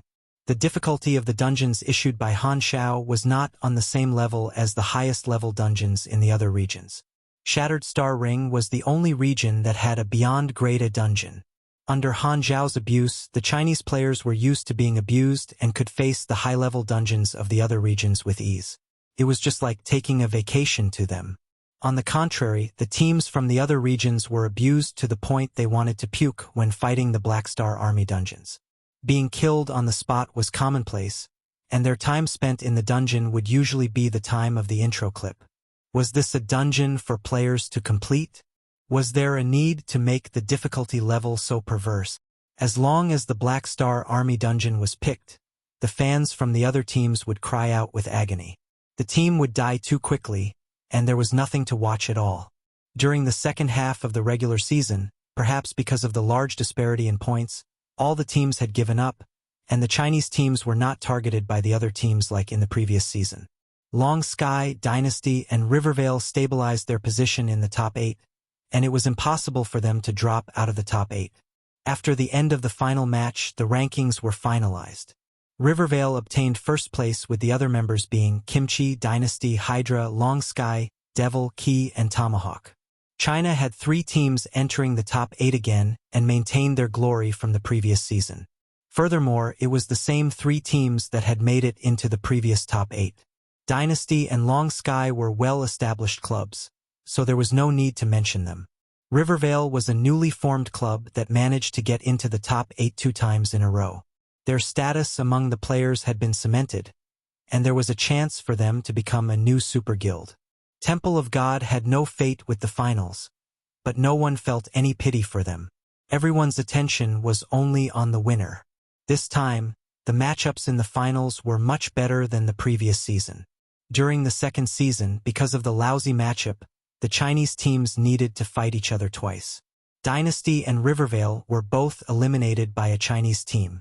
According to the current scores, the first place Rivervale would be facing Tomahawk, the third place Dynasty would be facing Devil, and the fifth place Long Sky would be facing Hydra.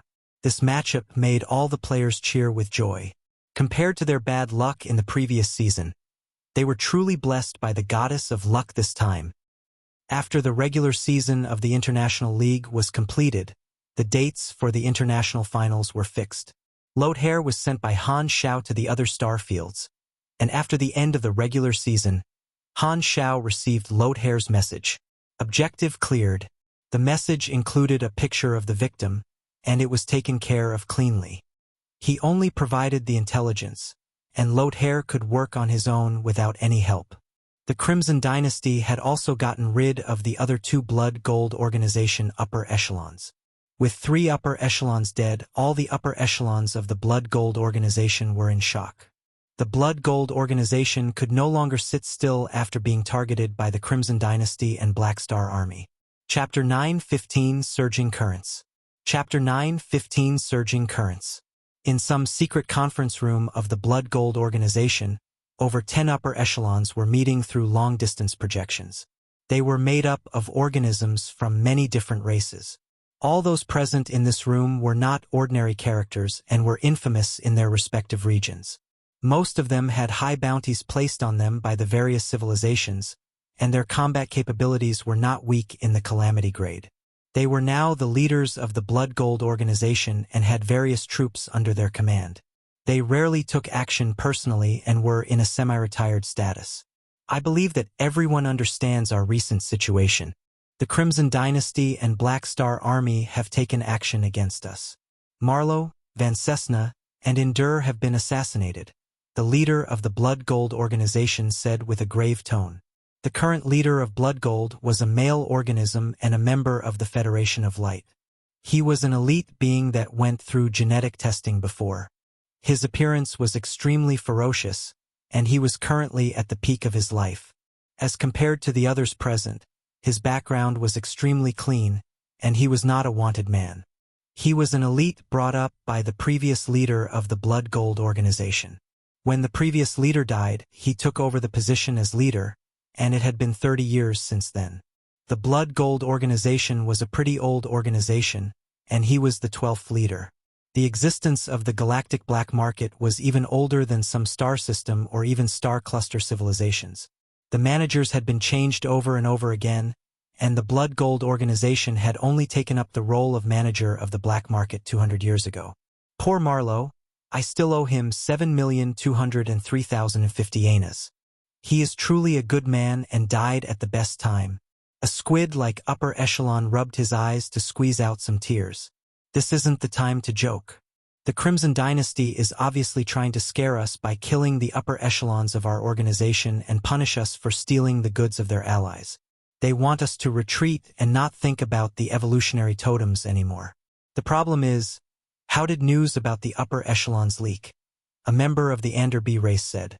The leader of Blood Gold then said, Calansta's fleet met Black Star's mechanical army a while back, and Black Star should have taken action personally to locate the upper echelons. It is usually us scaring others, but this time, some powers higher up have their eyes set on us. The Crimson Dynasty and Black Star Army aren't easily provoked, and we have to consider how we should deal with them. Humph, the Black Star Army is far away in the Shattered Star Ring, and the threat that they pose is limited.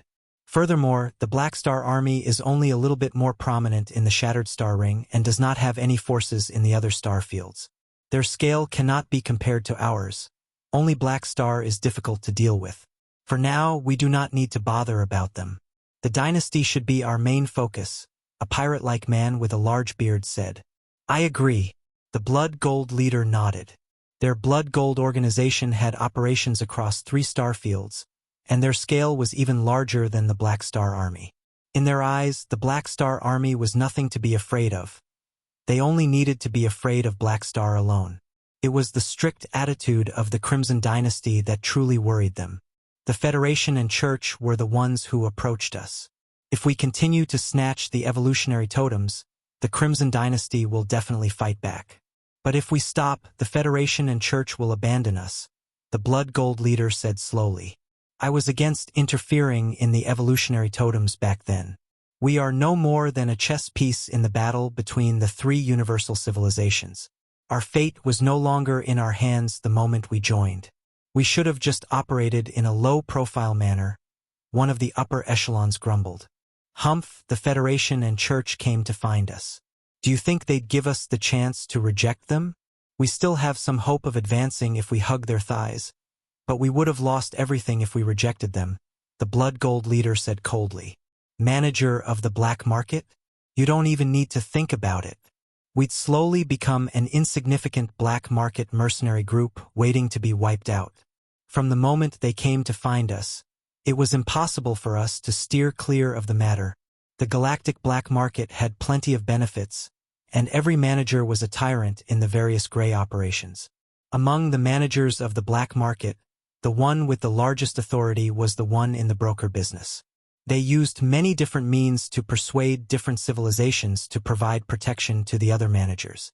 If the Blood Gold organization dared incur the ire of the Federation and Church, the aftermath of the matter would not affect them alone.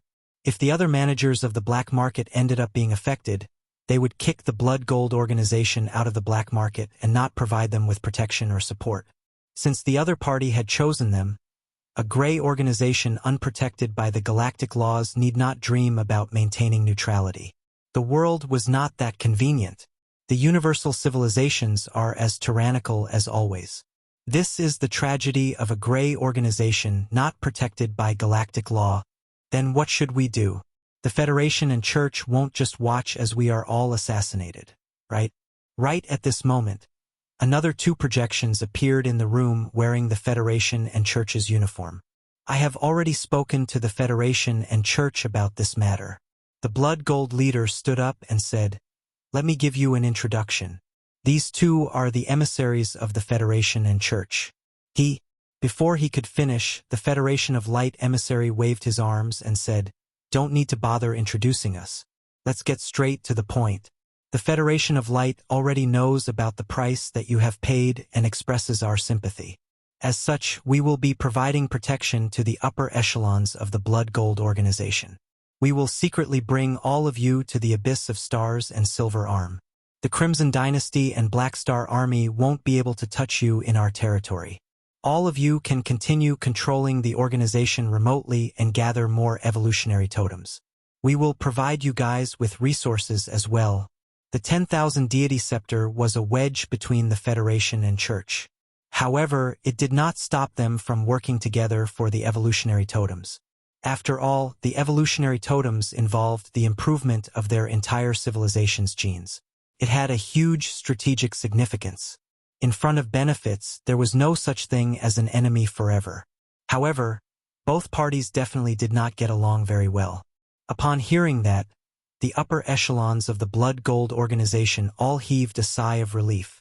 They would only be able to become a chess piece at ease if their own safety was protected. Right at this moment, the upper echelon from the Anderby race said, Pardon me for being straightforward, but I have a question. Robbing the evolutionary totems that the other civilizations purchase is an extremely inefficient method. If we rob too many civilizations, the same situation will probably happen, and Black Star won't allow us to keep robbing his customers. The Federation of Light emissary smiled and nodded. You are right. This isn't a long-term solution. Just robbing alone won't be enough to satisfy our needs. What are your plans? After EsGod was caught, the method of making the evolutionary totem was discovered. The most effective way to solve this problem would be to snatch the evolution cube from Black Star. A member of the Blood Gold organization upper echelons said with a cold glint in his eyes. You are right, but this method will not work for now, the Arcane Church emissary said coldly. With the presence of the evolutionary totem, the strategic importance of the evolution cube is much higher than before. If we snatch away the evolution cube, there won't be any room for negotiation like the battle on Planet Lighthouse, and the moment we succeed, it will mean war. Until the last moment, our three civilizations won't start a war and let others benefit from the side. Furthermore, do you think that it is that easy to deal with Black Star? It's easy for you to say. If not for us knowing about the existence of the evolutionary totem, do you think we would have risked defending the dynasty and starting the battle on Planet Lighthouse? We have tried before, and there are still a few beyond grade as sealed up in spacetime amber. Do you want to go give it a try? No. That upper echelon was completely speechless and coughed awkwardly. What a joke. Black Star is a true powerhouse in the galaxy, and an ordinary calamity grade like me isn't even in the same league as him. The Federation of Light emissary nodded and said, He's right. We do not intend to risk stealing the evolution cube at this moment. That will be our final choice. There is still another approach for us to take at the moment. That is to get the dynasty to allow Black Star to openly sell the totems. Is this really possible? The Blood Gold leader asked doubtfully. The current situation is like this. Black Star likely doesn't mind selling the evolutionary totems publicly, but because he belongs to the Crimson Dynasty faction, he cannot risk offending his ally and sells the totems privately. Thus, we should not be setting our sights on Black Star but the Crimson Dynasty.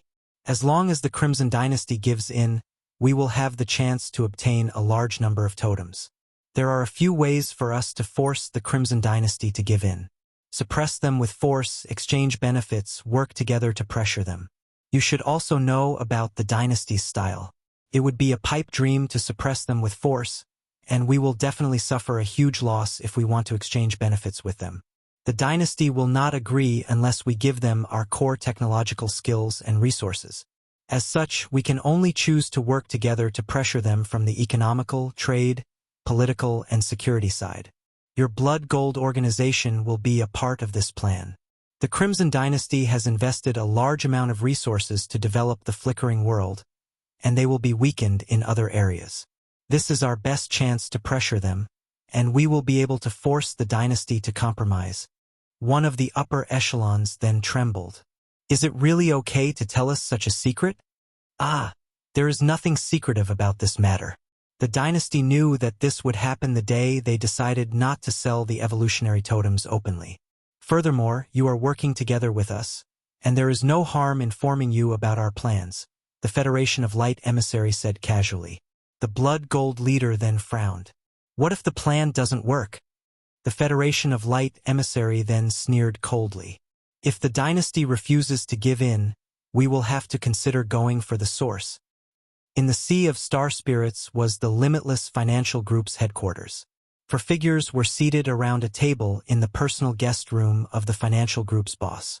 I heard that the members of the Blood Gold organization's upper echelons were assassinated recently. Your Federation of Light and Arcane Church won't ignore them after getting them to work for you, right? Sokin took a sip of his drink and sized up the other three at the table. Everyone present was a beyond grade a big shot who could easily shake various large organizations. One of them was Mechanic Emperor Manison, who appeared in the meeting with a mechanical host. The other was the doppelganger of Void Overlord Kasui from the Arcane Church. The last was one of the protectors of the galactic black market, Beast Ancestor Garutan. All three of them had a common identity. They were the shareholders of the Limitless Financial Group. Such a small matter has nothing to do with me, Manison said calmly. Garutan had a huge body, and he picked up his cup with his hairy hands. He poured all the drink into his mouth before saying, I just received news that the Blood Gold organization has met with the emissaries of the Federation and Church. They've come to an agreement. With the sheer size of the galactic black market, they naturally had a beyond grade A to support them. A portion of the galactic black market managers were beyond grade A organizations. The galactic black market was an allied organization to protect the benefits of the evil factions and did not belong to a single person. There were many beyond grade as behind it, and Garutan was one of them. Sorokin's eyes then narrowed upon hearing that. If I didn't understand your words wrongly, the organizations behind all three of you plan to join hands? You can say so. Kasui's voice had an ethereal feeling.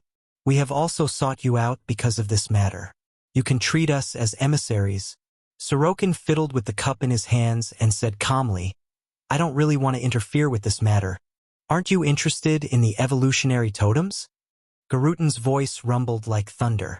No, I believe that every organization in the universe is interested in the evolutionary totems, Sorokin said expressionlessly.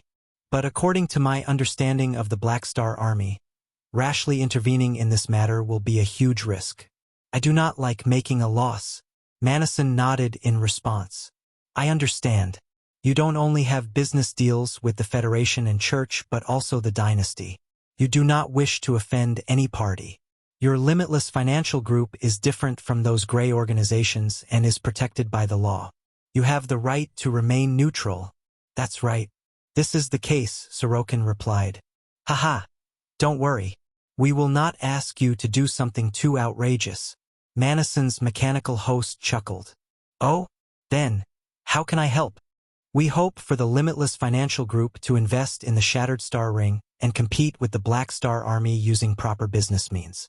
This is only a small matter to the Limitless Financial Group. If you don't set your eyes on the evolutionary totems, the dynasty cannot disrupt your business. Sorokin raised his brows and asked, Why do you want me to do so? This is a part of our plan to pressure the dynasty. The Black Star Army's opinion will influence the dynasty's strategy to deal with the evolutionary totems. We have to make Black Star know that he cannot think about swallowing such a huge business alone. Of course, other than these official matters, I also have a small conflict of interest with him, Manison said calmly. Sorokin then chuckled and said, So, it turns out that the Mechanic Emperor also has some conflict with Black Star. I also have some personal grudges with him. Does that mean that you agree? I will definitely have to respect the views of 3 shareholders. However, it won't be so easy to snatch the Black Star Army's business, Sorokin said with a solemn tone. I performed my research on the Black Star Army before. Their development is rapid, and they manage a few dozen different operations. Their 4 main operations are armed employment missions, mining operations for the local civilizations, the exploration of the flickering world, and the sale of the evolutionary totems.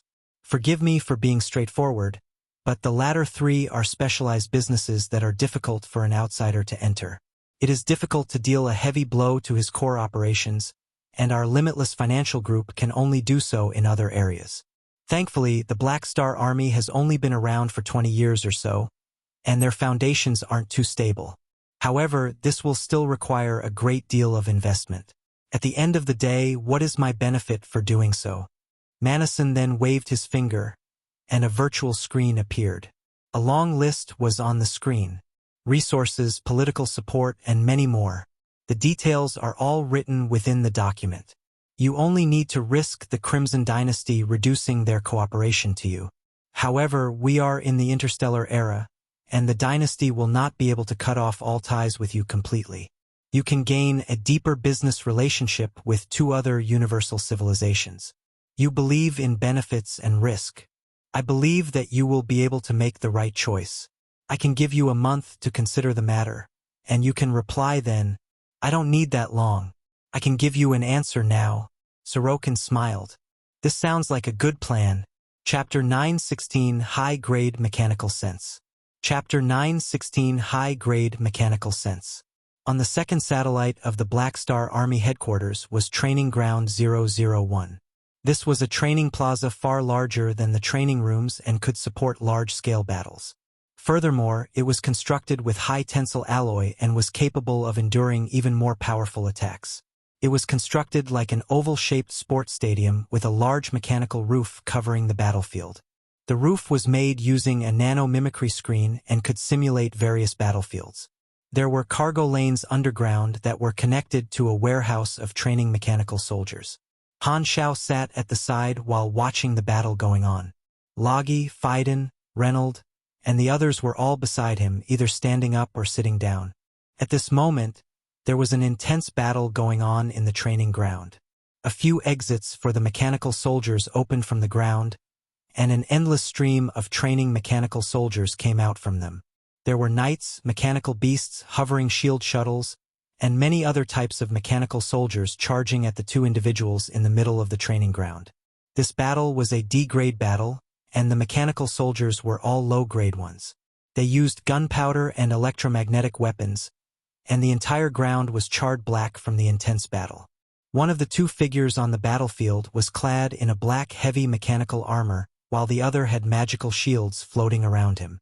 They were Nero and Tomar. After learning from Reynold for a few years, Nero was now at grade B. Apart from theoretical lessons, Reynold had also arranged for some combat training. Nero was still young, and his body was still at the stage of puberty. But because he had consumed the starry spiritual dragon blood and the life force potions bestowed to him by Aurora, his cell activity was extremely high, and his physique was comparable to an adult. Furthermore, the strength of his mechanical force had also exceeded his current grade. After 2 years of in-depth training, his middle-grade mechanical sense had transformed into high-grade mechanical sense under the aid of his advanced luck glow. He was not allowed to use any weapons given to him by Han Xiao during training, and all the equipment he was using had been crafted by him personally. Under the boost from his mechanical force, his weapons could unleash a powerful might, and the mechanical soldiers were all blasted into scrap metal by him. Han Xiao had gone over to watch the battle so that he could check on Nero's progress. Tomar was also a protagonist-level character who had luck glow and had an extraordinary talent in magic. Spells that an ordinary mage would take 7 days to learn took him less than a day to grasp. His learning aptitude was stunning, and he grew up rapidly under Logi's tutelage. He was also a talent who had a great deal of potential. Boom! Han Xiao stroked his chin as he watched the battle and said to Reynold, "His mechanic abilities aren't too bad, but his close combat skills are so-so. The moment the mechanical beasts approach him, he ends up being flustered. This is a result of a lack of experience. This is my oversight. I only had my sights set on his learning of machines but overlooked his close combat skills. I will definitely increase his training on close combat," Reynold said calmly. "Increase it greatly," Han Xiao said with a deep voice. "But you cannot neglect his machinery training." "Understood." Bennett, who was present by using a long-distance projection, revealed a gratified smile. Phaidon could no longer stand it and said helplessly, "A mechanic's weakness is close combat battle. Black Star, not every mechanic can be the same as you. Don't set your expectations so high." Han Xiao chuckled in response. "Dreams are necessary, and it isn't bad to have higher expectations of him." He was truly happy in his heart. Nero's mechanical sense had already reached the high grade, and it was a matter of time before he obtained perfect mechanical sense. Tomar's improvements are also extremely great. After thinking for a while, Han Xiao patted Logi on the shoulder. "You've taught him well. What's the use of that?" One day Han Xiao's face darkened, and he covered Logi's mouth. "You can keep quiet now." Not too long later, Nero's ammunition was exhausted, and Tomar's magic ran out. The mechanical soldiers all stopped moving, and the training came to an end. Both of them then returned to the viewing gallery while panting and sweat-covered. Han Xiao smiled and praised them. "Not bad. His Excellency Black Star has trained you well," Bennett added. "In a few years, I won't be a match for you." Receiving the praise from his father and Han Xiao, Nero's face turned red, beaming with happiness. Upon seeing that, Han Xiao nodded. He placed great importance in Nero not just because he wanted the perfect mechanical sense, but also because he hoped that Nero would grow to become a new pillar of the army. After praising them for a while more, they all boarded the spaceship and returned to headquarters. After 2 years of digestion, the Black Star Army had stabilized, and there were a few more satellite fortresses around the headquarters to hold the new members of the army. After returning to his office, Sylvia came to find him. "Teacher, many people are asking me when Black Star's party will be held this year." freewebnovel.com. Han Xiao thought for a while before saying, "How about in a few months? We can start to issue the invites already." The Black Star Army had already held 2 banquets to invite all those in cooperation with him to use the Evolution Cube. The banquet was becoming more and more solemn and influential. Many organizations were hoping to make use of this opportunity to build relationships with higher-grade civilizations, and it was called Black Star's Party. It was in a competitive relationship with the Tyrant's Party. The Evolution Cube did not only bring the money but gave the Black Star Army an opportunity to expand into other fields. The army had a powerful brand image, and there were few organizations in the star field that could compete with the army. The benefits of the Evolutionary Totem created a snowball effect that allowed the Black Star Army to strengthen itself greatly. After 2 years of digestion, the operations of the Black Star Army had stabilized, and they were starting to look a bit more like a financial group. Because of the Evolutionary Totem, there were more and more parties working together with the Black Star Army. The influence of the Black Star's party grew, and they were gradually becoming a new faction. If he released the restriction on the Evolutionary Totems, the profits obtained would increase many times over, but the pressure would also increase. Han Xiao was still satisfied with the current situation. The business pressure of the Evolutionary Totem was on the dynasty, and the army could avoid more than 90% of the risk. "All right, I shall go and prepare the invitations. There is something else. An organization that isn't cooperating with us wishes to participate in the Black Stars Party. The Black Stars Party will only invite those cooperating with us, and we can reject everyone else. This is a rule that we set a long time ago. Why are you bringing this matter up now?" "Because the other party is a big shot, so I cannot make the decision. Thus, I came to seek your opinion." Han Xiao raised his brows, a little interested. "Who is the other party?" "The Limitless Financial Group." Upon hearing that, Han Xiao paused and fell into deep thought. Sokin's Limitless Financial Group? Both parties had some conflicts before. Sokin had once sent his subsidiary organization to probe the players of the army and had been warned by Han Xiao. It had been more than 2 years since then, so who knew what kind of objective the other party had for suddenly participating in his Black Stars Party? "What's their reason?" Han Xiao asked. "The Limitless Financial Group wishes to have business cooperation with our army and says that it is related to the flickering world. They know that the dynasty will grant their allies some territory and want to work together with us." "I see. That is reasonable," Han Xiao said. Although the galactic financial groups could not be the first batch to enjoy the benefits of the flickering world, their shadows could be seen in the future development plans. The benefits of a new star field were extremely rich. Did the Limitless Financial Group want to seize the initiative? Although the reason was believable, Han Xiao was still wary of the Limitless Financial Group because of their previous conflict. After thinking for a moment, he said, "Send them an invitation if that's the case. Tell them that I want to make use of this opportunity to meet Sokin." The Pro League would finish in a few months, and Han Xiao was not afraid of the Limitless Financial Group creating any trouble. Meeting the other party would be beneficial to him. "Understood. I will take care of it." Sylvia nodded and left the room. Han Xiao then poured himself an alcoholic beverage and drank while going about his business. He managed to find the time to open the forums after a while. Today was the first round of the international finals, which was a best-of-5 competition. The first round was Rivervale against Tomahawk, and the viewership rates of the match set a new record again. With 3 Chinese teams making it into the top 8, the players from the Shattered Star Ring were all extremely excited.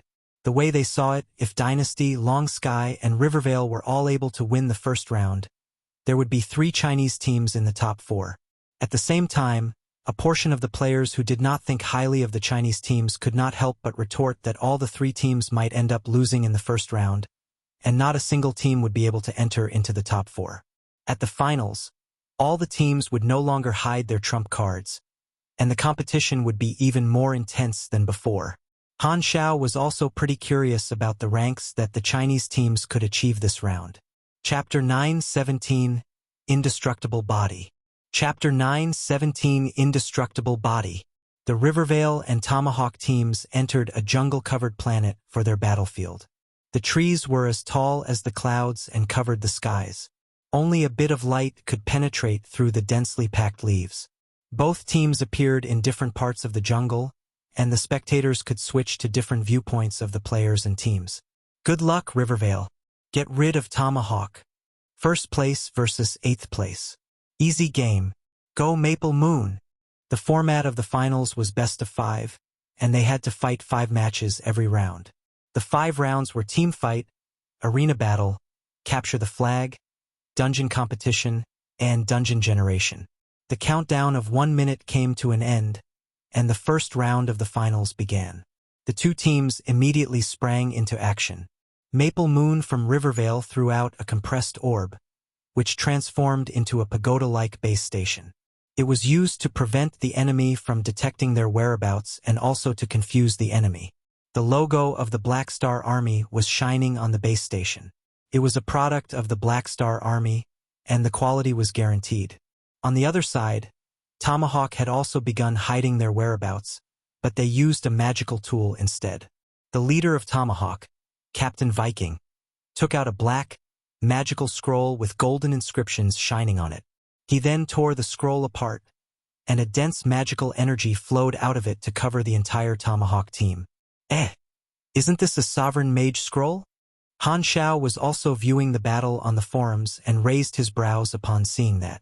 The materials used to craft such a magical scroll were extremely rare, and it was capable of storing even more powerful magic. It needed to be crafted by hand, and Han Xiao had seen Logi craft one before. A Grandmaster-level spell would be engraved on the scroll at the very least, and it was an expensive item. Tomahawk was obviously extremely rich for them to use such a scroll to carve a concealment spell. Now that it's the finals, all the teams are bringing out their trump cards, Han Xiao said with interest. None of the teams would hold anything back in the international finals and would go all out. Such a situation would only bring about more variables in the battles. The strength of the various teams would undergo a huge change, and it would be difficult to use a team's previous performance to estimate their strength. Different strategies would have to be crafted based on the field that they were battling in. Since they were in a dense jungle, it was important for them to conceal themselves and be the first to detect the enemy. After concealing their own locations, both teams started to search for the enemy. Rivervale made use of a multi-elemental radar, while Tomahawk made use of a magic incantation that had many different aura-detecting spells. Because of their culture, Tomahawk preferred to use magic instead. Both parties moved forward slowly, and the atmosphere grew more and more tense as the seconds ticked by. A Chinese commentator then began describing the battle on the forums. All right, both teams have already entered the battlefield. We can see that the mini-map is split into 16 regions. The top left corner region is A1, and the bottom right is D4. The columns shall be numbered 1 to 4 while the rows are lettered A to D. Rivervale is currently at A3, which is at the top of the map, while Tomahawk is at C1, which is at the bottom left side of the map. Let's see what routes they will choose. Oh, indeed. Both parties have used flying devices. One of the Tomahawk members belonged to the bird race, and he spread his wings to fly in the sky. On the other side, Maple Moon threw up a few compressed orbs into the sky, which transformed into floating soldiers, patrolling the air at high speed. To the players at the current stage, flying was extremely easy. However, because of the trees blocking them, flying did not give them much of an advantage. With the compression technology, it was far easier to bring along machines, and the deployment speed of a mechanic also increased greatly. In the previous version, it would be impossible for Maple Moon to bring a few dozen different machines or easily deploy her machines with a wave of her arms. The flying troops of both parties discovered each other very quickly, and the member from Tomahawk easily destroyed the floating mechanical soldiers, which did not have any mechanical force boost.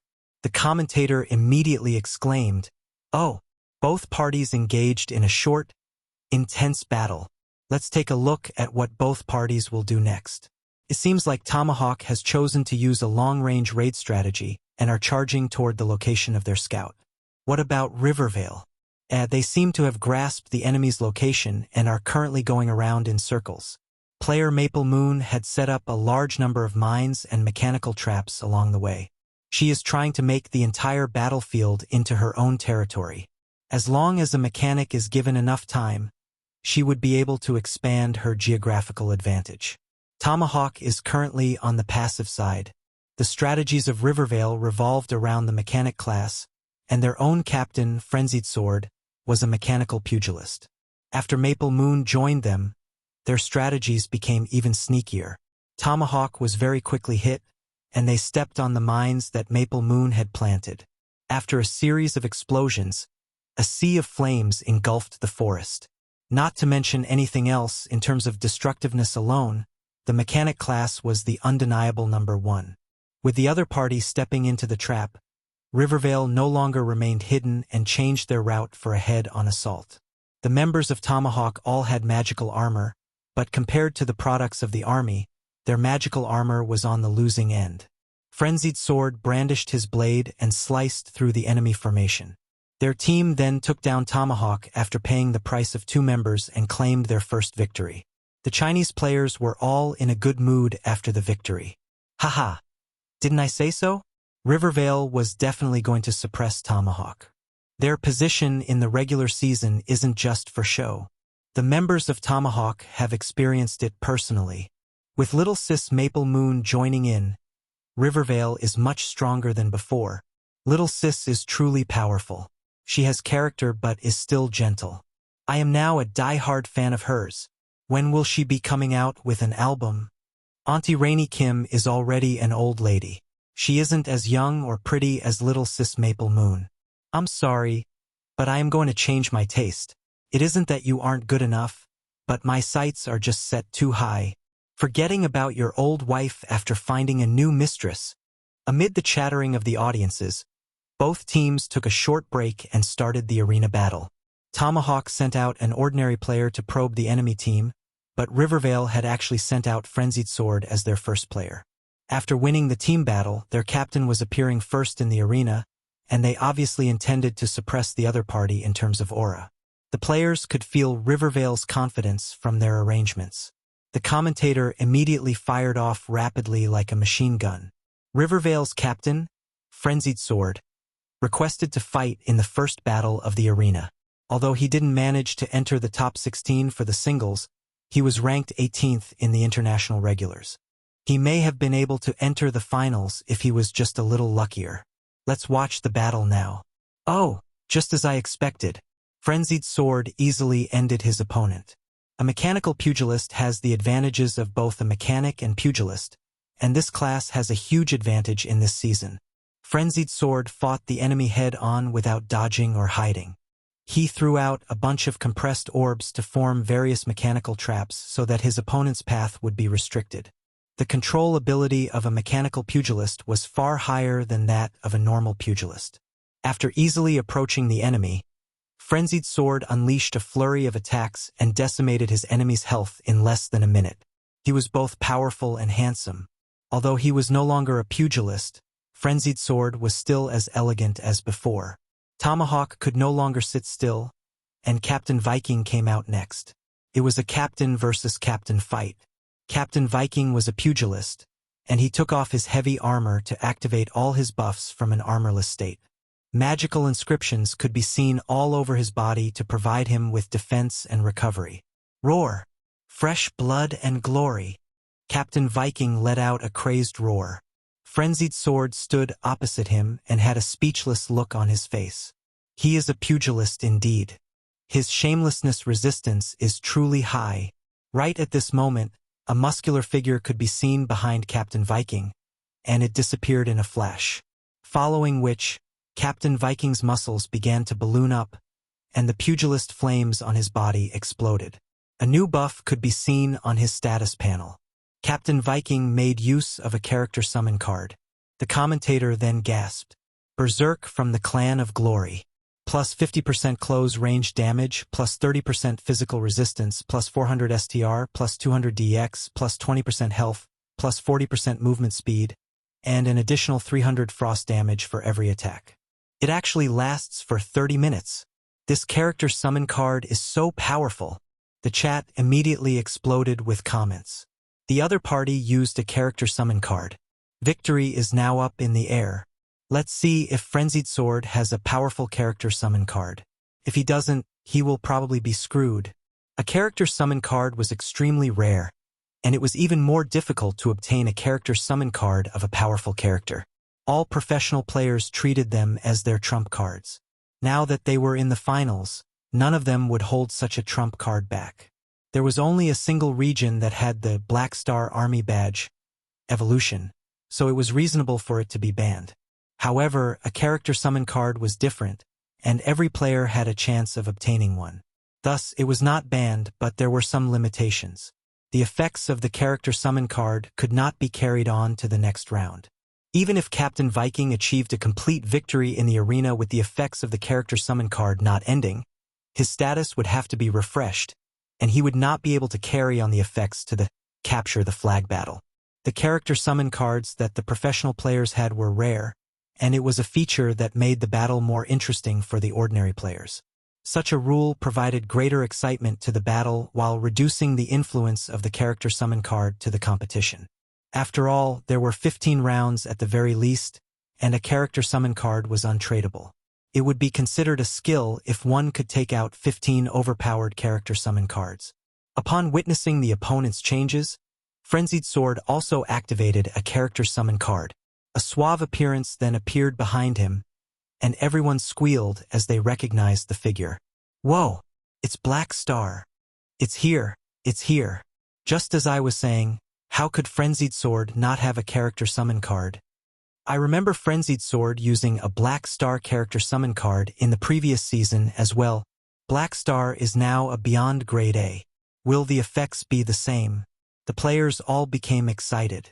They were only able to see question marks when viewing Han Xiao's interface and only had an estimate of Han Xiao's strength through the dungeons.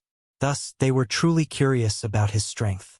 A new buff could then be seen on Frenzied Sword's status panel. Character summon card, Black Star. Indestructible body. You are immune to and will absorb 25% of all damage.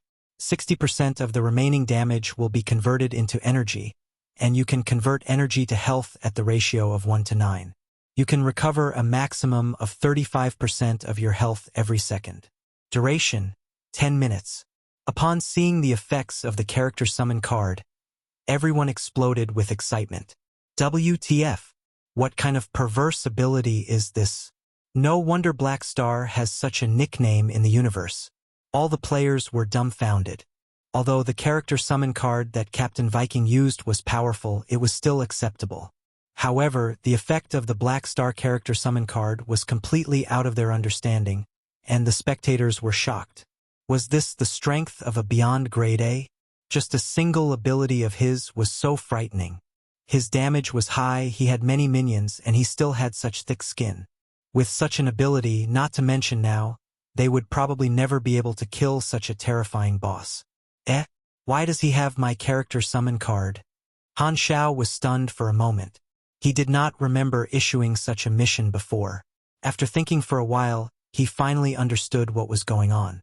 Frenzied Sword probably obtained a blank character summon card and imprinted his ability. Alright, I haven't used this talent too much after my promotion, so you are enjoying it first? Han Xiao shook his head and chuckled. Chapter 918 Finals. Chapter 918 Finals. With the buff of the Black Star character summon card, Frenzied Sword abandoned over 80% of his defenses and concentrated on attacking.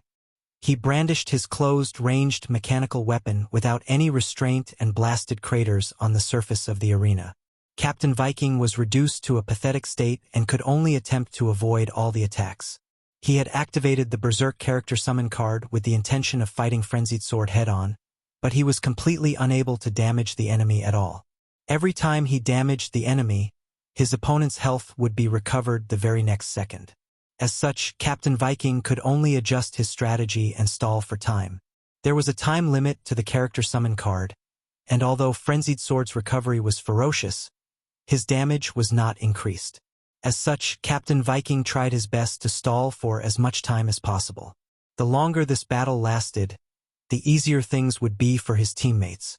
Captain Viking activated a special skill, and the axe in his hands turned blue and transparent as though it had turned into an axe made from ice. His physical damage would be converted to ice damage so that Frenzied Sword speed would be lowered. Frenzied Sword ignored all the incoming attacks and charged forward relentlessly. The mobility of a mechanical pugilist was far higher than an ordinary pugilist, and even if his speed was restricted, Captain Viking would not be able to escape from him. Gotcha! He swapped out for a gigantic alloy axe and waved it around crazily. Dang dang dang! The alloy axe with mechanical force surrounding it clashed with the ice-like axe over and over again. Red sparks and blue frost could be seen flying in all directions, and a formless energy wave would be sent out every time their weapons met. They were both Grade B supers, so the special effects of the battle were pretty good. Captain Viking could only try his best to last as long as possible, and his health fell to 40% very quickly. On the contrary, Frenzied Sword was still at his peak, and every attack of his would still be at his peak. Clank! Right at this moment, the ground under Captain Viking's feet suddenly cracked open, and an underground spider shot out from the ground. A large electrical wave was released, which gathered beneath Captain Viking's feet. Captain Viking felt his legs go numb, and he entered a temporarily movement-restricted status. In the midst of the chaotic battle, Frenzied Sword had secretly released some mechanical spiders and released a control ability to restrict the enemy's mobility. A mechanical pugilist had many tricks up their sleeves and was like the combination between a weapon master and hidden weapon master. The number of control skills that a mechanical pugilist had far exceeded an ordinary pugilist. Seizing the opportunity, Frenzied Sword switched out to his spear and attacked. Captain Viking could only raise his axe to block the incoming attack. Clank! The spear clashed with the axe, and sparks flew in all directions. Captain Viking could feel a powerful force coming from the axe with powerful vibrations included within the spear. The other party had obviously used a skill to complement his weapon's specialty. His axe was knocked aside, and he was left wide open. The next moment, the mechanical spear suddenly changed shapes and broke up into 4 spider legs. The spider legs then penetrated Captain Viking's back and fixed him on the spot. It looked as though his spear had transformed into claws to hold the enemy in place. At the same time, the spearhead transformed into a barrel, and an ion cannon charged up while aiming at the immobile Captain Viking. Swoosh! A brilliant blue ion cannon shot out from the barrel and penetrated Captain Viking's chest. Frenzied Sword made use of this opportunity and unleashed a brilliant combo to wipe out Captain Viking's remaining health. Because of the Black Star character summon card, he was able to abandon all defenses and focus on attacking. Without having to bother about his health, his attacks were intensified by many folds, and he dared to take much more risks. This combo is truly amazing. The mechanical pugilist class is truly impressive. I feel like training a mechanical pugilist Smuff. Stop dreaming. A professional mechanical pugilist is completely different from a mechanical pugilist like you. A noob like you shouldn't have such dreams. The next player then entered the battlefield and mimicked Captain Viking to stall for time. However, it was completely useless, and Frenzied Sword got rid of 3 people in a row. With the Black Star character summon card, his endurance was stunning, and he always had the initiative in his hands. The Chinese players watched with excitement as they witnessed Frenzied Sword using the effects of the Black Star character summon card. Suddenly, a strange question popped up in the heads of many of the players. Black Star is a mechanic, right? That's right. This indestructible body is far more powerful than the advanced strengthened life from the previous version. It looks more like the core skills of a pugilist instead. I understand now. A mechanic without endurance doesn't have a soul. I understand now. So, it turns out that being a tank is the best way to play the mechanic class. The Chinese spectators began joking. However, Frenzied Sword seemed to use Black Star's abilities every season, and they personally witnessed how the Black Star character summon card became more and more perverse, from the machinery affinity boost in the first season to the advanced strengthened life in the second season. Now, it was the indestructible body. Every season represented a huge improvement. Perhaps this was considered them watching as Black Star rose to prominence. Many players could not help but feel this way and had a sense of satisfaction as witnesses of a powerhouse rising to power. The remaining battles were completely one-sided, and the other Tomahawk players didn't bother wasting any other trump cards. Frenzied Sword single-handedly wiped out the entire team and achieved another overwhelming victory. Although it only appeared for a short time, the terrifying ability of the indestructible body was imprinted into the memories of the players. Everyone was extremely curious about what other power abilities Blackstar had on him. He was always able to shock them without fail. Looking at the discussions in the forums, Han Xiao could predict that all the players would go to him if they had a blank character summon card in the future. Following which, the Capture the Flag battle became Maple Moon's stage. She set up a fortress at the very start of the battle, and Tomahawk would have to suffer a huge loss if they wanted to steal their flag. As such, the gap between the two parties grew larger and larger. Rivervale did not give Tomahawk the opportunity to turn the tables around and seized another victory. After winning 3 consecutive rounds, Rivervale's victory was already guaranteed. The next 2 dungeon battles were much easier, and Rivervale obtained the victory for their first round. The first round of the international finals was extremely exciting, and all 8 teams went all out. The result of the first round had truly excited the Chinese players. Rivervale defeated Tomahawk with a score of 3-1. Dynasty defeated Devil with a score of 3-1. And Long Sky defeated Hydra with a score of 3-2. This meant that all 3 Chinese teams had made it into the top 4. Their score from the previous season had already been spectacular, and they had managed to improve this season and clinch 3 out of 4 of the top 4 spots. The only lonely one left was America's Key. With the semifinalists being decided, the players from all the regions were shocked. None of them expected the performance of the Chinese to be so powerful this season. They were demons. The Chinese teams were truly frightening during this season, and Key became the only hope of the players from all the other regions. Apart from the Shattered Star Ring region, the players from the other regions all had a common enemy and hoped that Key would be able to defeat the Great Demon King and obtain victory. Compared to the other countries looking as though they were facing a desperate war, the Chinese players were all celebrating. Obtaining 3 out of the 4 spots meant that they were guaranteed a spot in the final.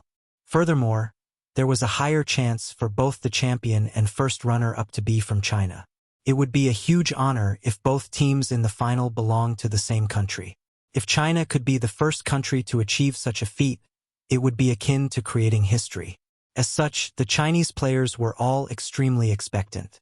The expectations of the local players and enmity of the foreign players brought a great deal of pressure to the players of Rivervale. The opponent that Key drew for the semifinals was Rivervale. If they beat Key, everything would be good, and Rivervale would be the one to create history and find their chance to be a super guild. But if they lost to Key, they would have wasted all the fame that they had accumulated throughout this season. This was a double-edged sword. To all the players, the battle between Rivervale and Key was like the final of this season. As long as Rivervale won, the championship title would be in their hands for sure. As such, all the players in the Shattered Star Ring began gathering information about Key and analyzed the enemy's strategies to provide intelligence for Rivervale. Although Rivervale did not necessarily need all this, their passionate actions warmed the hearts of Rivervale and the others. The semifinals finally started, and the attention of almost all the viewers was drawn to the battle between Key and Rivervale. In terms of individual combat strength, Key had the middle-ranked players from Devil, and their overall strength was definitely superior. They definitely were not ordinary since they could emerge victorious from Division A. The leader of Key was Key of Solomon, and Frenzied Sword was his old opponent. Both of them had fought in the first season, and Key of Solomon had lost to Frenzied Sword back then. After 2 versions, Key of Solomon had also improved. The battle was extremely intense from the very start, and 4 rounds went by quickly. The current score was 2-2, and the final match started. In the final round of the competition, the gap was not widened in the teamfight and arena, but in the Capture the Flag and dungeon rounds. Maple Moon displayed her might and took out all her trump cards. Even the Void Dragon embryonic mechanical suit made an appearance, and she aided her team to clinch victory. The final result was 3-2, and Rivervale won. Maple Moon made the largest contribution and had a large wave of new fans.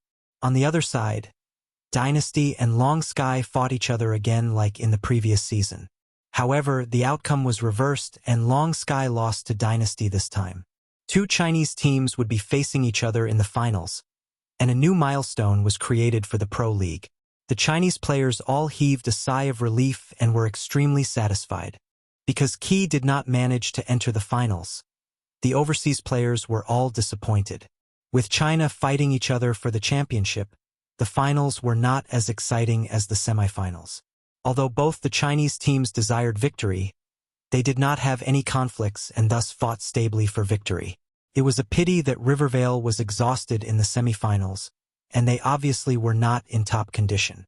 Dynasty had only fought 4 rounds in the semifinals and had more time to rest. Finally, Rivervale lost, and Dynasty took the title of champion. The excitement from China obtaining victory was not as ubiquitous as the previous season, but there was a great sense of satisfaction. China now had top-notch teams in the international scene, and while obtaining victory deserved to be celebrated, it was not that big of a surprise. Compared to Han Xiao's previous life, the Chinese teams would not be challenging other teams. Other teams would be coming to challenge them.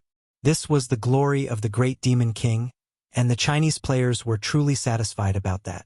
Because Rivervale completed the milestone for China, the Chinese players were all very understanding toward them and encouraging even though they lost the final.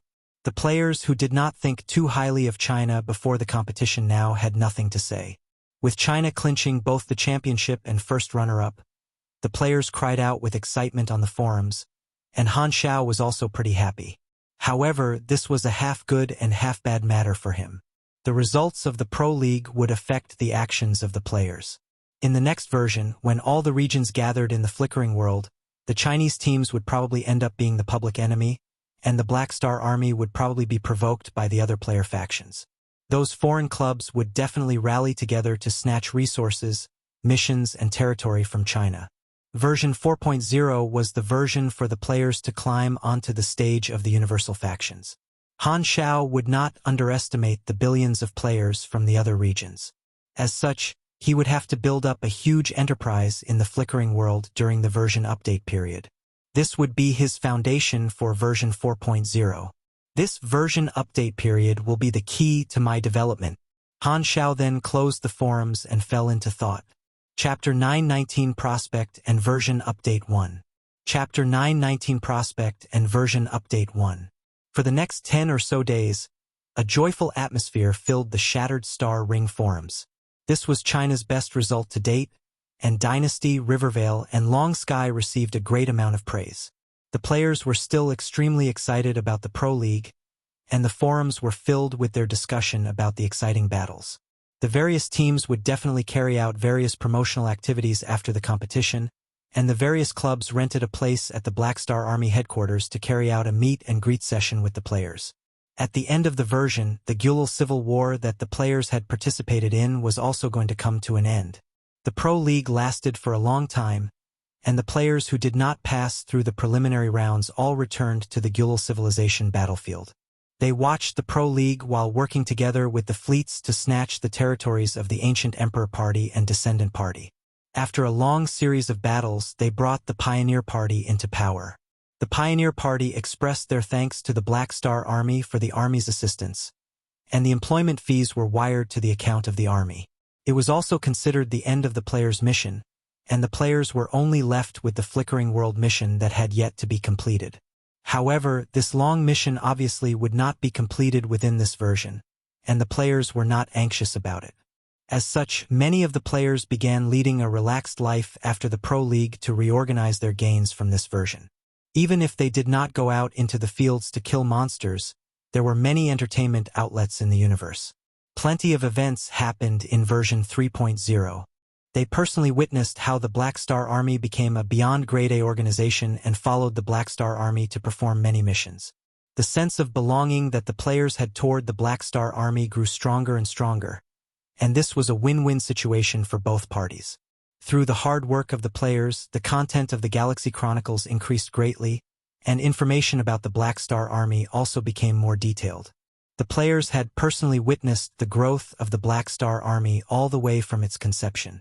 Galaxy Times came out with a new program to interview the top 4 teams that made it into the International League. They also did a projection about what would happen in the next version. Han Xiao, who is currently supervising Sylvia's preparation of the Black Stars party, also saw it. Hello players, this is Galaxy Times, dedicated to sharing first-hand game information, the male host said. Your gaming career is our top priority. The 3rd season of the Pro League has come to an end. Dynasty, Long Sky, Rivervale, and Temple of God represented China to obtain spectacular results in this season of the Pro League, the female host said. We are lucky to have the captains and teammates of the 4 teams with us to talk about their interesting encounters during the competition. The 4 teams then made their appearance and waved to the audience. King Admiral, how do you feel about winning the championship this time? Dynasty status has been extremely good during this season, and we displayed the strength that we ought to. The entire team is definitely excited about winning the championship, King Admiral lazily replied. Second Prince then coughed dryly and could not help but add, we obtained the championship because of the good teamwork between our team. Everyone was able to do their own job well. This is the result of everyone's hard work. And definitely not because of the captain's leadership. The host then asked a few more questions before turning to Rivervale. Team Rivervale, although all of you didn't manage to clinch the championship, your contributions can't be underestimated. Your team kicked out Key during the semifinals and locked in the championship title for China ahead of the final. I thank you for your contributions on behalf of our audience. We only did something within our capabilities, Frenzied Sword said humbly. Rivervale is a new team but has shown rapid improvement.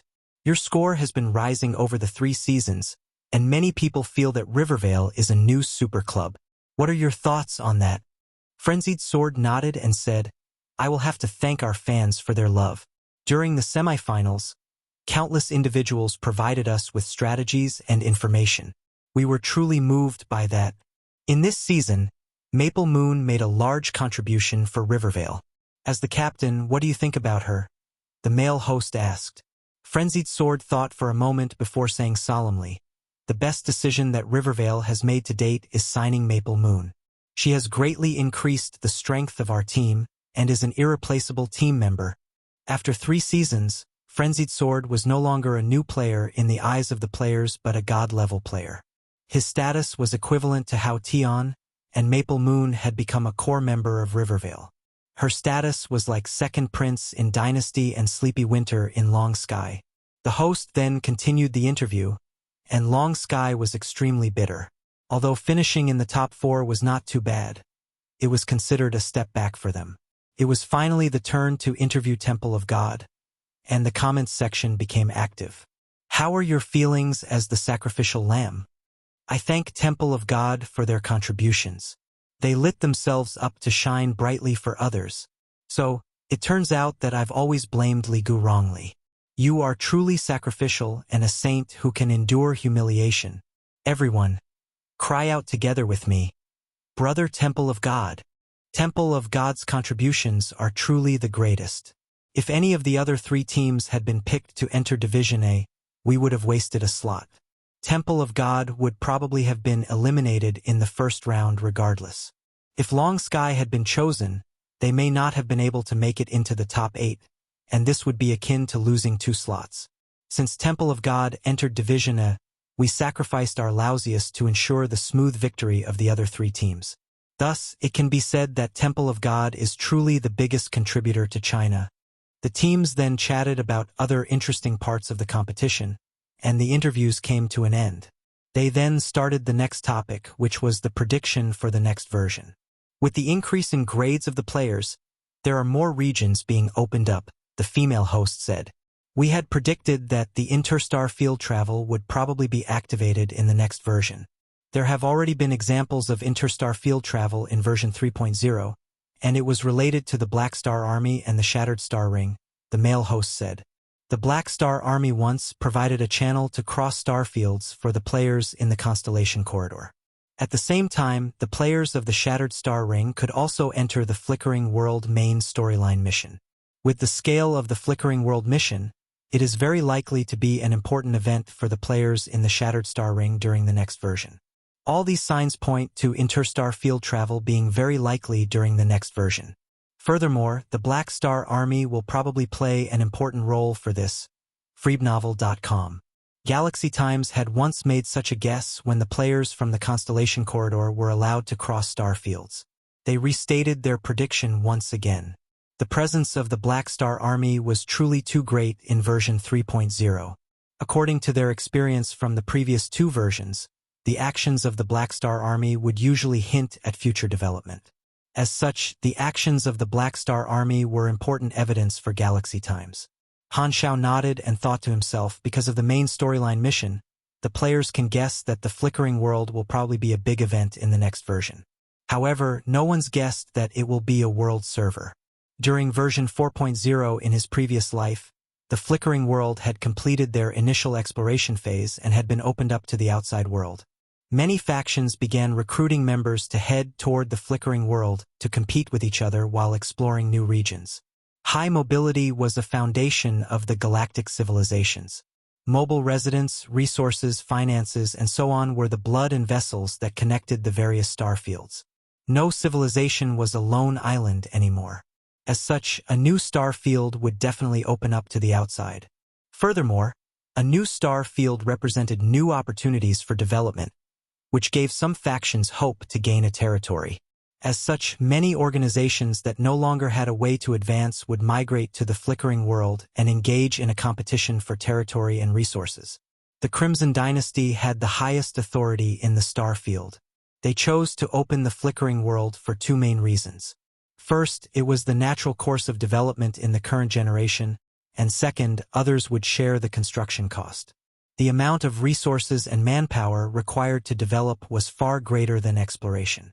Even if they were a universal civilization, it would be an enormous project for them to build up a new star field from scratch. Furthermore, there were still two other civilizations eyeing them covetously from the side, trying to seize the opportunity to suppress the dynasty. As such, the dynasty needed to give the job of development to the countless organizations and use methods like tax to digest the benefits of the Flickering World.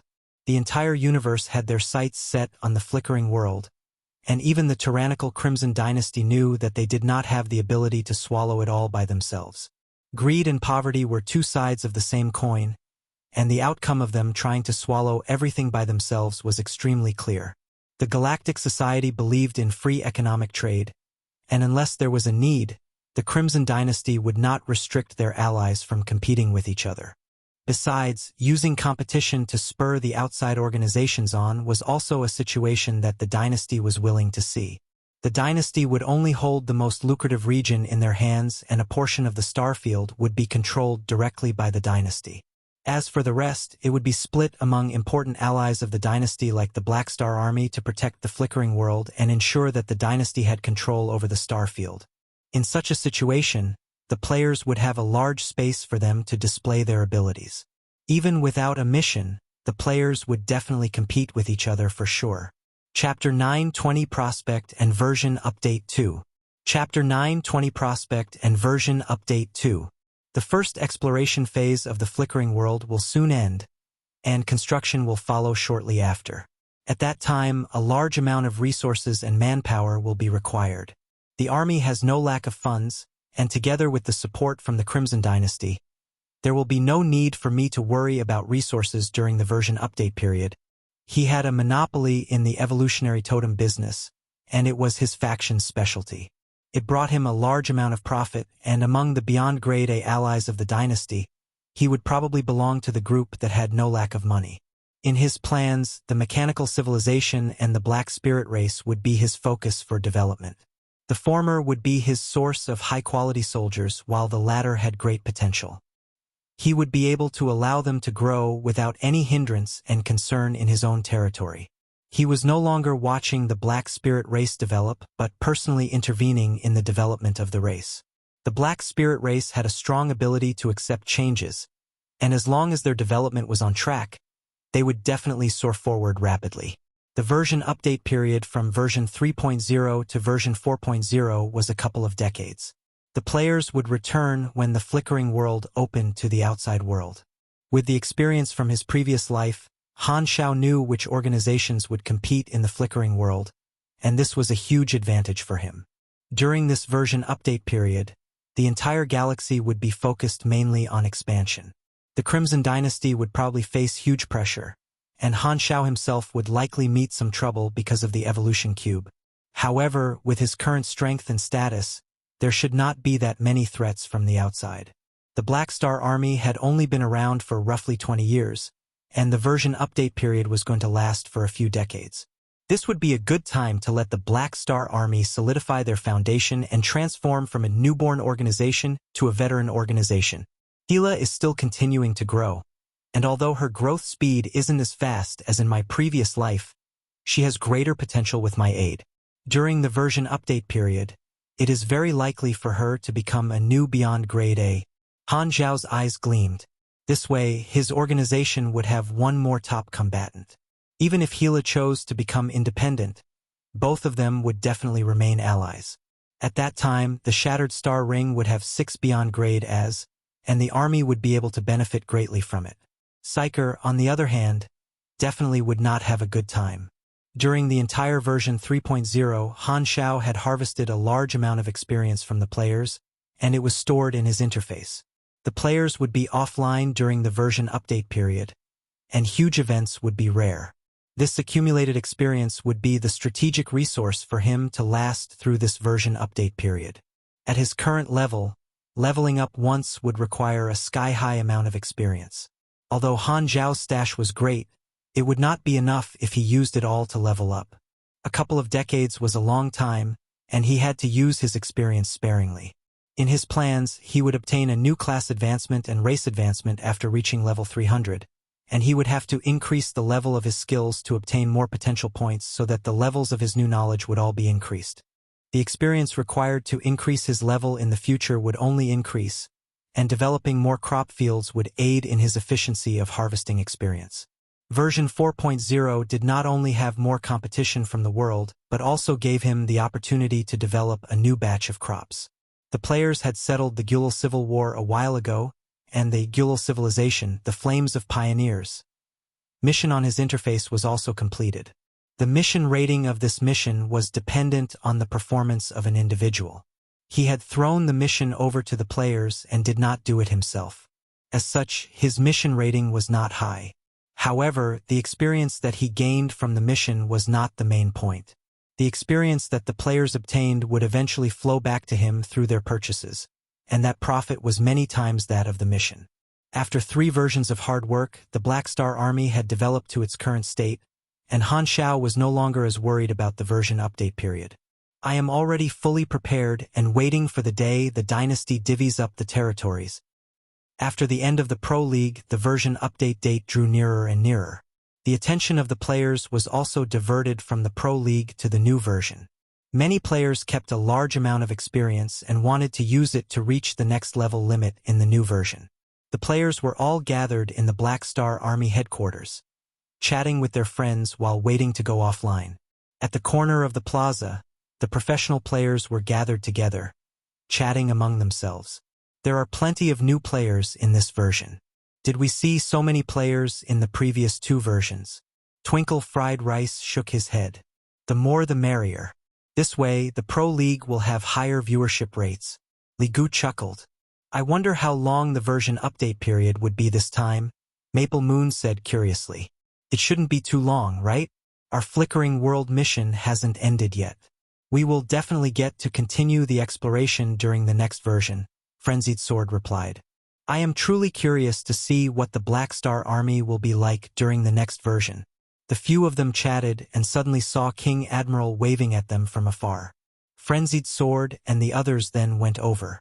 King Admiral chuckled and said, since everyone is here, let's find a day to have a meal. We can take it to be a celebration for obtaining both the championship and first runner-up. Sure. Li Gu was the first to agree. I remember that we did so after the previous season ended as well, Sleepy Winter said while stroking his chin. That's right. We should just make it a tradition. The champions shall be in charge of treating all the Chinese players. We can go for a vacation together. Better treat us to something good.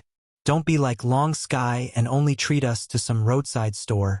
Dining at a roadside store is value for money, Hao Tian said bitterly. Everyone then cheered at the proposition, and King Admiral had no choice but to accept it. Very quickly, all the players went offline, and the entire plaza became empty. A notification also popped up on Han Xiao's interface. Version 3.0 update activated. Saving data. Save complete. Player forums closed. Frubnov.com. Update duration. Unknown. Please wait patiently. Han Xiao then looked up, and the player forum button had turned gray. The players are all offline. Han Xiao took a deep breath. It's now time to start planning for version 4.0. At the same time, at the entrance of the Shattered Star Ring Stargate, a trade fleet had just exited the Stargate. The spaceship had an egg-like shape with silver armor. It looked extremely simple yet high-tech. The insignia of the Limitless Financial Group was carved out on the exterior of the spaceship. The main flagship was a gigantic flying saucer.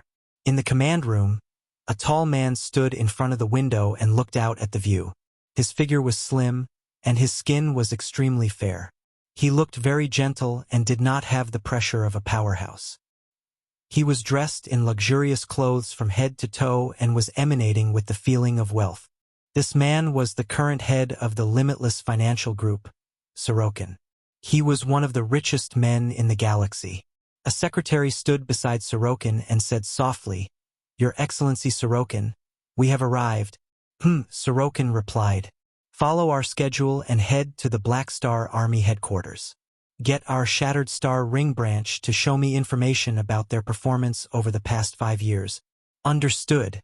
The Limitless Financial Group had property everywhere, and the Shattered Star Ring was no exception. But because of the poor public security of this region, the Limitless Financial Group did not place much emphasis on the Shattered Star Ring, and their operations were not large there. If not for the fact that he had accepted the proposition of his 3 beyond Grade A shareholders, Sokin would not have established a large-scale operation over there. Although his current goal was to make trouble for Black Star, they were not direct enemies in business competition. Sokin was also interested in meeting Black Star. The way he saw it, Black Star should be happy to meet a wealthy individual like him. Although one of his subsidiary organizations had been wiped out by Black Star, his identity was not revealed, and Black Star should not know that he was the mastermind behind the matter. As such, this would be their first encounter in Black Star's eyes. With Black Star being kept in the dark, he would have a slight advantage. He could also make use of this opportunity to come into contact with the Black Star Army's immortals and complete his previous goal. Just as Sokin was in thought, the hatch to the command room opened, and a woman walked in. She was dressed in the manager attire of the financial group. This woman came to Sokin's side and lowered her head slightly. "Father, what are your instructions?" She was Lovell, Sokin's daughter. Sokin had many children, and they took on various positions in the financial group. Turning to look at her, Sokin flipped open his communicator and sent an invitation to her. "Take this tyrant's party invitation and go to Heber.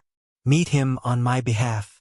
Lovell was startled and asked, "Didn't you want to invest in the Black Star Army?" "I will only make a decision after meeting Black Star. Before that, we cannot let go of any other investment opportunities," Sokin replied. His deal with the 3 shareholders was a secret. Apart from himself, everyone in the financial group thought that he was making a trip to the Shattered Star Ring for an ordinary investment. Although he was planning to use money to compete with the Black Star Army, he needed to use the money wisely. While money would allow him to snatch a larger portion of the market, he did not like suffering losses. Sokin wanted both the deal with his shareholders and the opportunity to invest in the flickering world. As long as he invested in the right target, things would go smoothly for him. He wanted to compete with Black Star head-on but also not anger the dynasty. Thus, there was a suitable investment partner in the Shattered Star Ring. After all, the Black Star Army was not the only organization that had the right to begin construction in the flickering world. Chapter 921, Level 300. Chapter 921, Level 300. Less than 5 minutes after the players went offline, various reports were sent from all the Black Star Army bases to Han Xiao. This was not the first time such a situation had occurred for the various officers, and although there were still some who found the matter strange, there was not a huge commotion. To the outsiders, the disappearance of the players did not have any pattern, and only Han Xiao, who also had the player interface, could accurately grasp the time. Version 3.0 was the true uprising of the Black Star Army in terms of manpower, strength, and status.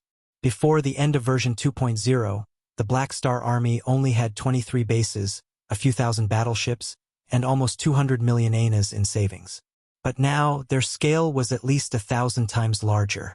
This was sufficient to prove just how great the benefits he had during the current version. He had managed to grasp all the opportunities that presented themselves to him. Advancing into the Beyond Grade A was like a carp leaping through the Dragon Gate. With the current scale of the Black Star Army, although the players going offline would affect the employment missions of the Army, it would not stop the ordinary operations of the Army from operating. The version update this time will take 23 years, and the flickering world will be in the 4th phase of development by then. Han Xiao leaned back on his chair. To a civilization, a few decades was a short amount of time, just 1 or 2 generations. Without any outside interference, this amount of time was not enough to cause a huge change. When all their questions could be answered and they no longer needed to fumble around in the dark for research, the Black Spirit race would definitely be able to go from a native civilization to a galactic civilization in a short few decades for sure.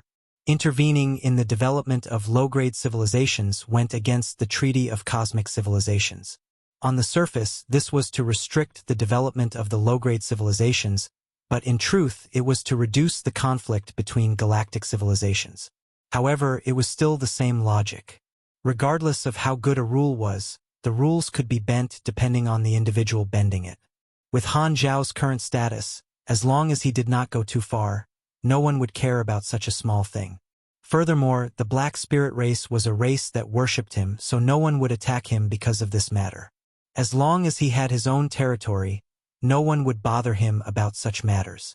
Han Xiao then took out his communicator and called the dynasty. "Your Excellency Black Star? Do you need something?" "Of course. If not, why would I bother calling you / Han Xiao then went straight to the point. "How much longer will it take for the first exploration phase to end? You said that it would be finished very soon 2 years ago, and the star maps of the 3-star clusters have already been perfected. When will the upper echelons of the dynasty announce the completion of the first phase?" "I am not too sure about the exact time, but it should be this year at the latest. Inform me if you have any news." "Don't worry. Chief Commander Terekov will definitely inform you beforehand."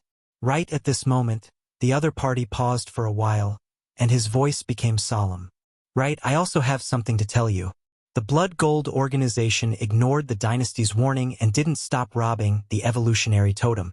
Our allies are grumbling because of this matter." Han Xiao was surprised and said, "It seems like they've found a backer." It is more accurate to say that a backer found them. The Federation of Light provided them with protection and got them to hide in the Abyss of Stars.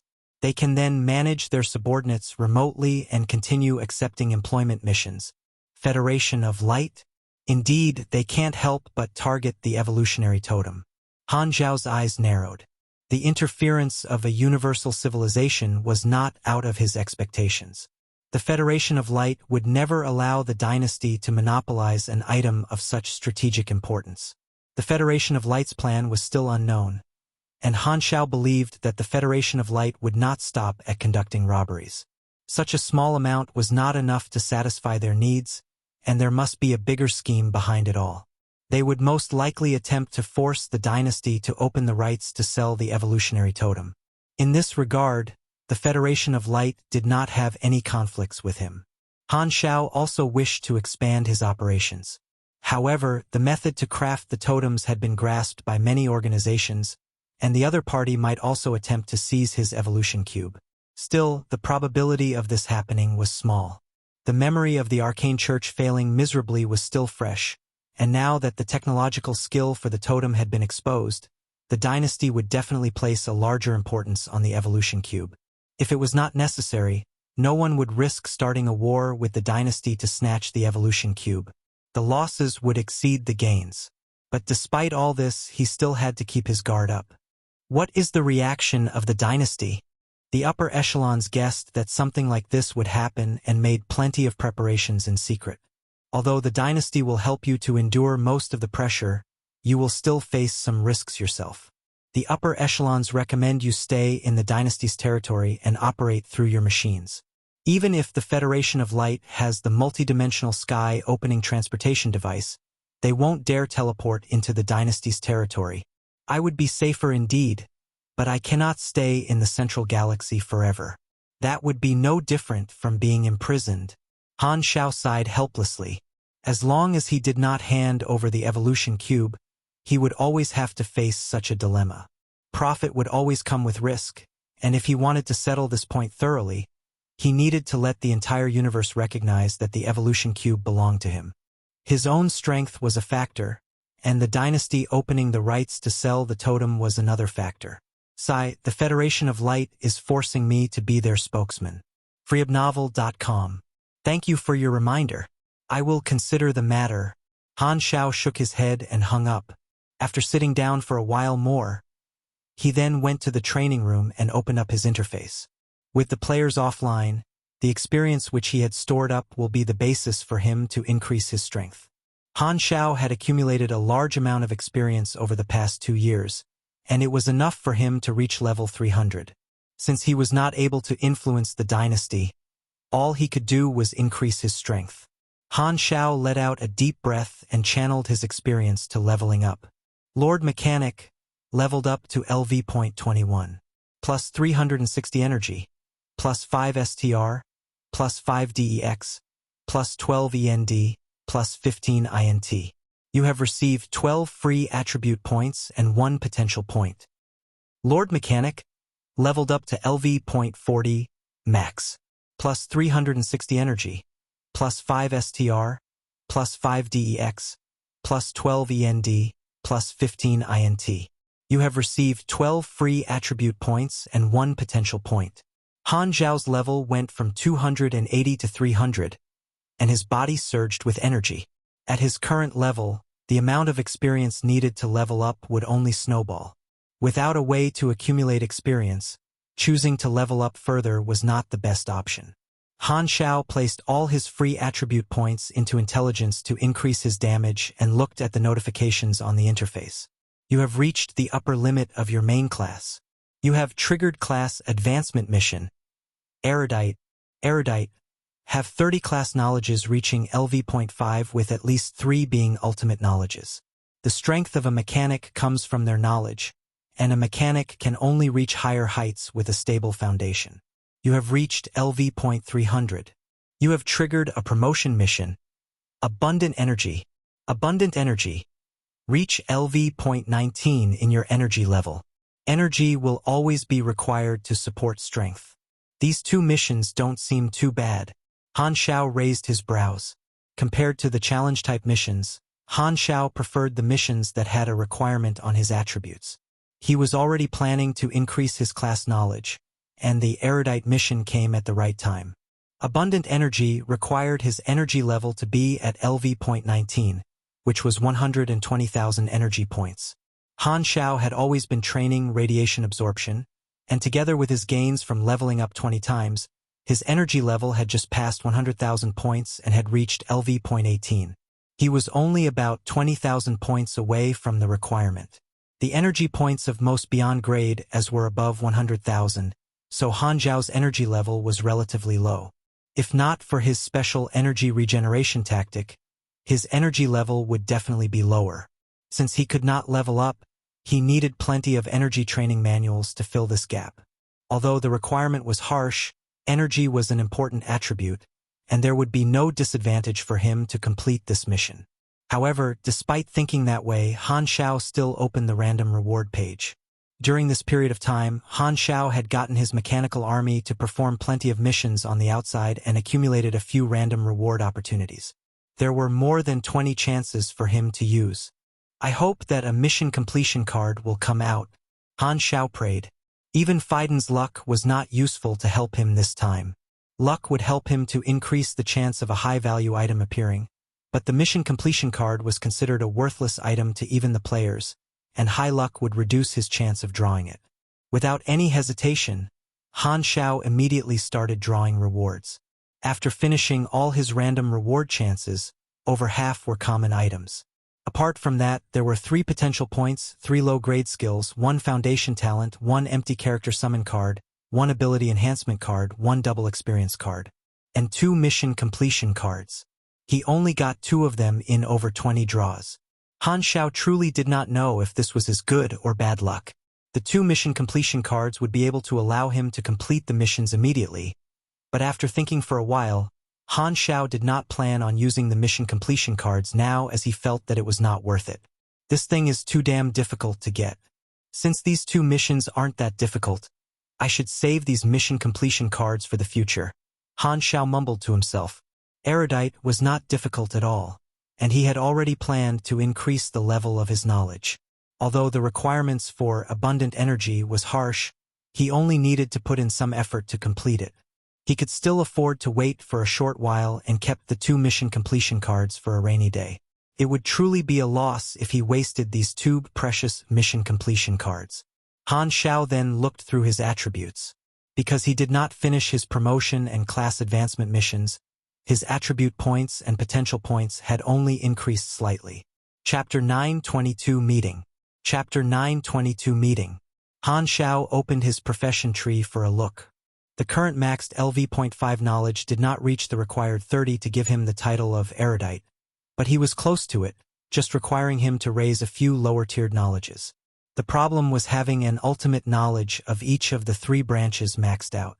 Another important source for potential points would be to reach max level for his skills, but the upgrade cost would increase exponentially with the character level and some of all skill levels. For a non-related branch ultimate knowledge, it would require roughly 120 potential points to upgrade from LV.0 to LV.5. It was also impractical for Han Xiao to suppress his level. Even with all the experience he had saved up currently, it would not be enough to bring his ultimate knowledge to max level. After thinking for a while, he decided to instead upgrade Eternal Power Source, Virtual Creator, and another from the Control branch to the max level, as these 3 ultimate knowledges did not suffer from any experience penalties. He directly opened the Skills tab and invested some experience to upgrade his blueprint skills. After reaching the required amount of potential points, he immediately used them up, maxing out Virtual Creator and Eternal Power Source. His last required ultimate knowledge of the Control branch had not been learned. While he had sufficient contribution points in order to maintain the effect of his political assets, he needed to preserve at least 6,000 points, keeping his relationship with the dynasty at reverence. Thus, he could only wait until he reached 12,000 contribution points to exchange for the ultimate knowledge. He was still lacking around 3,000 or 4,000. After completing his operation of upgrading and learning skills, his reserve experience shrank greatly. During version 2.0, Han Xiao's stored experience was only enough for him to increase from level 170 to 207. In version 3.0, due to the larger number of Black Star Army faction players, which allowed him to sell more of his products and grant higher rewards for missions, Han Xiao's current experience reserve far outstripped version 2.0. But no matter how much he had, it was still finite. The cost of upgrading at this stage was much greater than that of the lower level, and he also needed to reserve a certain amount of experience to gamble on blueprints and improve strength training. Han Xiao then entered the quantum network, ordering Philip to purchase energy training techniques in large quantities. With the current finances of the army, this was a small matter and did not require him to worry about it himself. Following this, Han Xiao collected his gains in the random reward. The 2 low-level skills drawn were relatively ineffective, but the foundation talent was not bad. It was called Brain Enhancement, and the effect was an increased 4% intelligence. At his current level, it would grant hundreds of intelligence points, and since intelligence was the core attribute for a mechanic, there was some value in it. Other than this, the more useful ones included a blank character summon card as well as an ability enhancement card. He had drawn 1 ability enhancement card long ago, and it had been sitting in his interface without him touching it. With this new card, he now had 2. Han Xiao scanned his skill bar as he muttered, "What should I enhance?" Profession skills would not be able to trigger any skill mutations and could only be strengthened based on its basic values. At present, Han Xiao's combat ability was quite well-rounded, so it seemed like he could use it to strengthen any skill. After thinking for a while, he decided to use it for the skill Gene Liberation. This explosive ability was still useful, and strengthening it would be no loss. Activating Ability Enhancement Card. Target. Gene Liberation LV.10. Undergoing enhancement. Enhancement completed. Gene Liberation LV-10. S effect has been upgraded. There was no mutation, but Han Xiao was not surprised. Gene Liberation was already the mutated form of Flaming Will, and in the past there was a crazy guy who tried continuously enhancing only one skill, and he found out that the use of the enhancement card greatly dropped with each consecutive try. The success rate for the first time was 20%, followed by 5%, and a third time would be 1%. The interface showed that Gene Liberation's minimum damage bonus had increased from 220% to 240%, while the maximum increased from 480% to 520%. The continuous effect was upgraded from 2 to 2.4 seconds, while the cooldown reduced from 7 minutes to 6 minutes and 20 seconds. The passive trigger was upped from 20% to 28%. Overall, it was an acceptable strengthening. There was still one ability enhancement card left over. After looking at it for a long time, Han Xiao decided that he had no other abilities worth increasing now and decided to leave it. Players could also draw ability enhancement cards, and the enhancement effect applied the same way. The more used, the higher the chance of transforming qualitatively. If one could increase the -90% luck for the luck curse to -100%. All card items such as the character summon card or ability enhancement cards were character-bound and could not be traded. Thus, the temporary character cards obtained through his juice extraction would be so sought after. If it was not for that, Han Xiao would have assigned a mission long ago to amass character summon cards. After finishing what he needed to do, Han Xiao closed the interface and left the training room. On the way, he took out his communicator and contacted Sylvia. "How goes the preparation for the party?"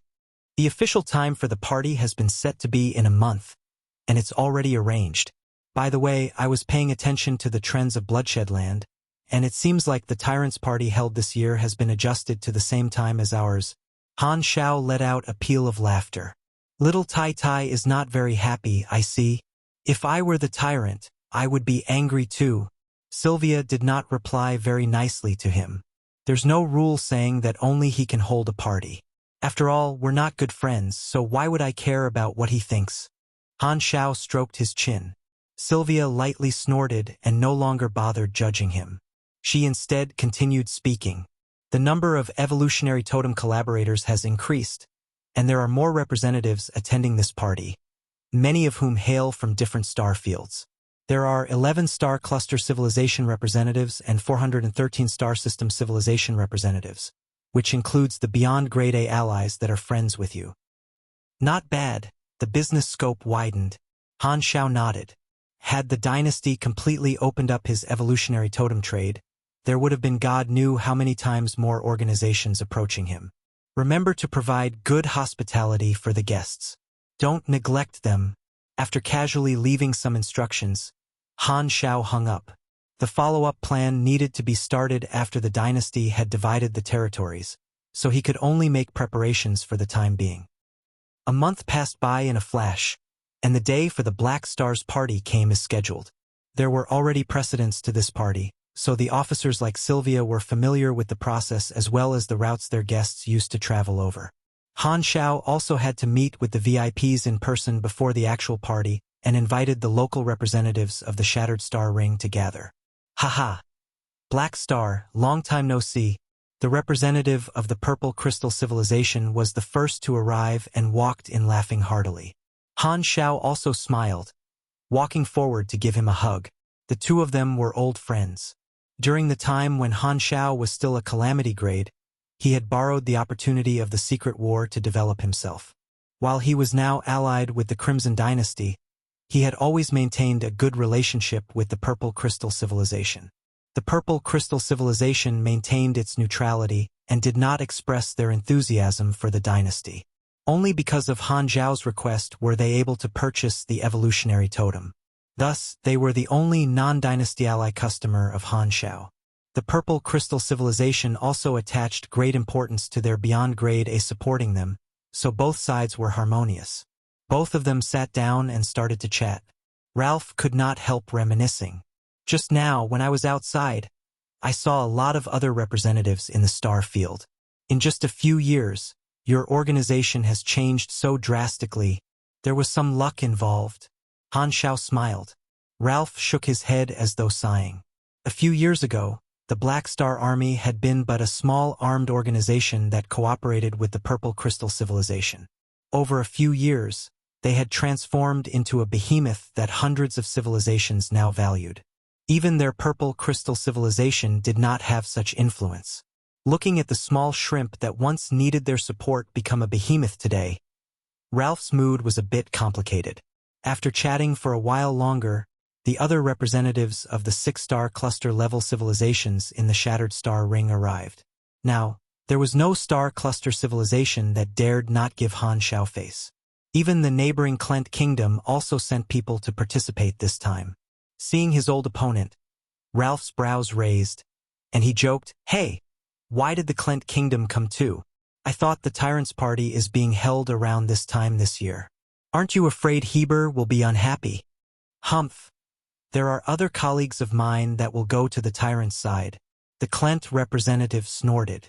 The grudges of the secret war had not disappeared, but because of their interests, Klent could only wrinkle their noses and come to please Han Xiao. While they both were allies of the dynasty, if Black Star did not wish to sell the Evolutionary Totem to Klent, he could choose not to do so. These 7-star cluster-level civilizations controlled the entire Shattered Star Ring, and Han Xiao had various business dealings with them. His network and influence could even be considered stronger than Heber's, as people who attended Heber's party did so to give him face. However, those who attended Han Xiao's party all were connected by benefits, which meant a deeper level of relationship. Just as Han Xiao was chatting with them, his communicator vibrated. It was a message from Sylvia. "Teacher, Sokin has arrived." Han Xiao told Sylvia to observe Sokin. His eyes flashed, and he flashed a smile toward the other representatives. "Gentlemen, excuse me for a moment." Sokin's fleet docked at the pier, attracting a lot of attention. The Limitless Financial Group's name had been heard by almost all the representatives of these civilizations, but after a few glances, they withdrew their gazes. The Black Star Army was also a beyond grade A force and was allied to the dynasty. It was not surprising that the Limitless Financial Group had also arrived. Sokin got off the spaceship and saw their behavior. His eyes narrowed slightly, and he had a clearer understanding of the power of the Black Star Army. Frueval.com. While the partners of the army might not compare to those of the Limitless Financial Group, they still had a lot of say in the Shattered Star Ring. This moment, Phaidon, who was waiting by the side, came up with a smile. "I'm a Black Star Guard, Phaidon. I'm here to welcome the distinguished guests from the Limitless Financial Group to the Black Star Army. Your Excellency Sokin, Black Star is waiting to meet with you." Hearing this, Sokin withdrew his gaze and focused on Phaidon. His breath caught suddenly, as confusion flashed across his eyes. He asked, "Are you male or female?" "I guess you could say both." Phaidon warmly smiled and added, "But mostly male." "Oh, I understand." Sokin coughed lightly. "Please lead the way. I'm also looking forward to seeing Black Star." The group left the dock and proceeded to another reception room.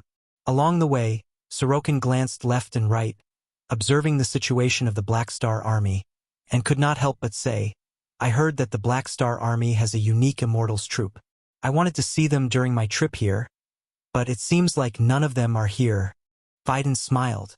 "Oh, you really came at the wrong time. They are not present." "Oh, so that's the case." Sokin's mouth twitched. A month ago, not long after he reached the Shattered Star Ring, he received news from his side that all the Immortals in his financial group had disappeared. Sokin thought that it was a standalone case, but it seemed that Black Star Army's group had also disappeared. Indeed, no matter how far it is, the Immortals seemed to be linked. Sokin had always been observing the players, but he was unable to tell the circumstances behind their disappearances and could only admit that he was unlucky. His idea of coming into contact with the Immortals here was wasted. Arriving in the reception room, Sokin sat for a while before the door opened, and Han Xiao walked over. "How do you do? I'm Sokin from the Limitless Financial Group. I'm honored to meet with the man who captured EsGod." Sokin smiled slightly, displaying nothing out of the ordinary. "It is also my honor to meet you. Please take a seat." Han Xiao shook hands with him as well. They sat down and Sokin smiled as he spoke. "While I'm based in the distant sea of star spirits, I've often heard about the deeds of Black Star. A long time ago, I was already thinking of cooperating. There is a business opportunity, so I came with sincerity and hope that our first contact today would be a good start for the future cooperation between the two parties." "I hope the same." Han Xiao raised his brows, with a smile that was unlike a smile on his face. "First time in contact? You piece of sh*t. If not for the fact that I know you so well, I would really think that you're such a sincere person." In his previous life, the players did not have much information on Sokin. In the eyes of the players, he was a beyond grade A without much sense of existence. He had no outstanding records at the beyond grade A. Han Xiao had recently asked his friends in the beyond grade A circles and found out that Sokin had never fought with any of his peers before. They mentioned that his combat power was not strong, and the beyond grade A was used more as an identity to facilitate business negotiations.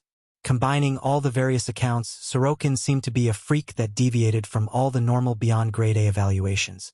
Compared to the others, his business attributes were far stronger. However, those who could become beyond grade A would have experienced various difficulties and obstacles. Without strong mental will, it was impossible to get to beyond grade A. Han Xiao felt that Sokin might not be as simple as he seemed on the surface. Because there was limited information, he could only understand the opponent's personality through personal contact. Han Xiao's mind was racing. It'll be best to find a method to poke him and force out all the combat information. Chapter 923 Old Fox and Lobbyists.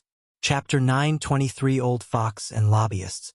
Even as he thought about Sokin's information, Han Xiao's expression was normal, and he commented on Sokin's words with a voice full of interest. "How can we cooperate?" As he spoke, Sokin smiled. "The flickering world is a rare business opportunity. I heard that the Crimson Dynasty will divide the territory of its allies that participated in the exploration. When the new star field opens in the future, the flickering world will be integrated into the universe, which will usher in a period of explosive development. The dynasty's allies who sit on these sites will be the biggest winners. So we hope to invest heavily in the Black Star Army and build the site ahead of time with you. The Limitless Financial Group invests in the entire universe and does not miss any business opportunities. Presumably, you know of our financial resources. Our help will make the construction more efficient." "That's right. The market value of the Limitless Financial Group is indeed frightening. I do not doubt your capabilities." Han Xiao nodded. Many subsidiaries of the Limitless Financial Group had been listed on the interstellar stock market in different regions. Their market value was transparent and open, easily checked, and the amount of anas they possessed made people who were unaware of it think that anas were some inferior currency. Resources were often gathered like this in the hands of a few. In the galactic age, the gap between the rich and poor was like the difference between a beast on a planet surface compared with a galactic resident.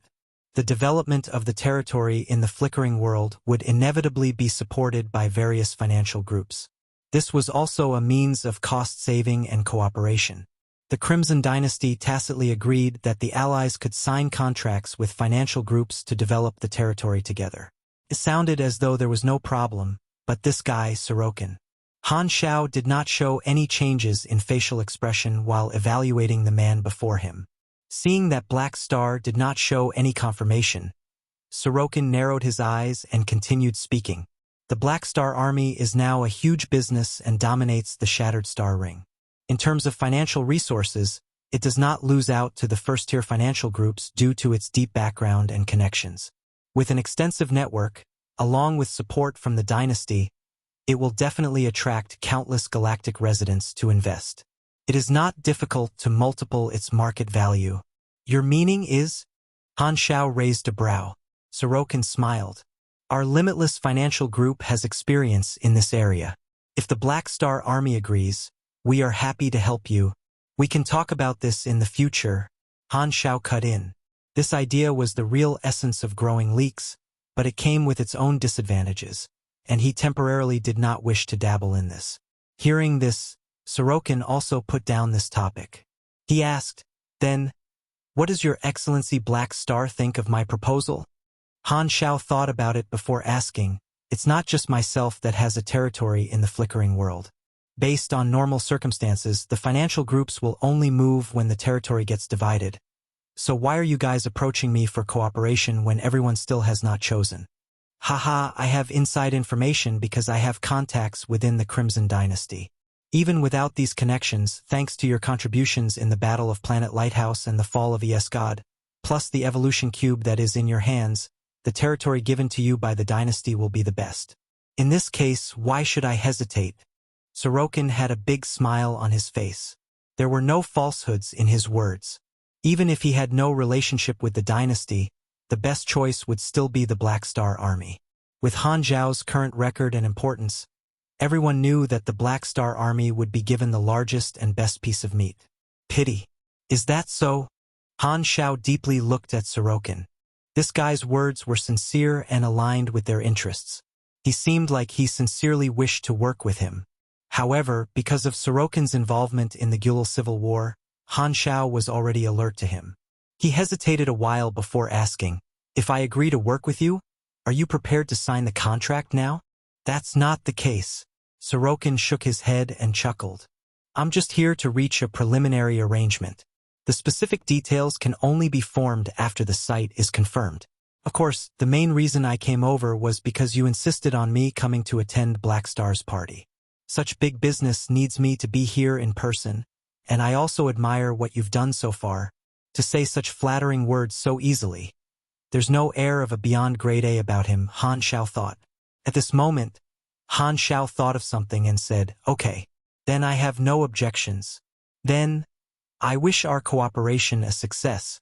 Sokin laughed. Han Xiao did not laugh and changed the topic. "That's right. I heard that the Limitless Financial Group has many beyond grade A shareholders, and there are even ancient ones among them, such as the mechanic Emperor Manison and even allies from the dynasty." "That's right. The Limitless Financial Group trades its shareholder position for resources and protection. Am I right?" "Yes." "Oh, since you wish to cooperate, a verbal promise is unsuitable. In the future, since the flickering world still has a long time ahead for development, if I become a shareholder of the Limitless Financial Group, then I can naturally cooperate fully with the financial group. I think that my name, Black Star, still has some weight in the universe. Your Excellency Sokin, do you think that I have the qualifications for a shareholder position with my current status and resources?" Through the Gulal Civil War, Han Xiao had discovered the Limitless Financial Group's attempt to steal his food, so he wished to break into the Limitless Financial Group and find out who was trying to snatch his rice bowl. Sokin had an awkward expression. Han Xiao's eyes gleamed, and he purposely deepened his voice. "Oh, it seems you think that I don't have the qualifications." "Of course not." Sokin shook his head, but he was laughing coldly to himself. "I'm afraid you don't have the qualifications. To want a shareholder position the first time we meet, your appetite is really big. It seems like your battle records have made you proud and reckless." While Sokin thought this, he displayed a helpless expression on his face. "Your Excellency Black Star, you have the qualifications, but with the size of the Limitless Financial Group, the shareholder position is not given out easily. Even if I'm willing, the others may not be willing, and there's only one shareholder for each of the 3 universal civilizations. The dynasty already has someone occupying a seat. You understand what I mean?" "Ah, so it's like that." Han Xiao nodded. Another method for the 3 universal civilizations to keep each other in check. This reason seemed to be easy to use with no way to figure out their thoughts. "If that's the case, then let's not talk about such things for now. No matter what, to be able to meet another beyond grade A today, I'm really happy." Han Xiao glanced at Sokin.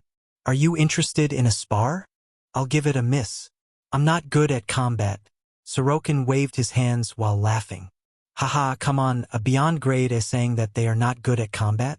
You must be joking. I might be a beyond grade A, but I don't like to fight and have not exchanged blows with anyone for a long time. My skills have long regressed, and besides, with your Excellency Black Star's renown in the universe, I admit that I will not be your opponent." Saying this, Sokin stood up and smiled. "If I'm not wrong, you still need to meet others, right? I've also just arrived and need to arrange my subordinates. Let's stop here for the day. I'll come and visit again tomorrow and chat more. How about that?" "All right." Hearing this, Han Xiao could only nod. The guest had come from afar, so he could not forcibly make Sokin stay. Sokin smiled, and after exchanging communicator numbers, he left the room. After he left, Han Xiao frowned. This guy has a seamless defense. If he doesn't agree to spar, then I'll need to think of another idea. Sokin was also a person of influence, and he came all the way to discuss a possibility of cooperation, so Han Xiao could not show any hatred. He did not know the intentions of the other party, and if he ended up antagonizing them, that would be bad. While Sokin seemed very sincere on the surface, Han Xiao felt that the other party did not really want to work with him. Recalling their conversation previously, Han Xiao found it difficult to read Sokin's personality, as though he was wearing a mask the whole time. "I don't even know what he's thinking." Han Xiao rubbed his temples, helplessly sighing. Conversing with such people was the most taxing. This year, the Tyrant's Party and Black Star's Party were held at the same time. The civilizations of Shattered Star Ring could not afford to snub either one, so they also sent messengers to follow the habits of previous years to attend the Tyrant's Party. On the top floor of the Bloodshed Lands Palace, Heber stood in front of a huge window. Outside the window was a black and gray fortress, as well as stars that spanned across the entire universe. His gaze was fixed toward the residences of the emissaries. In recent years, these messengers would take advantage of the time before the party to network with the others, but now, there was almost no movement from these emissaries. Most of them stayed within their rooms, and the hall appeared cold and deserted, like stagnant water. Because Black Star's party was livelier, the civilizations of the Shattered Star Ring all regarded Black Star's party as the main stage of communication, and the Tyrant's Party was a secondary occasion. Matters to be discussed could be done on one side, and they did not need to move on the other. Right now, these people participated in Tyrant's Party more as a way to show their face, rather than as a grand and lively occasion. "Humph! Black Star." Heber's expression was tense, and the fist behind him was clenched tight. At this point, his chief staff officer Jord walked in. Walking behind Heber, he whispered, "Your Excellency Heber, the emissary from the Limitless Financial Group has arrived. She's waiting outside. Let her in." Heber did not even turn back. A moment later, Lovell walked into the room. Gazing at the huge figure in front of the window, a wave of pressure assaulted her. She calmed her mind and whispered, "I greet Your Excellency Heber." She was not even at the calamity grade and could not maintain the bearing her father Sokin had in front of Han Xiao. "I heard the Limitless Financial Group wants to work with us." Heber indifferently glanced at Lovell. "That's right. It's regarding the flickering world. You wish to be an investor, right? Such small matters need not be discussed with me. You may look for the respective officer." Heber withdrew his gaze, uninterested.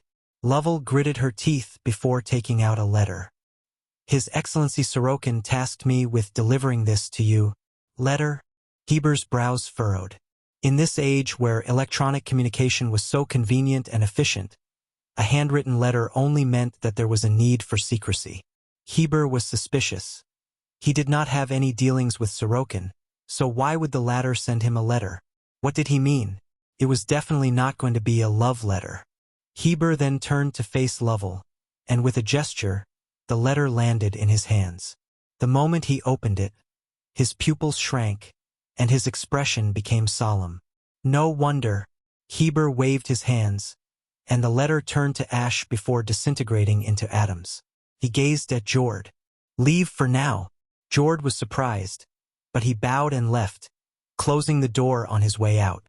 With only two of them in the room, a ray of light flashed past Heber's eyes, and energy rushed out, filling the room and isolating any external detection. "You guys wish for me to deal with the Black Star Army?" "That's right." Lovell nodded. Humph! Ridiculous, Heber coldly replied. While I have issues with Black Star, we're still allies of the dynasty, and I can't do anything about him. You've come to the wrong person. Lovell took a deep breath. Recalling what Sokin had taught her, she said, Black Star has only been around for 20 years. But how many years have you already been in the Shattered Star Ring? Black Star came later, but his business is flourishing, and his influence has surpassed yours. Your Excellency, are you willing to watch this continue? Heber's expression was indifferent, but he did not refute. As for your ally, the Crimson Dynasty, they have always been biased toward the Black Star Army. Have you thought about why that's so? Heber cut in. He has the evolution cube and I don't have anything. Is that simple? Yes. Lovell's voice rose a notch. That's the crux. Humph. So you want me to help you take his evolution cube? Sarcasm laced Heber's words. Of course not. We just need to come out with a way to make him lose the evolution cube. There's a difference between the two. Oh? What is that? It's almost impossible to rob, and the Federation as well as the Church will not rashly act. So, what we want is for Black Star to willingly give up his evolution cube. Heber almost burst into laughter. Pass the evolution cube to an outsider? Do you think Black Star is a fool? I understand that B***starred Black Star. It's easier for your limitless financial group to go bankrupt tomorrow than for him to pass over his evolution cube. No, I did not mean it that way. What if we could make Black Star surrender the evolution cube to the dynasty? Lovell replied. Heber narrowed his eyes, seemingly interested. Go on. Chapter 924, True Colors. Chapter 924, True Colors. The value of the evolution cube need not be emphasized. Today, this universal treasure coveted by all organizations is in the hands of Black Star, and its risk to the dynasty is huge. However, the universal civilizations will not force their beyond grade A allies to hand over their universal treasures. So while they acquiesce to Black Star's ownership of the evolution cube, it does not mean that the dynasty will be at ease. Heber nodded. Indeed. Continue. Only when the evolution cube is held in the hands of the dynasty can the risk be eliminated. Although he came out victorious in the Battle of Planet Lighthouse, it has also sounded an alarm within the dynasty. Rather than simply believing in Black Star's strength, it's always better to prevent such things from happening. The multidimensional sky-opening transportation device of the Federation of Light will forever remain a threat. Think of what will happen if a group of beyond grade as suddenly raid the Black Star Army headquarters. If the Federation could do it, they would have done so long ago. Heber remained unmoved. That's right. If you take into account various factors, the Federation of Light will not take such a risk, so it takes a roundabout approach to put pressure on the dynasty and Black Star. But if all means fail, then the risk will only get higher. Heber neither agreed nor disagreed, only indifferently replying, even if there are external threats, Ernrel still attaches importance to Black Star. The dynasty will not force him, so the success rate of your plan can be ignored. I advise you to give up as soon as possible. We have to try, Lovell insisted. Black Star is close to the faction of the ruler and has gained a lot of protection, but you also know that there are many factions inside the dynasty. Ever since the Evolutionary Totem appeared, there have been more cries to make Black Star turn in the evolution cube. Black Star's refusal to settle in with the cube on the Mother Star also convinced more factions. Heber frowned. You seem to know a lot. Hearing this, Lovell mysteriously smiled. That's because I'm not just representing the Federation and Church by coming this time. Ha ha ha. Heber burst into laughter, and his tone was playful. Your appetite is so big, to think you want to gobble up all three players. No wonder. I was doubting what you said, because if Black Star hands over the evolution cube, then the last chance for the Federation and the Church would also disappear. Turns out it's actually like this. Lovell smiled without answering, but inside, she secretly praised Sokin's courage. While Sokin appeared to agree with the deal between the Federation and the Church, he secretly contacted a few of the factions within the dynasty to change the plan to suppress the Black Star Army, saying that he would make the Black Star Army willingly pass the evolution cube over to them. The second deal made it obvious that the Limitless Financial Group's plan was to suppress Black Star. Not only did it leave him with a way to retreat, it also allowed him to reap the most benefits. Sokin was not someone who listened to orders quietly. He had himself to think about. The scale the limitless financial group had developed not just by profiteering from war. The battle at Planet Lighthouse had resulted in the market becoming volatile, which in turn affected the stocks of the limitless financial group, causing them to eat quite a loss.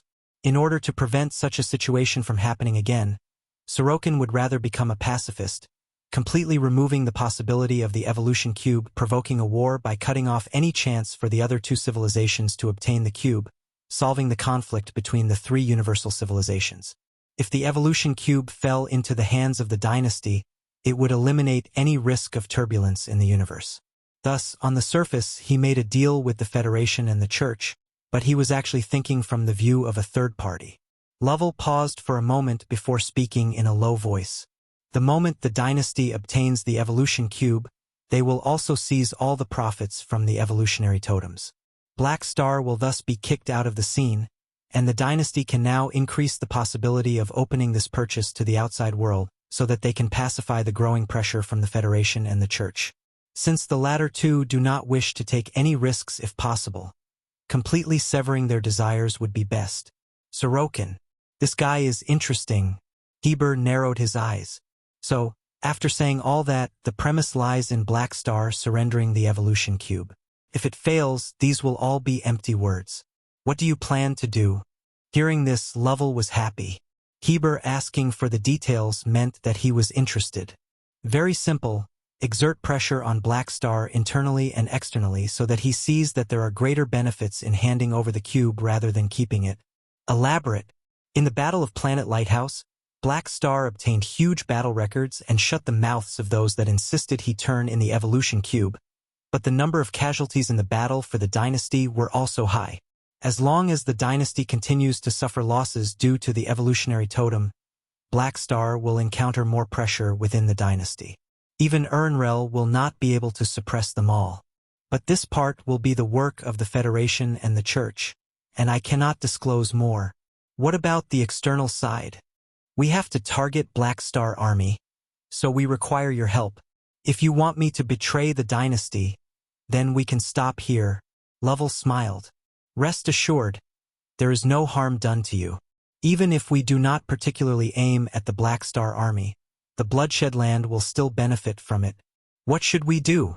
Simple, my limitless financial group will first come out with the investments to support the Bloodshed Land and recapture those business markets that the Black Star Army has taken from you.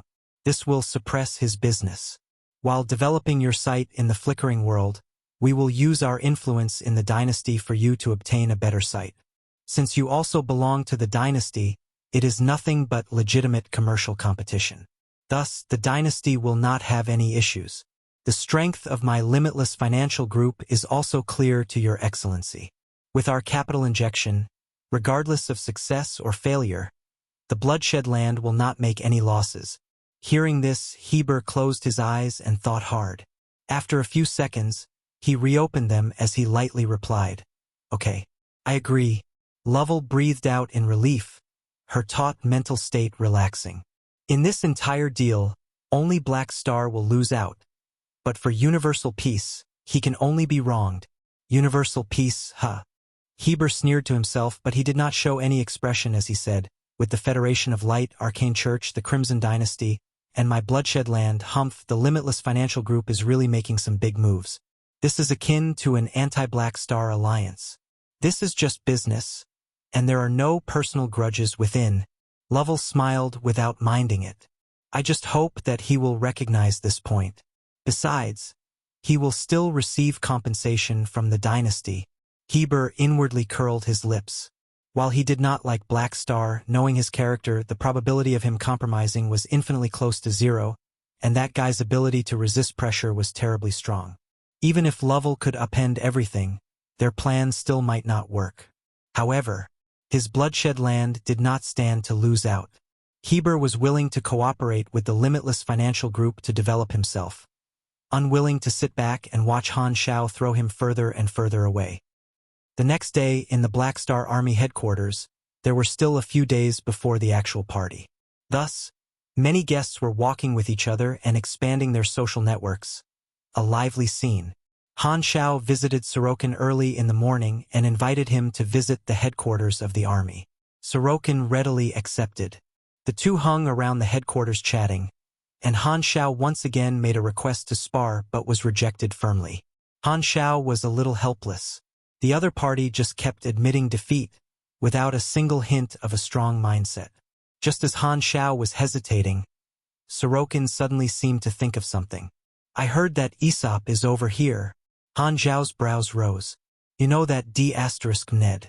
Cough, that old man. In the past, when he was part of the Ancient Ones, I met him a few times. I also invited him to join the Limitless Financial Group, but was rejected. Sokin shook his head. Aesop, that old man, was really a social butterfly. To think that people recognize him everywhere he goes. Han Xiao's mouth twitched. That's right. I also seem to have heard that you and Ames are a couple. Han Xiao froze. Now, where did you hear that? The rumor is being spread everywhere, and I just happened to chance across it. Sokin sighed. The union between two beyond grade as is just too rare. I don't even remember who the previous couple was. The head of the Limitless Financial Group actually has time to pay attention to gossip. Huh? Han Xiao helplessly shook his head. It's precisely because I'm the leader that I need to pay attention. Sometimes, business opportunities can be hidden within. Sokin smiled. Han Xiao thought a bit and decided to probe further. If I'm not wrong, you seem to be the successor to the group and not the original owner of the financial group, right? Yes. There are few records of you in the universe.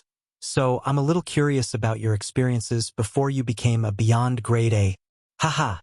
Are you so curious about my childhood? Sokin laughed. In the eyes of many beyond grade as their lives before they reached their current realms were as good as their childhood years. I'm just curious. Han Xiao waved his hands. That was a long time ago. Be it training or combat, there's nothing really worth talking about. Sokin shook his head and changed the topic. I wonder, do you have any ambitions, Your Excellency? Ambitions? Does universal peace count? Han Xiao cracked a joke. What a coincidence, me too. Sokin laughed. As they continued to chat, Han Xiao split his consciousness and slipped into the quantum network, hacking into Aesop's communicator. An old face surfaced in his field of vision within the quantum network, obviously frightened out of his wits. Black Star, I'm watching a show now. Why did you hack into my communicator? Old man, I have something to ask you. Do you know Sokin? Aesop stopped before suspiciously saying, I do. Why are you mentioning him? He's beside me now, and I'm quite curious about this guy. What was he like when you met him in the past? Hearing this, Aesop fell into silence for a while before finally saying, Sokin. TSK, an old sly fox. You'll never know if the words coming out of his mouth are truth or lies. It's better for you to be cautious when dealing with him. Oh, then how's his battle strength? I don't know. Definitely stronger than me. Aesop spread his hands out. Isn't that as good as not saying anything? Han Xiao was speechless. All right, stop bothering me. Put my communicator back to normal. I want to continue watching my show.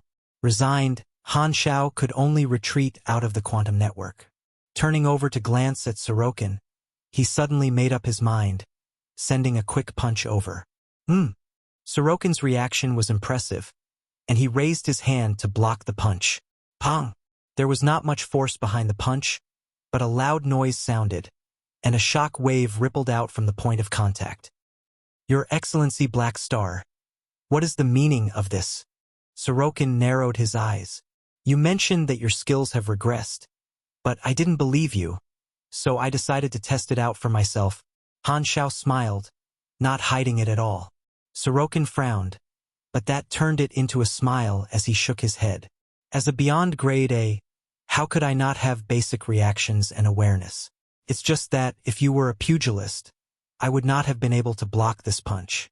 Please don't scare me, Your Excellency Black Star. I'm really not your opponent. All right, it was my fault. I was too reckless. Han Xiao immediately pulled his hand back, as though he had given up. Seeing this, Sokin heaved a sigh. He did not expect Han Xiao to move against him and thought that Han Xiao was going to force him to spar. But the latter only dealt a punch before restraining himself, making him a little surprised. Thinking about it, Sokin was relieved, because Black Star had displayed tempestuous behavior all this while and was quite reckless. For him to suddenly attack like this was in line with his character. However, he did not know that this blow he received had already activated his combat information, and it was enough for Han Xiao to see his true strength. Stealthily opening the interface, Han Xiao swept across the notifications, and his pupils narrowed. He did not guess wrong. Sokin's level was actually unknown, only having? When I was level 280, Manason's information was unknown too. Now that I'm level 300, Sokin still appears as unknown to me. This means that his combat strength is at the peak of the Beyond Grade A. He actually hid it for so long, letting all Beyond Grade as think him weak. This guy, playing the pig to eat the tiger, what is he planning? Han Xiao's thoughts spun, and his eyes narrowed. Chapter 925 Gila's Farewell. Chapter 925 Gila's Farewell. Similar to Manason, most of Sokin's abilities were masked, and only some of them were revealed. Sokin was a psychic esper, which was evident in that most of his abilities were geared toward the soul and mind. He had strengthened his mind invasion, mind reading, and mind manipulation abilities, and Han Xiao even saw some special talents and skills. Immortal Soul. Your powerful spiritual energy has blessed your soul with immortality, and even if you lose your fleshly body, you can still survive with your soul. When the HP value reaches 0, your soul can survive from the destroyed body. In this case, you transform into a soul life form with an energy body, and you will obtain a new HP bar which will not decay. You will also obtain immunity to all physical attacks, extremely high resistance to status effects, and can phase through a majority of obstacles. You can also invade and parasitize the mental domains of other living creatures. Only energy-based or mind-based attacks will cause damage to you. Fleshly body reconstruction. The fleshly shell is the carrier as well as the protector of the soul. If your body is destroyed, you can consume soul energy to reshape it. The HP of the reconstructed body will be 30% of the original. Multidimensional energy absorption. You can absorb any ownerless multidimensional energy in your surroundings to replenish your energy. Spiritual energy foundation. Exclusive talent.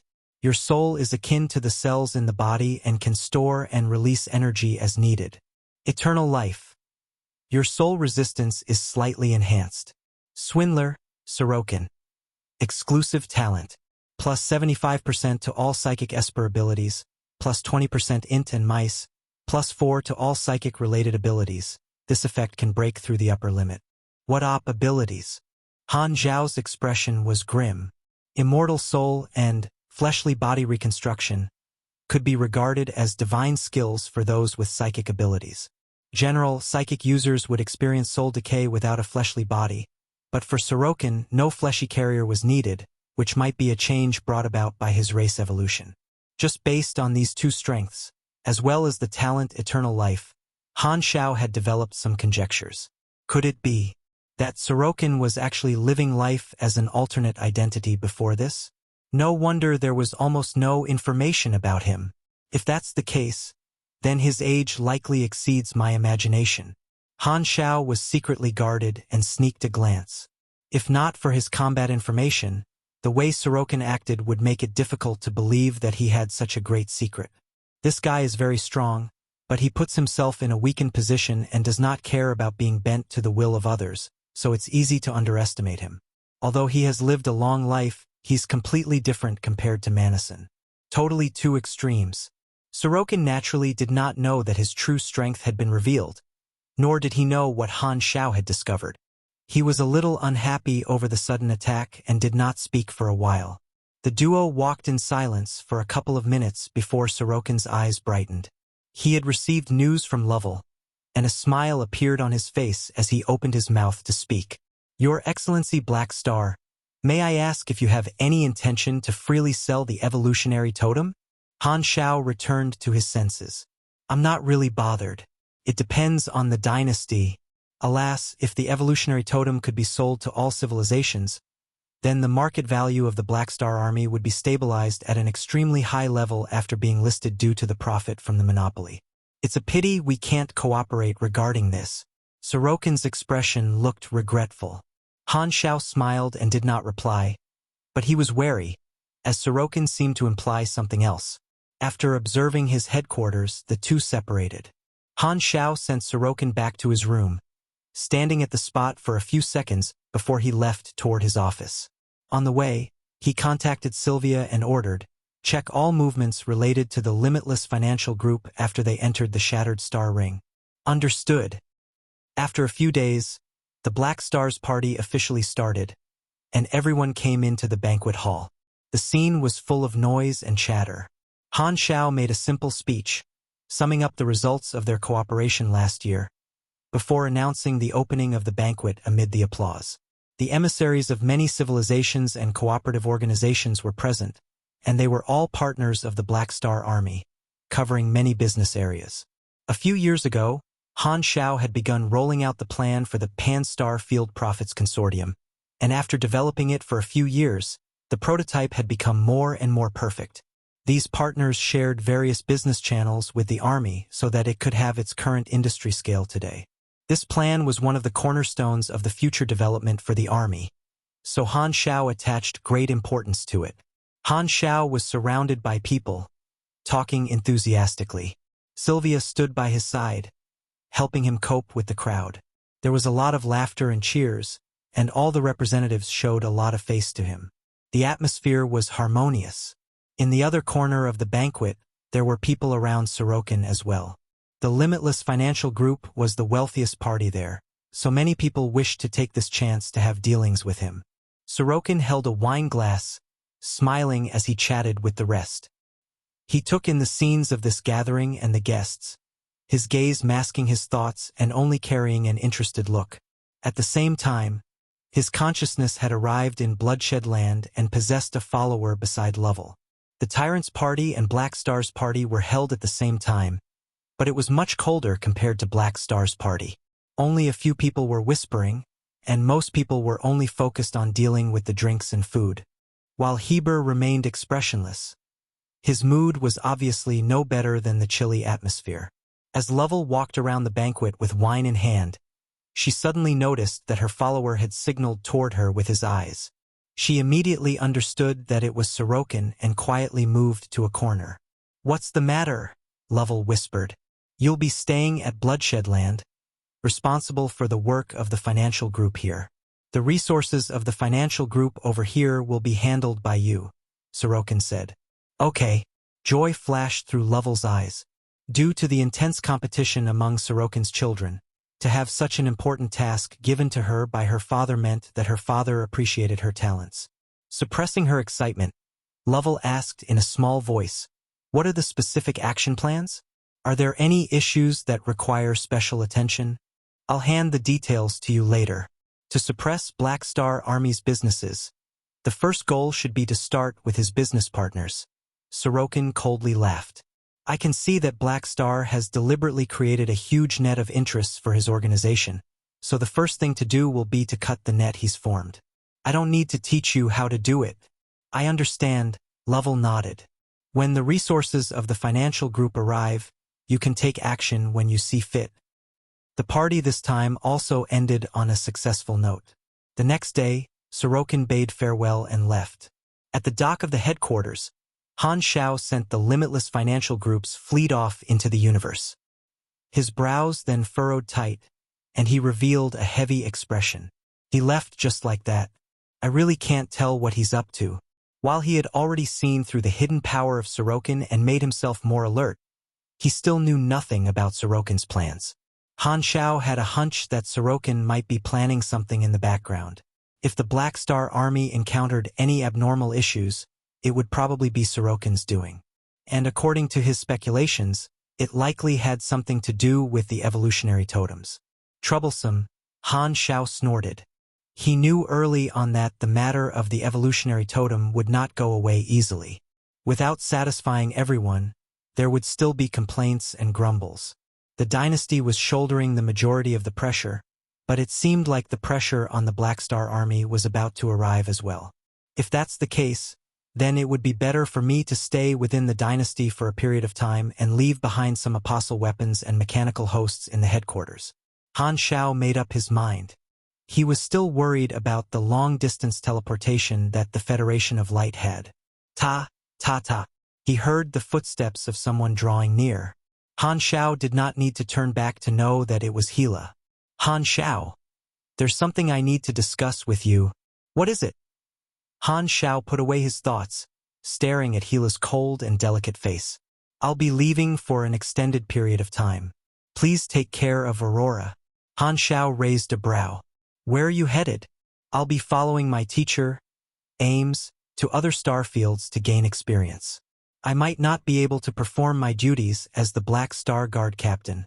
Gila lightly replied. Han Xiao was surprised. Following Ames? That's right. It was teacher who invited me. Both sides stared at each other for a while before Han Xiao broke out into laughter. This is a good opportunity. I approve of this. Leave Aurora to me. Thank you, Gila nodded. There's no need to say thanks between us.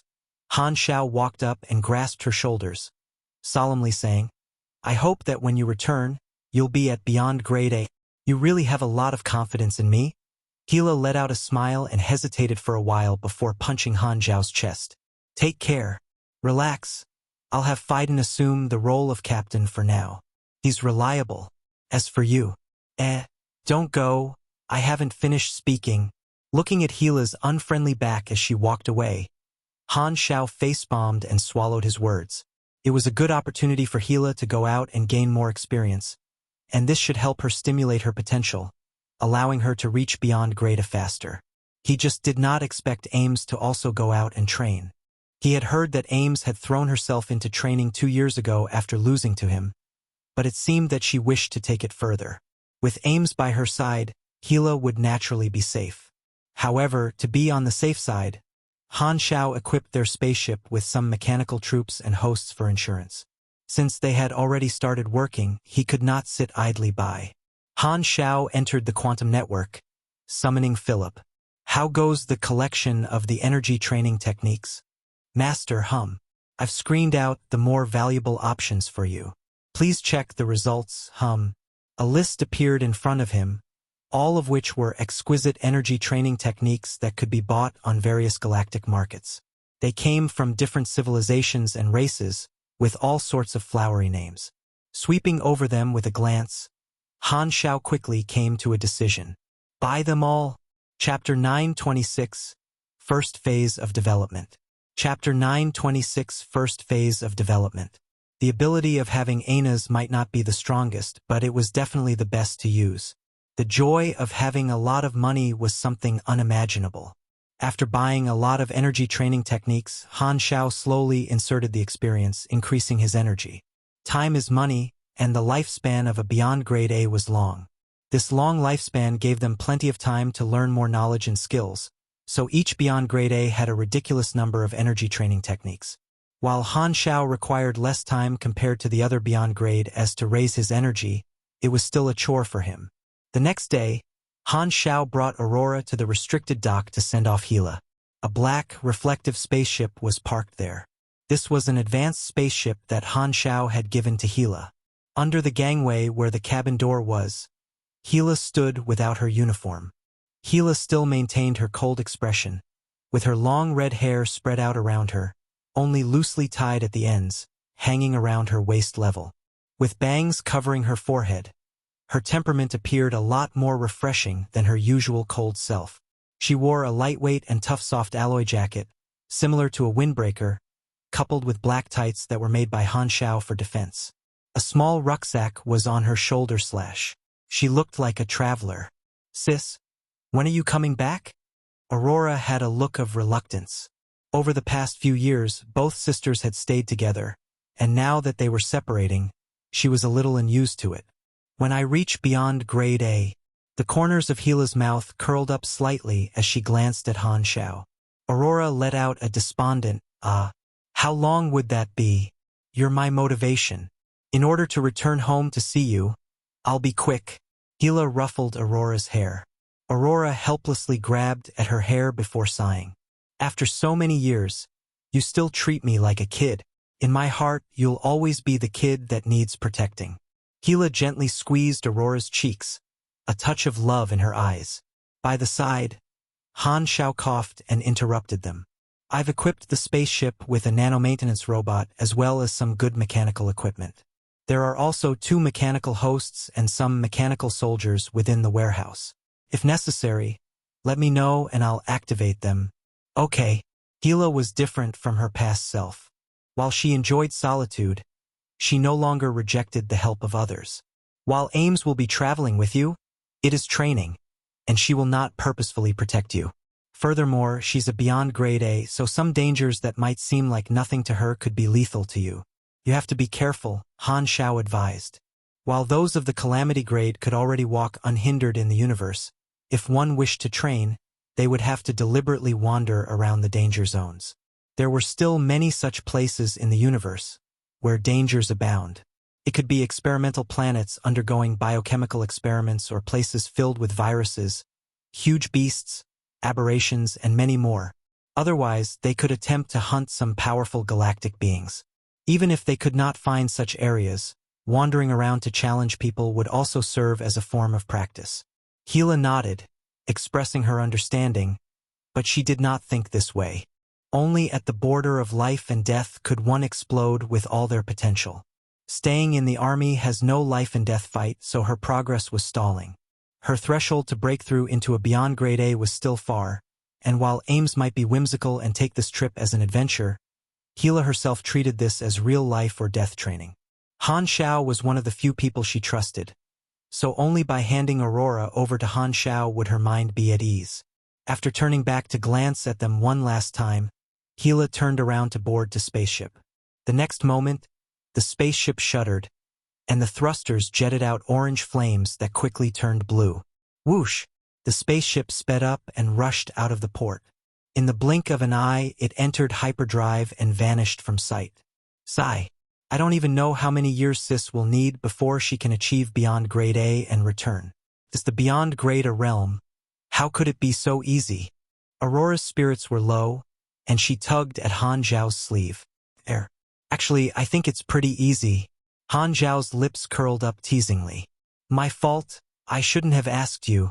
Aurora rolled her eyes, tiptoeing to pat on Han Xiao's shoulder, acting like the elder as she sighed.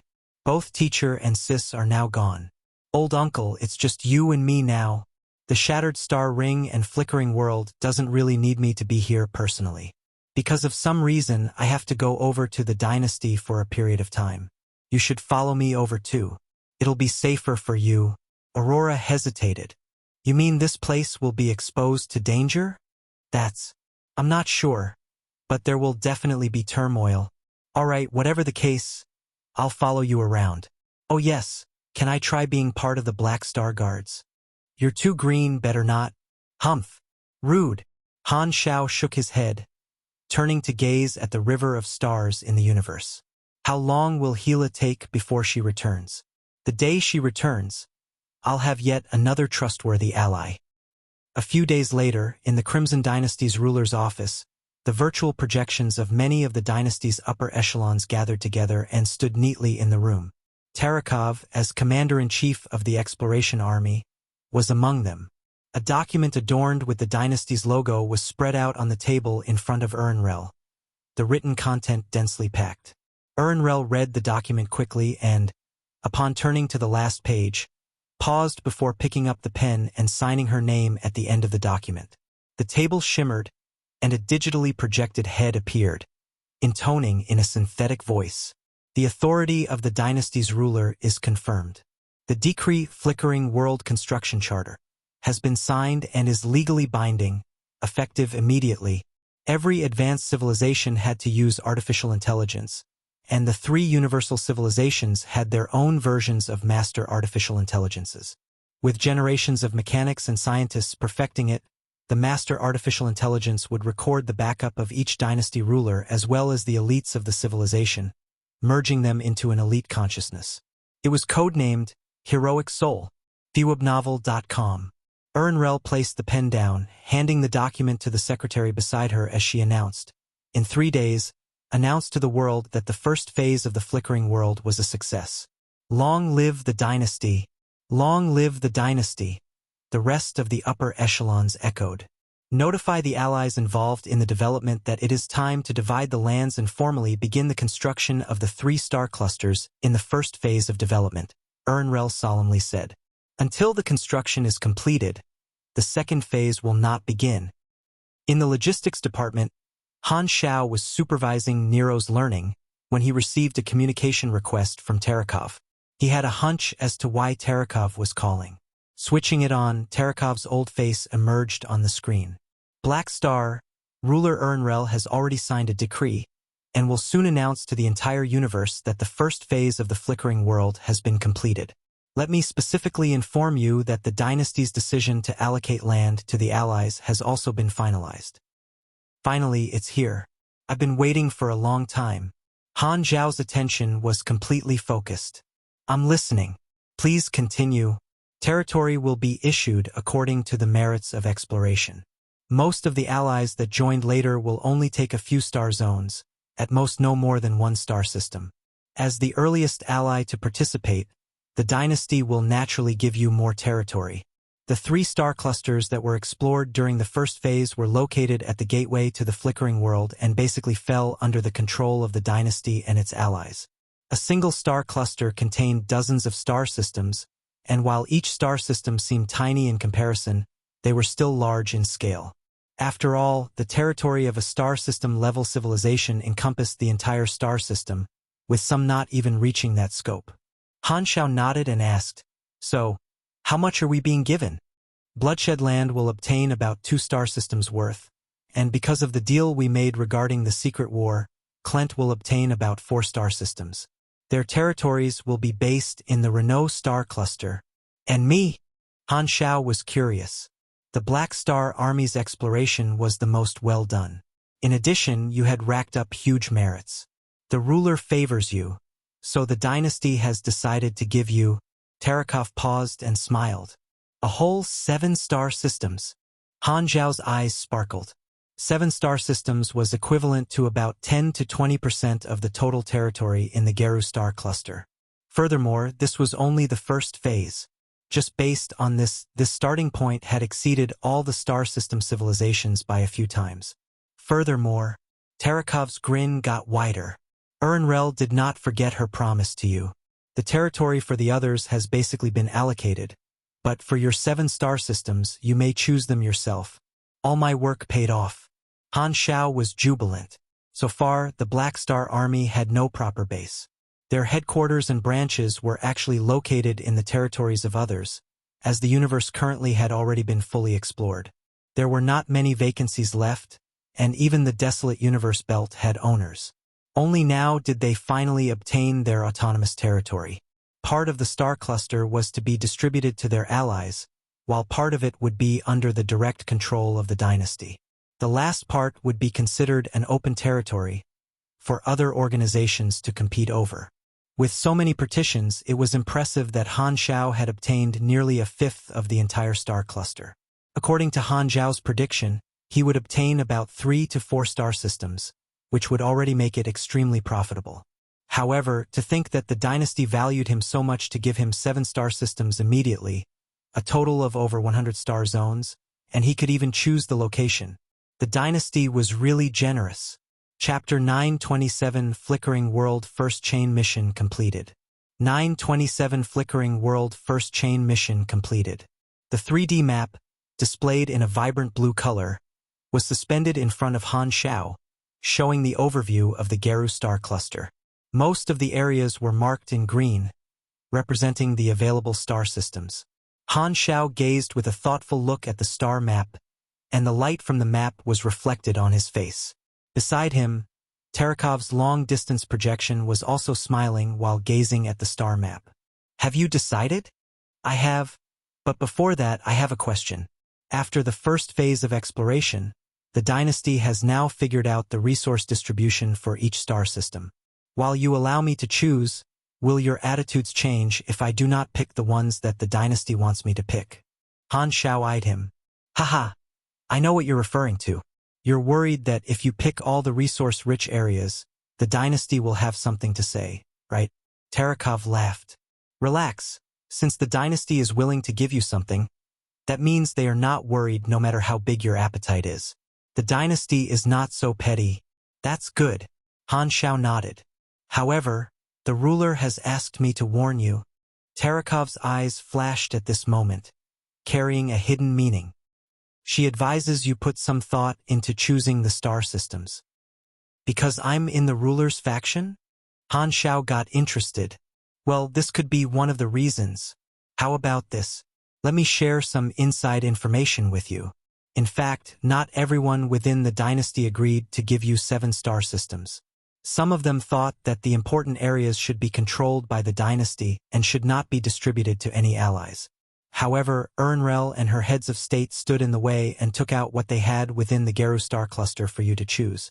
Based on her words, since the dynasty had made a commitment, they should not go back on their word, or it would only cause their allies to lose trust. Seems like the ruler is really looking out for me.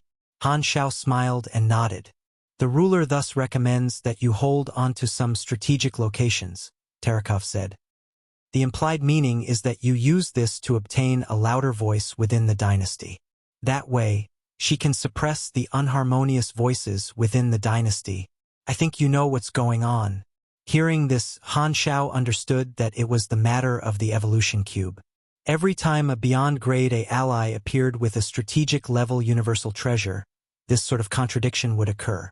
In the past, Psyker often had to bear the pressure of the arcane church as well. Some people within the dynasty would hope for him to take the initiative to turn in the evolution cube. It was not that Han Xiao had not heard of it, but their voices were currently very weak when faced against the rules of how universal civilizations should treat their allies.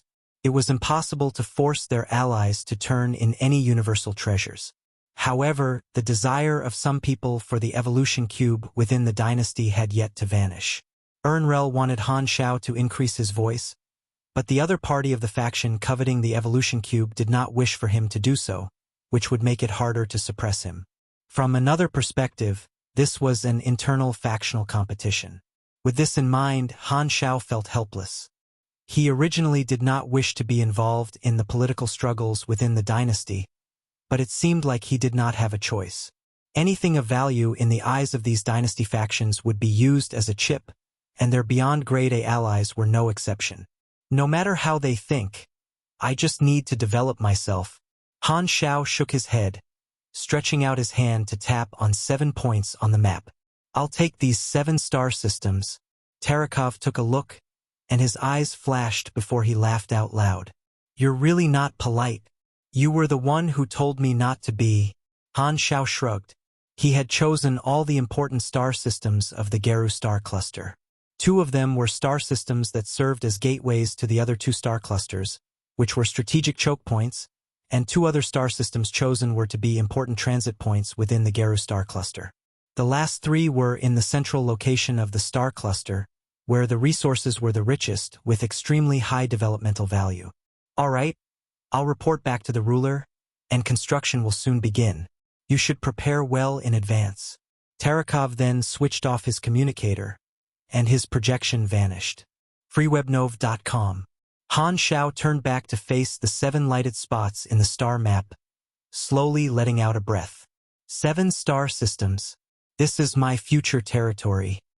Several days later, the Crimson Dynasty announced to the universe that the first phase of the Flickering World exploration was a complete success, announcing the exploration results to the world. There were countless gazes observing the development process of the Flickering World all along. The new star field was both the territory of the Crimson Dynasty as well as the wealth of an entire universe, and if successfully opened, the reputation of the Crimson Dynasty would also be raised. This news inspired the spirits of many organizations, especially the financial groups. Even as early as during its exploration, the dynasty had already released the rumors that the follow-up construction would allow the financial groups to inject capital to participate. Even though there were more people than benefits provided, only the larger financial groups would be able to compete for the rights to construct, so it was still a profitable trade. Every ally of the dynasty would be a good target to invest in. The dynasty's announcement also listed the ownership of territories for each ally. Among them, the Black Star Army stood at the very top with 7 star systems, far exceeding Klent in second place with 4 star systems. The major organizations within the universe could feel the importance the dynasty viewed Black Star with. But that was to be given. Black Star was still so young, yet he had grown so quickly. He would most likely end up as one of the pillars of the dynasty for the next hundreds, if not thousands, of years. Therefore, the dynasty would not neglect him. After the announcement was released, the major financial groups also started to act. They began to contact the dynasty allies within the list. The Black Star Army was the most popular with the financial groups, with countless applications sent to Philip. While the territory of 7-star systems seemed huge, there were just too many financial groups staring at the flickering world. A financial group's goal was to profit, and with only that much territory, there was no way Han Xiao could choose to work with all of them. Han Xiao personally screened out the financial groups with limited power and sent his people to negotiate with the larger ones. Because this was a big project, Han Xiao asked Sylvia to send staff from the various departments to form a team to negotiate with the different financial groups to discuss the details of cooperation. The typical method of cooperation was for the financial group to invest cash, buy resources and engineering equipment, or help them to construct the territory. The invested party had to promise that after the flickering world was opened up, these financial groups would get to operate or mine on certain resource-rich planets or have certain rights when conducting businesses within the territory.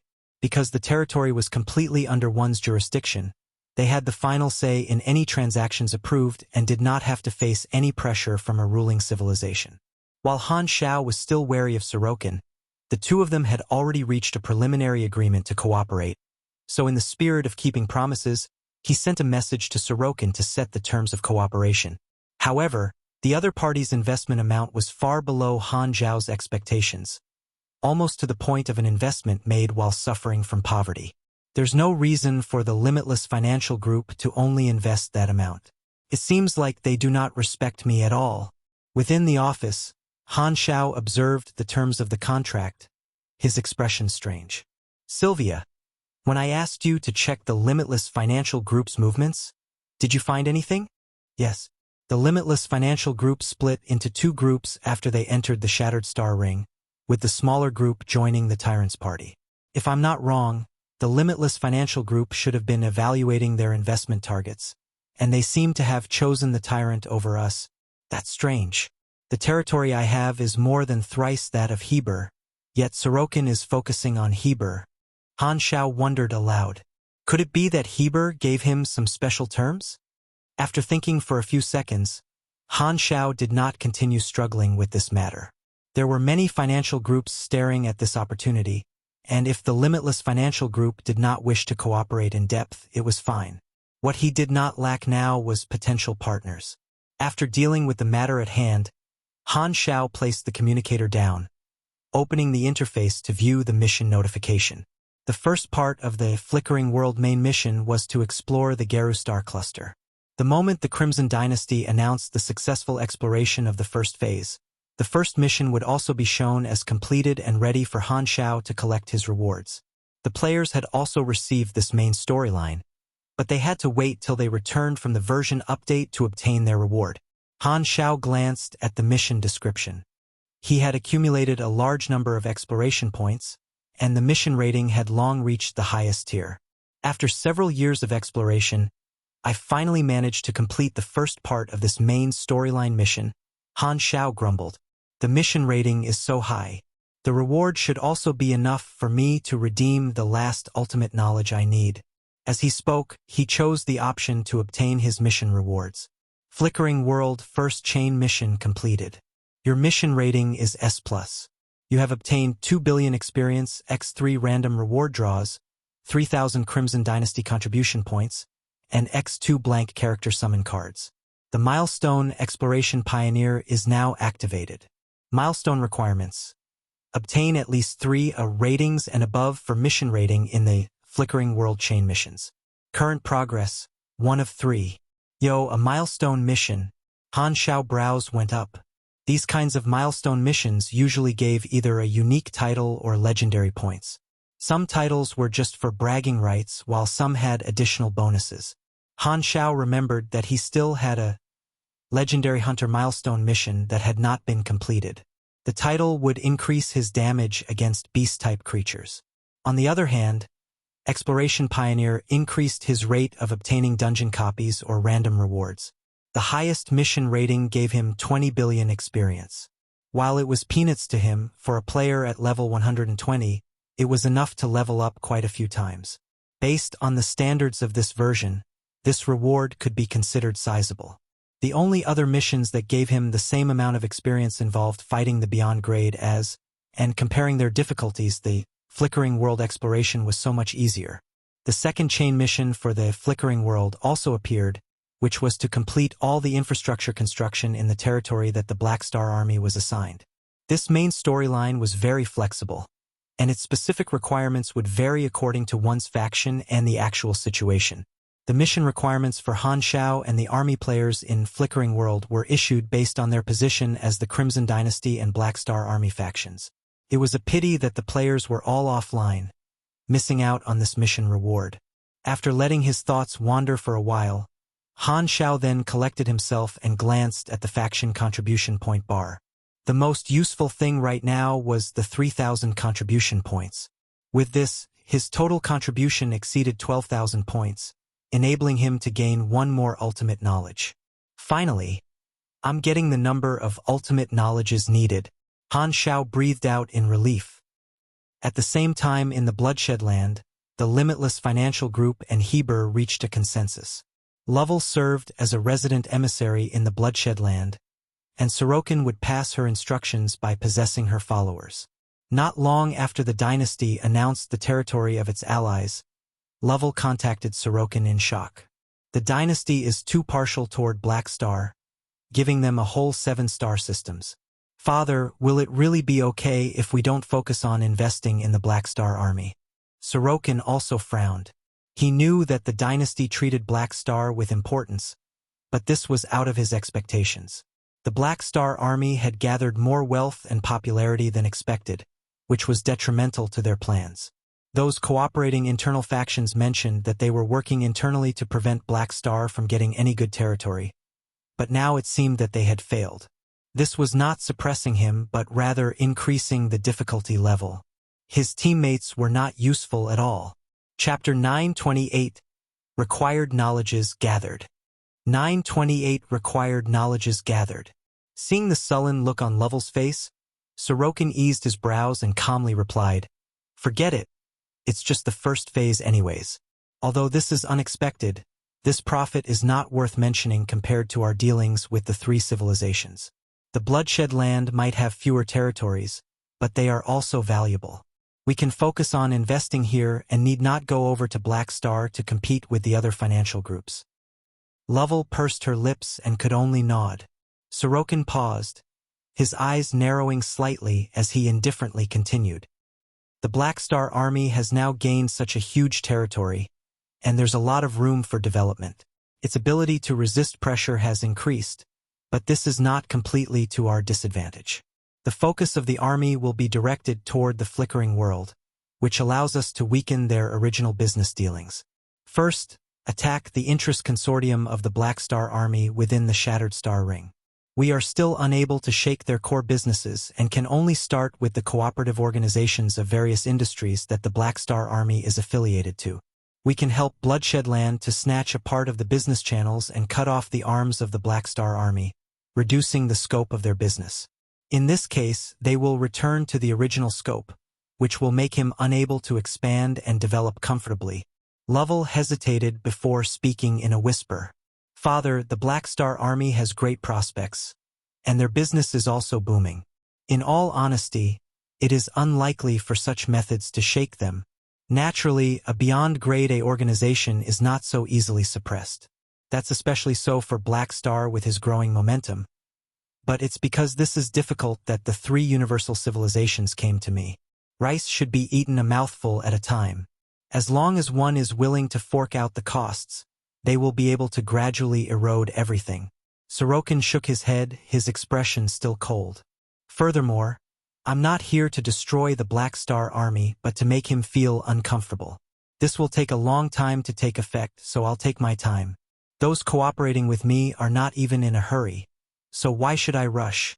While the father and daughter were cooperating, on the other side of Bloodshed Land, Heber was also in his palace reading the terms of the contract proposed by Lovell. He secretly nodded to himself. The contract described the plans for the Limitless Financial Group to invest in Bloodshed Land.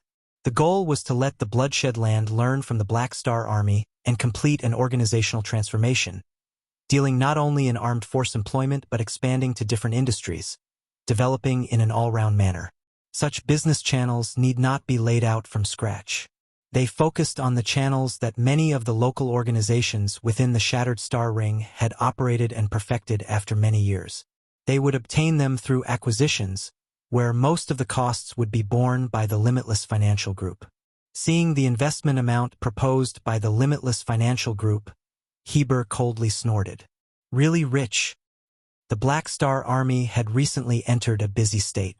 After the preliminary selection made by Han Xiao, each financial group then sent people to negotiate with the personnel of the Black Star Army. Dillard, the team leader of Negotiation Team 098, was currently involved in the discussions with one of the higher-ups of a financial group. Mr. Dillard, this is the third time we have modified the terms of cooperation according to your wishes. Are you satisfied with it this time? The executive of the financial group carefully watched Dillard's expression. You want the mining rights of at least 10 resource-rich planets for 15 years, management rights for 3 of the planets and the right to modify its surface, operation rights for 2 regional quantum network channels, and preferential sales channels for dozens of rare resources. Ha ha ha. Don't you think that this investment amount is insufficient to request such treatment? Dillard raised his eyebrows, giving a smile that was not a smile. Based on the calculations done on my side, the amount of investments is equivalent to our requirements. Do you wish to take advantage of our Black Star Army? If you don't have enough sincerity, we can stop the negotiations. We still have many others to choose from. Dillard's tone sank, and he looked ready to end the discussion. Wait a minute. The executive got a shock and immediately scrambled to reply. Don't misunderstand, we never intended anything like that. Which part are you not satisfied with? We can always talk it out. As he observed the other party's careful expression, there was no outward change in Dillard's face, but in his heart, he was secretly very proud of himself. He was just an ordinary worker in the Black Star Army with limited pay. In the Galactic Society, be it in status or assets, he was far inferior to the executives of various financial groups. However, these rich and powerful executives were now trying to please him, a clerk, with enthusiasm as well as treading on thin ice to speak to him. Dillard had never been treated with such enthusiasm before. Now that countless financial groups were seeking cooperation with the Black Star Army, as a negotiator, he held the initiative and power, and he had more confidence. If not for the fact that he had joined the Black Star Army earlier, how could he have gotten such an opportunity, where those in the high ranks bowed to him? In order to satisfy his own vanity, in addition to obtaining more benefits for the army, Dillard would set harsher and more unyielding terms, holding firmly to his initiative. He knew that this was merely borrowing the name of the Black Star Army to strut around like a fox pretending to be a tiger, but he was happy about it. Now that his affiliation was so powerful, if he did not take the chance to flaunt it a little more, there would never be a chance for him in the future. The executives of the financial group knew what Dillard was doing, and they gritted their teeth in anger inwardly, but they had no choice as they were the passive party. They would rather suffer a bit than lose out on the golden opportunity to cooperate with the Black Star Army. In the Army Commander's office, a projection of Philip about a thumb's size sat on the edge of the table with his legs swinging around, reporting to Han Xiao in a crisp voice. Investigation completed. There are 45 negotiators who have received bribes during the negotiation process. Fire all of them and cancel the cooperation agreements that they've negotiated. We're no longer cooperating with these financial groups. Han Xiao frowned. As the scale of the army increased, it was inevitable for people to develop greed in their hearts and use the army's name to obtain personal benefits. He did not mind the members flaunting the army's prestige, but if someone betrayed the army's interests, he could not pretend nothing had happened. As a virtual mechanic, the entire faction was within his control. Nothing could be hidden from him. After dealing with this annoying problem, Han Xiao rubbed his eyes and prepared to proceed to the training rooms to work on his energy training technique. It was at this time that his communicator rang. Picking up the communicator, Han Xiao's eyes sparkled. His request to the dynasty had been accepted. The dynasty contribution points he had amounted to 12,000, and Han Xiao had sent in a request to redeem an ultimate knowledge. In just a few short years, Black Star had made so many achievements that it was enough for him to obtain all the ultimate knowledges he needed. This efficiency was probably the highest in history, because the biggest attraction for a beyond grade A to join a universal civilization was to obtain ultimate knowledges. Now that Han Xiao had gathered up all the ultimate knowledges of the mechanic department, the Crimson Dynasty was a little hesitant, and the approval time was much longer than before. However, if there were merits achieved, the reward had to be given. Thus, Han Xiao finally received the final ultimate knowledge of the mechanic profession. Control branch, relativity theory.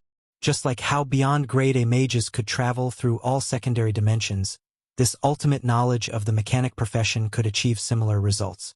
As a sophisticated spacetime technology, it could be applied to the manufacture of stargates, interstellar navigation technology, hyperdrive transition engines, next-generation propellers, and many more devices. In combat, this knowledge improved the maneuverability of machinery, and it was applicable to various spatial-based devices. It could be used to attack and defend, and it was extremely good for crowd control. With this ultimate knowledge, the difficulty of facing mechanics would increase more than one level. This played the biggest role in overcoming the core shortcomings of mechanics, which was fighting people at close range. As Han Xiao was an anomaly, close-ranged combat did not matter to him at all, so he had placed this knowledge at the very end of his collection. Because this was considered general profession knowledge, the triple penalty did not apply to it, and every level only needed 8 potential points. He had just enough to use it to complete the class advancement mission Erudite. After mastering this, all of my ultimate knowledges have been collected. The next step is to slowly max out all of my knowledges. Han Xiao settled himself down and chose to learn it. Mechanic class ultimate knowledge detected. Relativity theory. Spend 8 potential points to learn. Learning. Successfully learned. You have learned relativity theory. You have been awarded with the talent hyperspace thought. You have mastered all available ultimate knowledge, and your talent ultimate knowledge possessor has been strengthened. You have learned all class knowledges. You have been awarded with the talent almighty mechanic. freewebnov.com. Hyperspace thought. Enhances all spatial device performances. Control effect is significantly strengthened, and your domain-related abilities and all space-related abilities will be enhanced. Plus 50 to 100% increase in CC duration, plus 20% to mobility of all machinery equipment, plus 40% to mental resistance. Ultimate knowledge possessor is enhanced. Plus 15%, plus 25% attributes for machinery built, plus 150%, 600% machinery affinity. New effect added. All mechanic skill levels plus 1 can exceed the upper limit. Almighty Mechanic, plus 20% mechanic creation attributes. All mechanic skill levels plus 2 can exceed the upper limit. In addition, plus 1,500 INT, plus 500 free attribute points. Extra effect I, plus 1% machinery affinity for every 20 points in INT. Extra effect 2, passive aura. Any life forms around you gain a boost of plus 200 INT. Chapter 929 Preparations complete. Construction begins. Chapter 929 Preparations complete. Construction begins. With the completion of the last piece of knowledge needed, the world in front of his eyes seemed to have undergone a subtle change, and his perception of space transformed. Han Xiao raised his head to look at the cup on the table. By the corners of the cup, a variety of function formulas appeared, excluding its outer appearance, and only the precise lines denoting the outline of the spatial structure of the cup were left. Glancing around, all objects in the room appeared in this manner, where everything appeared as a coefficient of spatial structure rather than as its original appearance. As he blinked, This feeling slowly disappeared, and the room returned to normal. This is probably the change brought about by hyperspace thought. It seems that it has elevated my spatial perception to a whole new level. That feeling seemed to maintain the view of multiple perspectives at the same time. It seemed to even overlap with other dimensions. Relativity theory only provided one talent by nature, but the effect was considerable. It comprehensively enhanced the mobility and controlling skills of the mechanic, and it also improved psychological resistance. The other two talents obtained were brought about by the erudite ability. Generally speaking, the players could never afford the expenses needed to collect all the knowledges, and it was difficult to learn all of them. However, there were a minority of people who grinded like crazy to completely learn all of the available knowledges. Han Xiao was one of such liver emperors. Thus, he was no stranger to the effects both talents brought about to him. With the two extra talents, my strength has increased by yet another level, and I can be considered to be an all-rounder advanced mechanic now. Han Xiao calculated that the enhanced ultimate knowledge possessor as well as the newly obtained almighty mechanic would enhance him to the point of the perfect mechanical sense standard. The higher his machinery affinity, the greater the increase of the total bonus from his mechanical sense talent. So long as he managed to get perfect mechanical sense, his damage would fly off the charts. By that time, he would be roughly similar to Mechanic Emperor Manison, the only difference being their exclusive talents. Now that I've gotten my hands on all the knowledges, the next step will be to upgrade all of them. In his previous life, while there were players that learned all knowledges, there had not been anyone who raised everything to the maximum. That was Han Xiao's goal this time. To complete this, he needed huge amounts of experience. The accumulated amount in this version was far from being enough, and he could only work on this from the next version onward. Han Xiao had no idea if there would be additional rewards for maxing out all his class knowledges. In any case, with the huge player market that he had, leveling up everything would not bring him any losses. The interface also showed that he had an additional 500 free attribute points. Gazing at his attributes, he saw that his intelligence had finally broken through the 10,000 mark. Intelligence was the main attribute of a mechanic, which would determine the attributes of his mechanical creations as well as the mechanical force bonuses. Currently, his endurance was not lacking. He was so tanky that even he could no longer bear it. Thus, Han Xiao decided to continue to pump his intelligence. After seeing the huge increase in his attributes, Han Xiao closed his interface in satisfaction. He chewed on 2 high-energy nutrition bars as a celebration before taking a private space shuttle to the satellites around his headquarters. He found an idle one and entered its large, open-air training ground to summon all his machinery through the secondary dimensional army box. After years of accumulation, Han Xiao now had more than 100,000 mechanical lives and over 10 apostle weapons, which served as his commanders lining up in front of Han Xiao. In the huge square, the various mechanical lives stopped making any noise and turned to look at Han Xiao. Those with legs knelt on one knee, while those without lowered their heads to show respect. A magnificent scene was displayed. "Lord, rise." Han Xiao waved his hands before turning to look at Psionic Prime, who was at the forefront. The time has come. The machinery civilization plan can now be implemented. "I will not disappoint you, my lord." A determined expression appeared on the facial features of Psionic Prime. Han Xiao gestured with a finger, and a star map appeared on the sky, showing the territory of the Geru star cluster. The picture zoomed in and quickly locked onto one of the planets within the star system, situated within his own territory. "This planet will be your new home in the future. It is rich in ores. Psionic Prime, at that time you'll take all the mechanical lives to develop on this planet. The Black Star Army will provide you with all sorts of support, and I only have one requirement, which is to expand the population as much as possible." In order to develop his own mechanical civilization, Han Xiao had released all his mechanical lives. They need not stay within the secondary dimensional army box for the time being.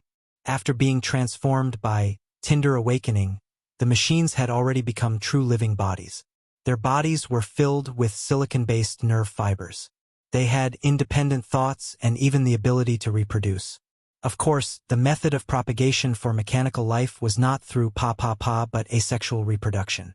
2 or more of the mechanical lives would extract their own Tinder gene code and transfer to the reproducing mechanical life, or they could insert it within the assembly line to hatch a newborn. After a long period of energy supply, the newborn's Tinder would be strengthened into a complete mechanical life. The mechanical life created in this manner of reproduction was equivalent to sharing the life energy of the first generation of machines. Its purity and basic attributes would of course be far inferior compared to the first generation. The parent mechanical life would also enter a period of weakness due to huge consumption of their life Tinder. But the advantage was that births could be mass-produced, so Han Xiao did not need to work laboriously anymore.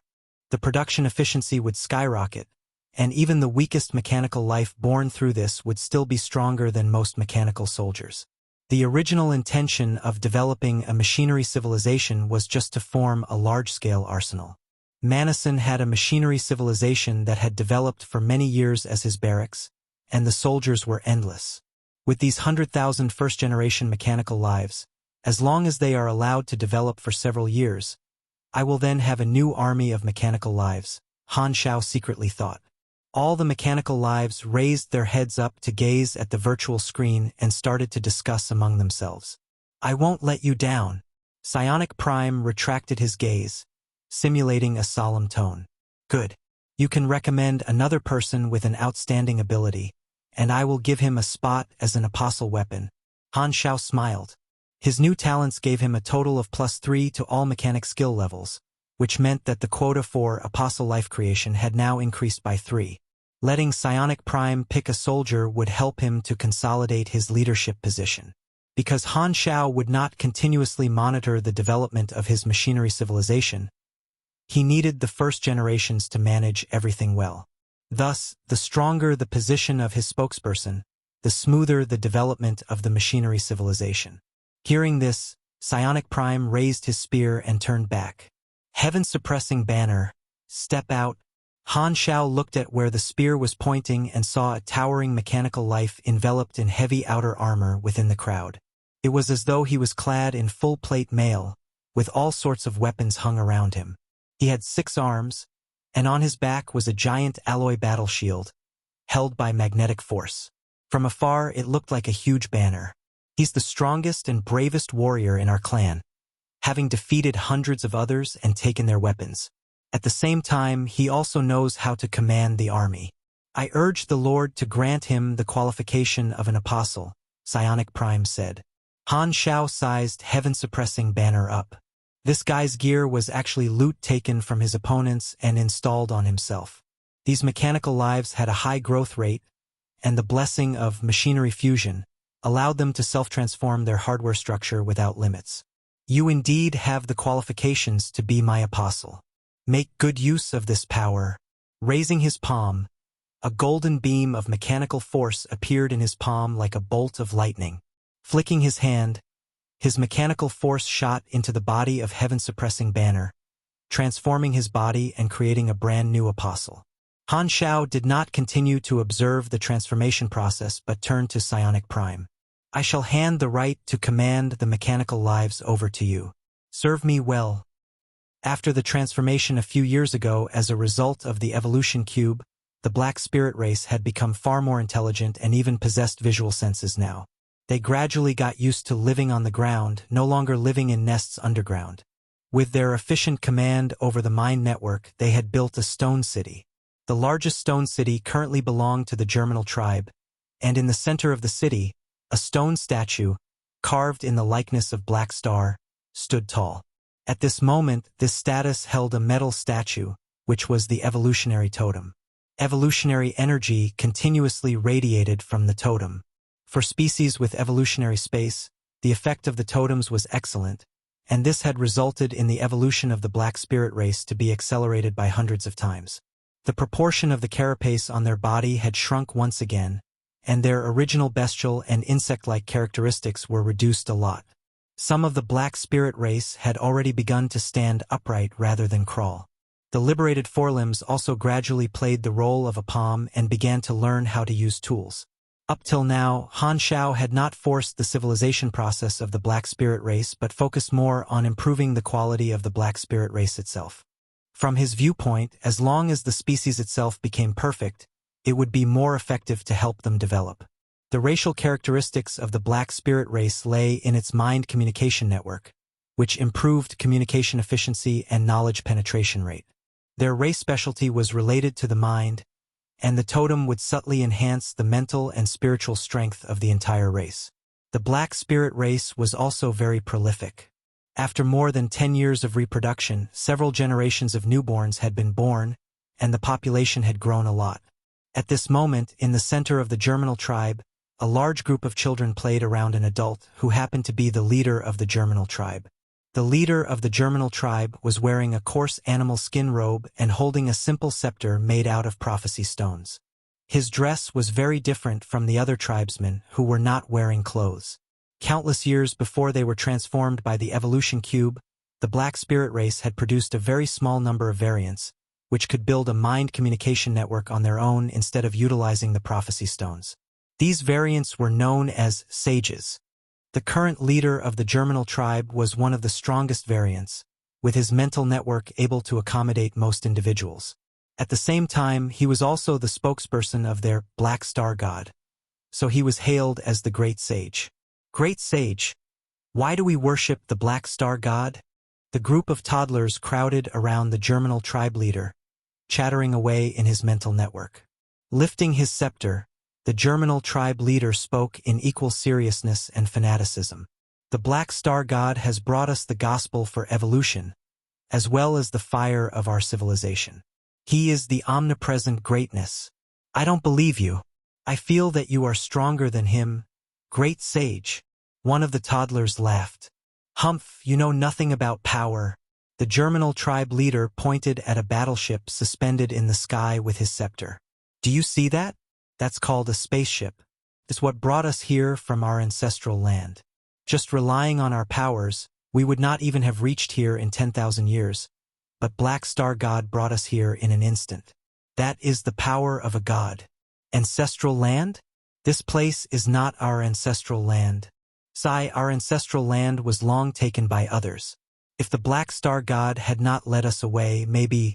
The Germinal tribe leader sighed again and shook his head. At this moment, hundreds of black specks appeared in the clear blue sky. They floated down slowly toward the Germinal tribe and caused a commotion within the tribe.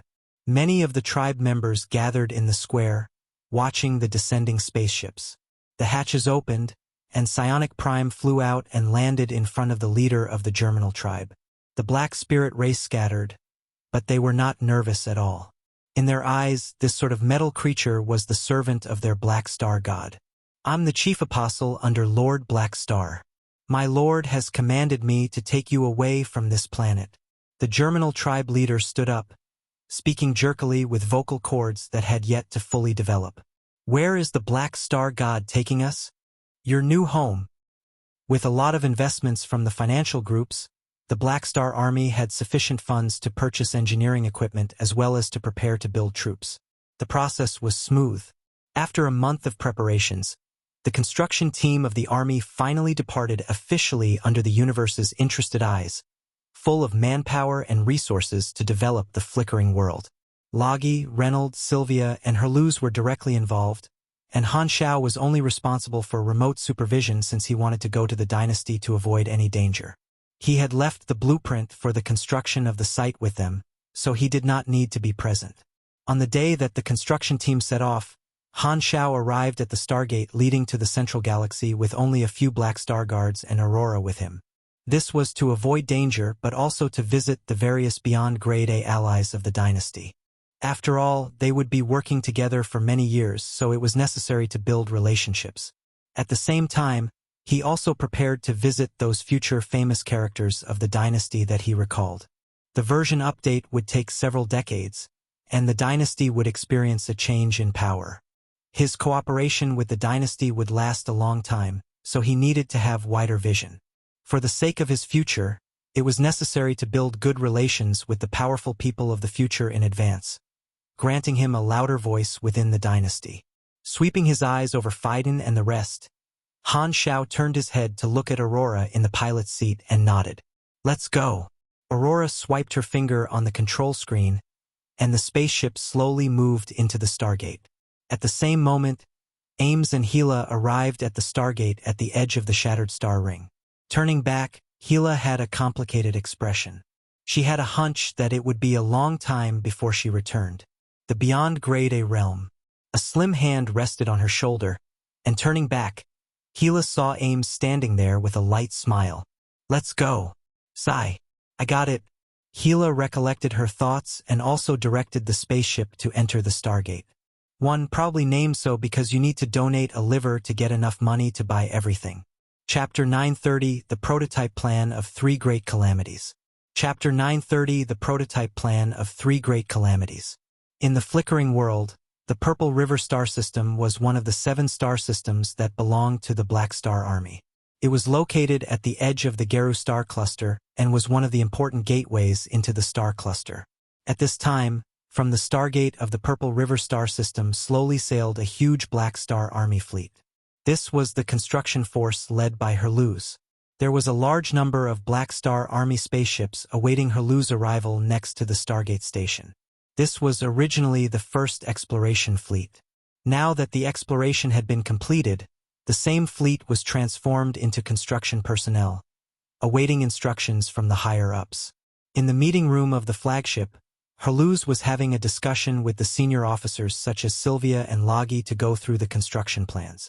Purple River, Long Day, Ponzale, Orlando, Fenrir, Sigma, and Ednia, these 7 star systems belong to our Black Star Army, and we have to first set the infrastructure foundation before carefully sculpting and slowly transforming the star system. Herluz had a serious expression on. While he usually behaved in a lazy manner, he still acted properly and seriously when faced with Han Xiao's tasks. Sylvia nodded. "We should first establish the Stargate transportation network within the 7 galaxies to form a whole and facilitate fleet transportation. Through our exploration, the network has already taken shape, which is convenient for us. After this, we should install the Army's own warning and space monitoring devices, and will lay a large-scale quantum network base station to place the 7 star systems under the management of the artificial intelligence system. The Black Star Army had to establish its own infrastructure to take over the 7 star systems and make it into a seamless whole, strong as an iron board. According to the plans left by the Army commander, we need to focus on the 2 star system gateways, Ponzale and Purple River. We must firmly control the entry and exit stargates for the main traffic routes. These stargate stations were originally made by the dynasty, and now that the station is under our control, we have to spare some troops for the stations. In terms of planetary terraforming, the priority should go to the Army bases and resource mining bases. The galactic cities and transit stations will only come in handy when the star field is opened, so we can put those off until a later date. The blueprint also states that the Sigma star system will be the logistics base of the Army within the flickering world. There will also be a need to focus on the transformation and the construction of a large number of barracks, military factories, and airports there. The construction scope for 7 star systems was a monumental task. Han Xiao only provided a blueprint, and the specific action plans would need to be developed by those responsible for each star system. While everyone was discussing, Loggy maintained his usual style, not caring about anything and serving as a mascot. A plan was quickly formulated, and under the command of Herluz, the construction troops began to proceed in an orderly manner. The Stargate passage was set up, various devices were laid, and they took the facilities that had been left over during the exploration to be reused, saving a lot of resources. At the same time, Bloodshed Land, Klent, and the rest of the dynasty's allies also started to construct their territories. The entire flickering world entered a period of rapid development. Rural development was a long-term project. It would take a lot of time to raise the region to the standard of the currently explored universe. The 7 star systems that Han Xiao had chosen were all important areas in his past life. Han Xiao had drawn out the renovation plans according to his memory, and it was expected to take decades to completely construct everything on the blueprint.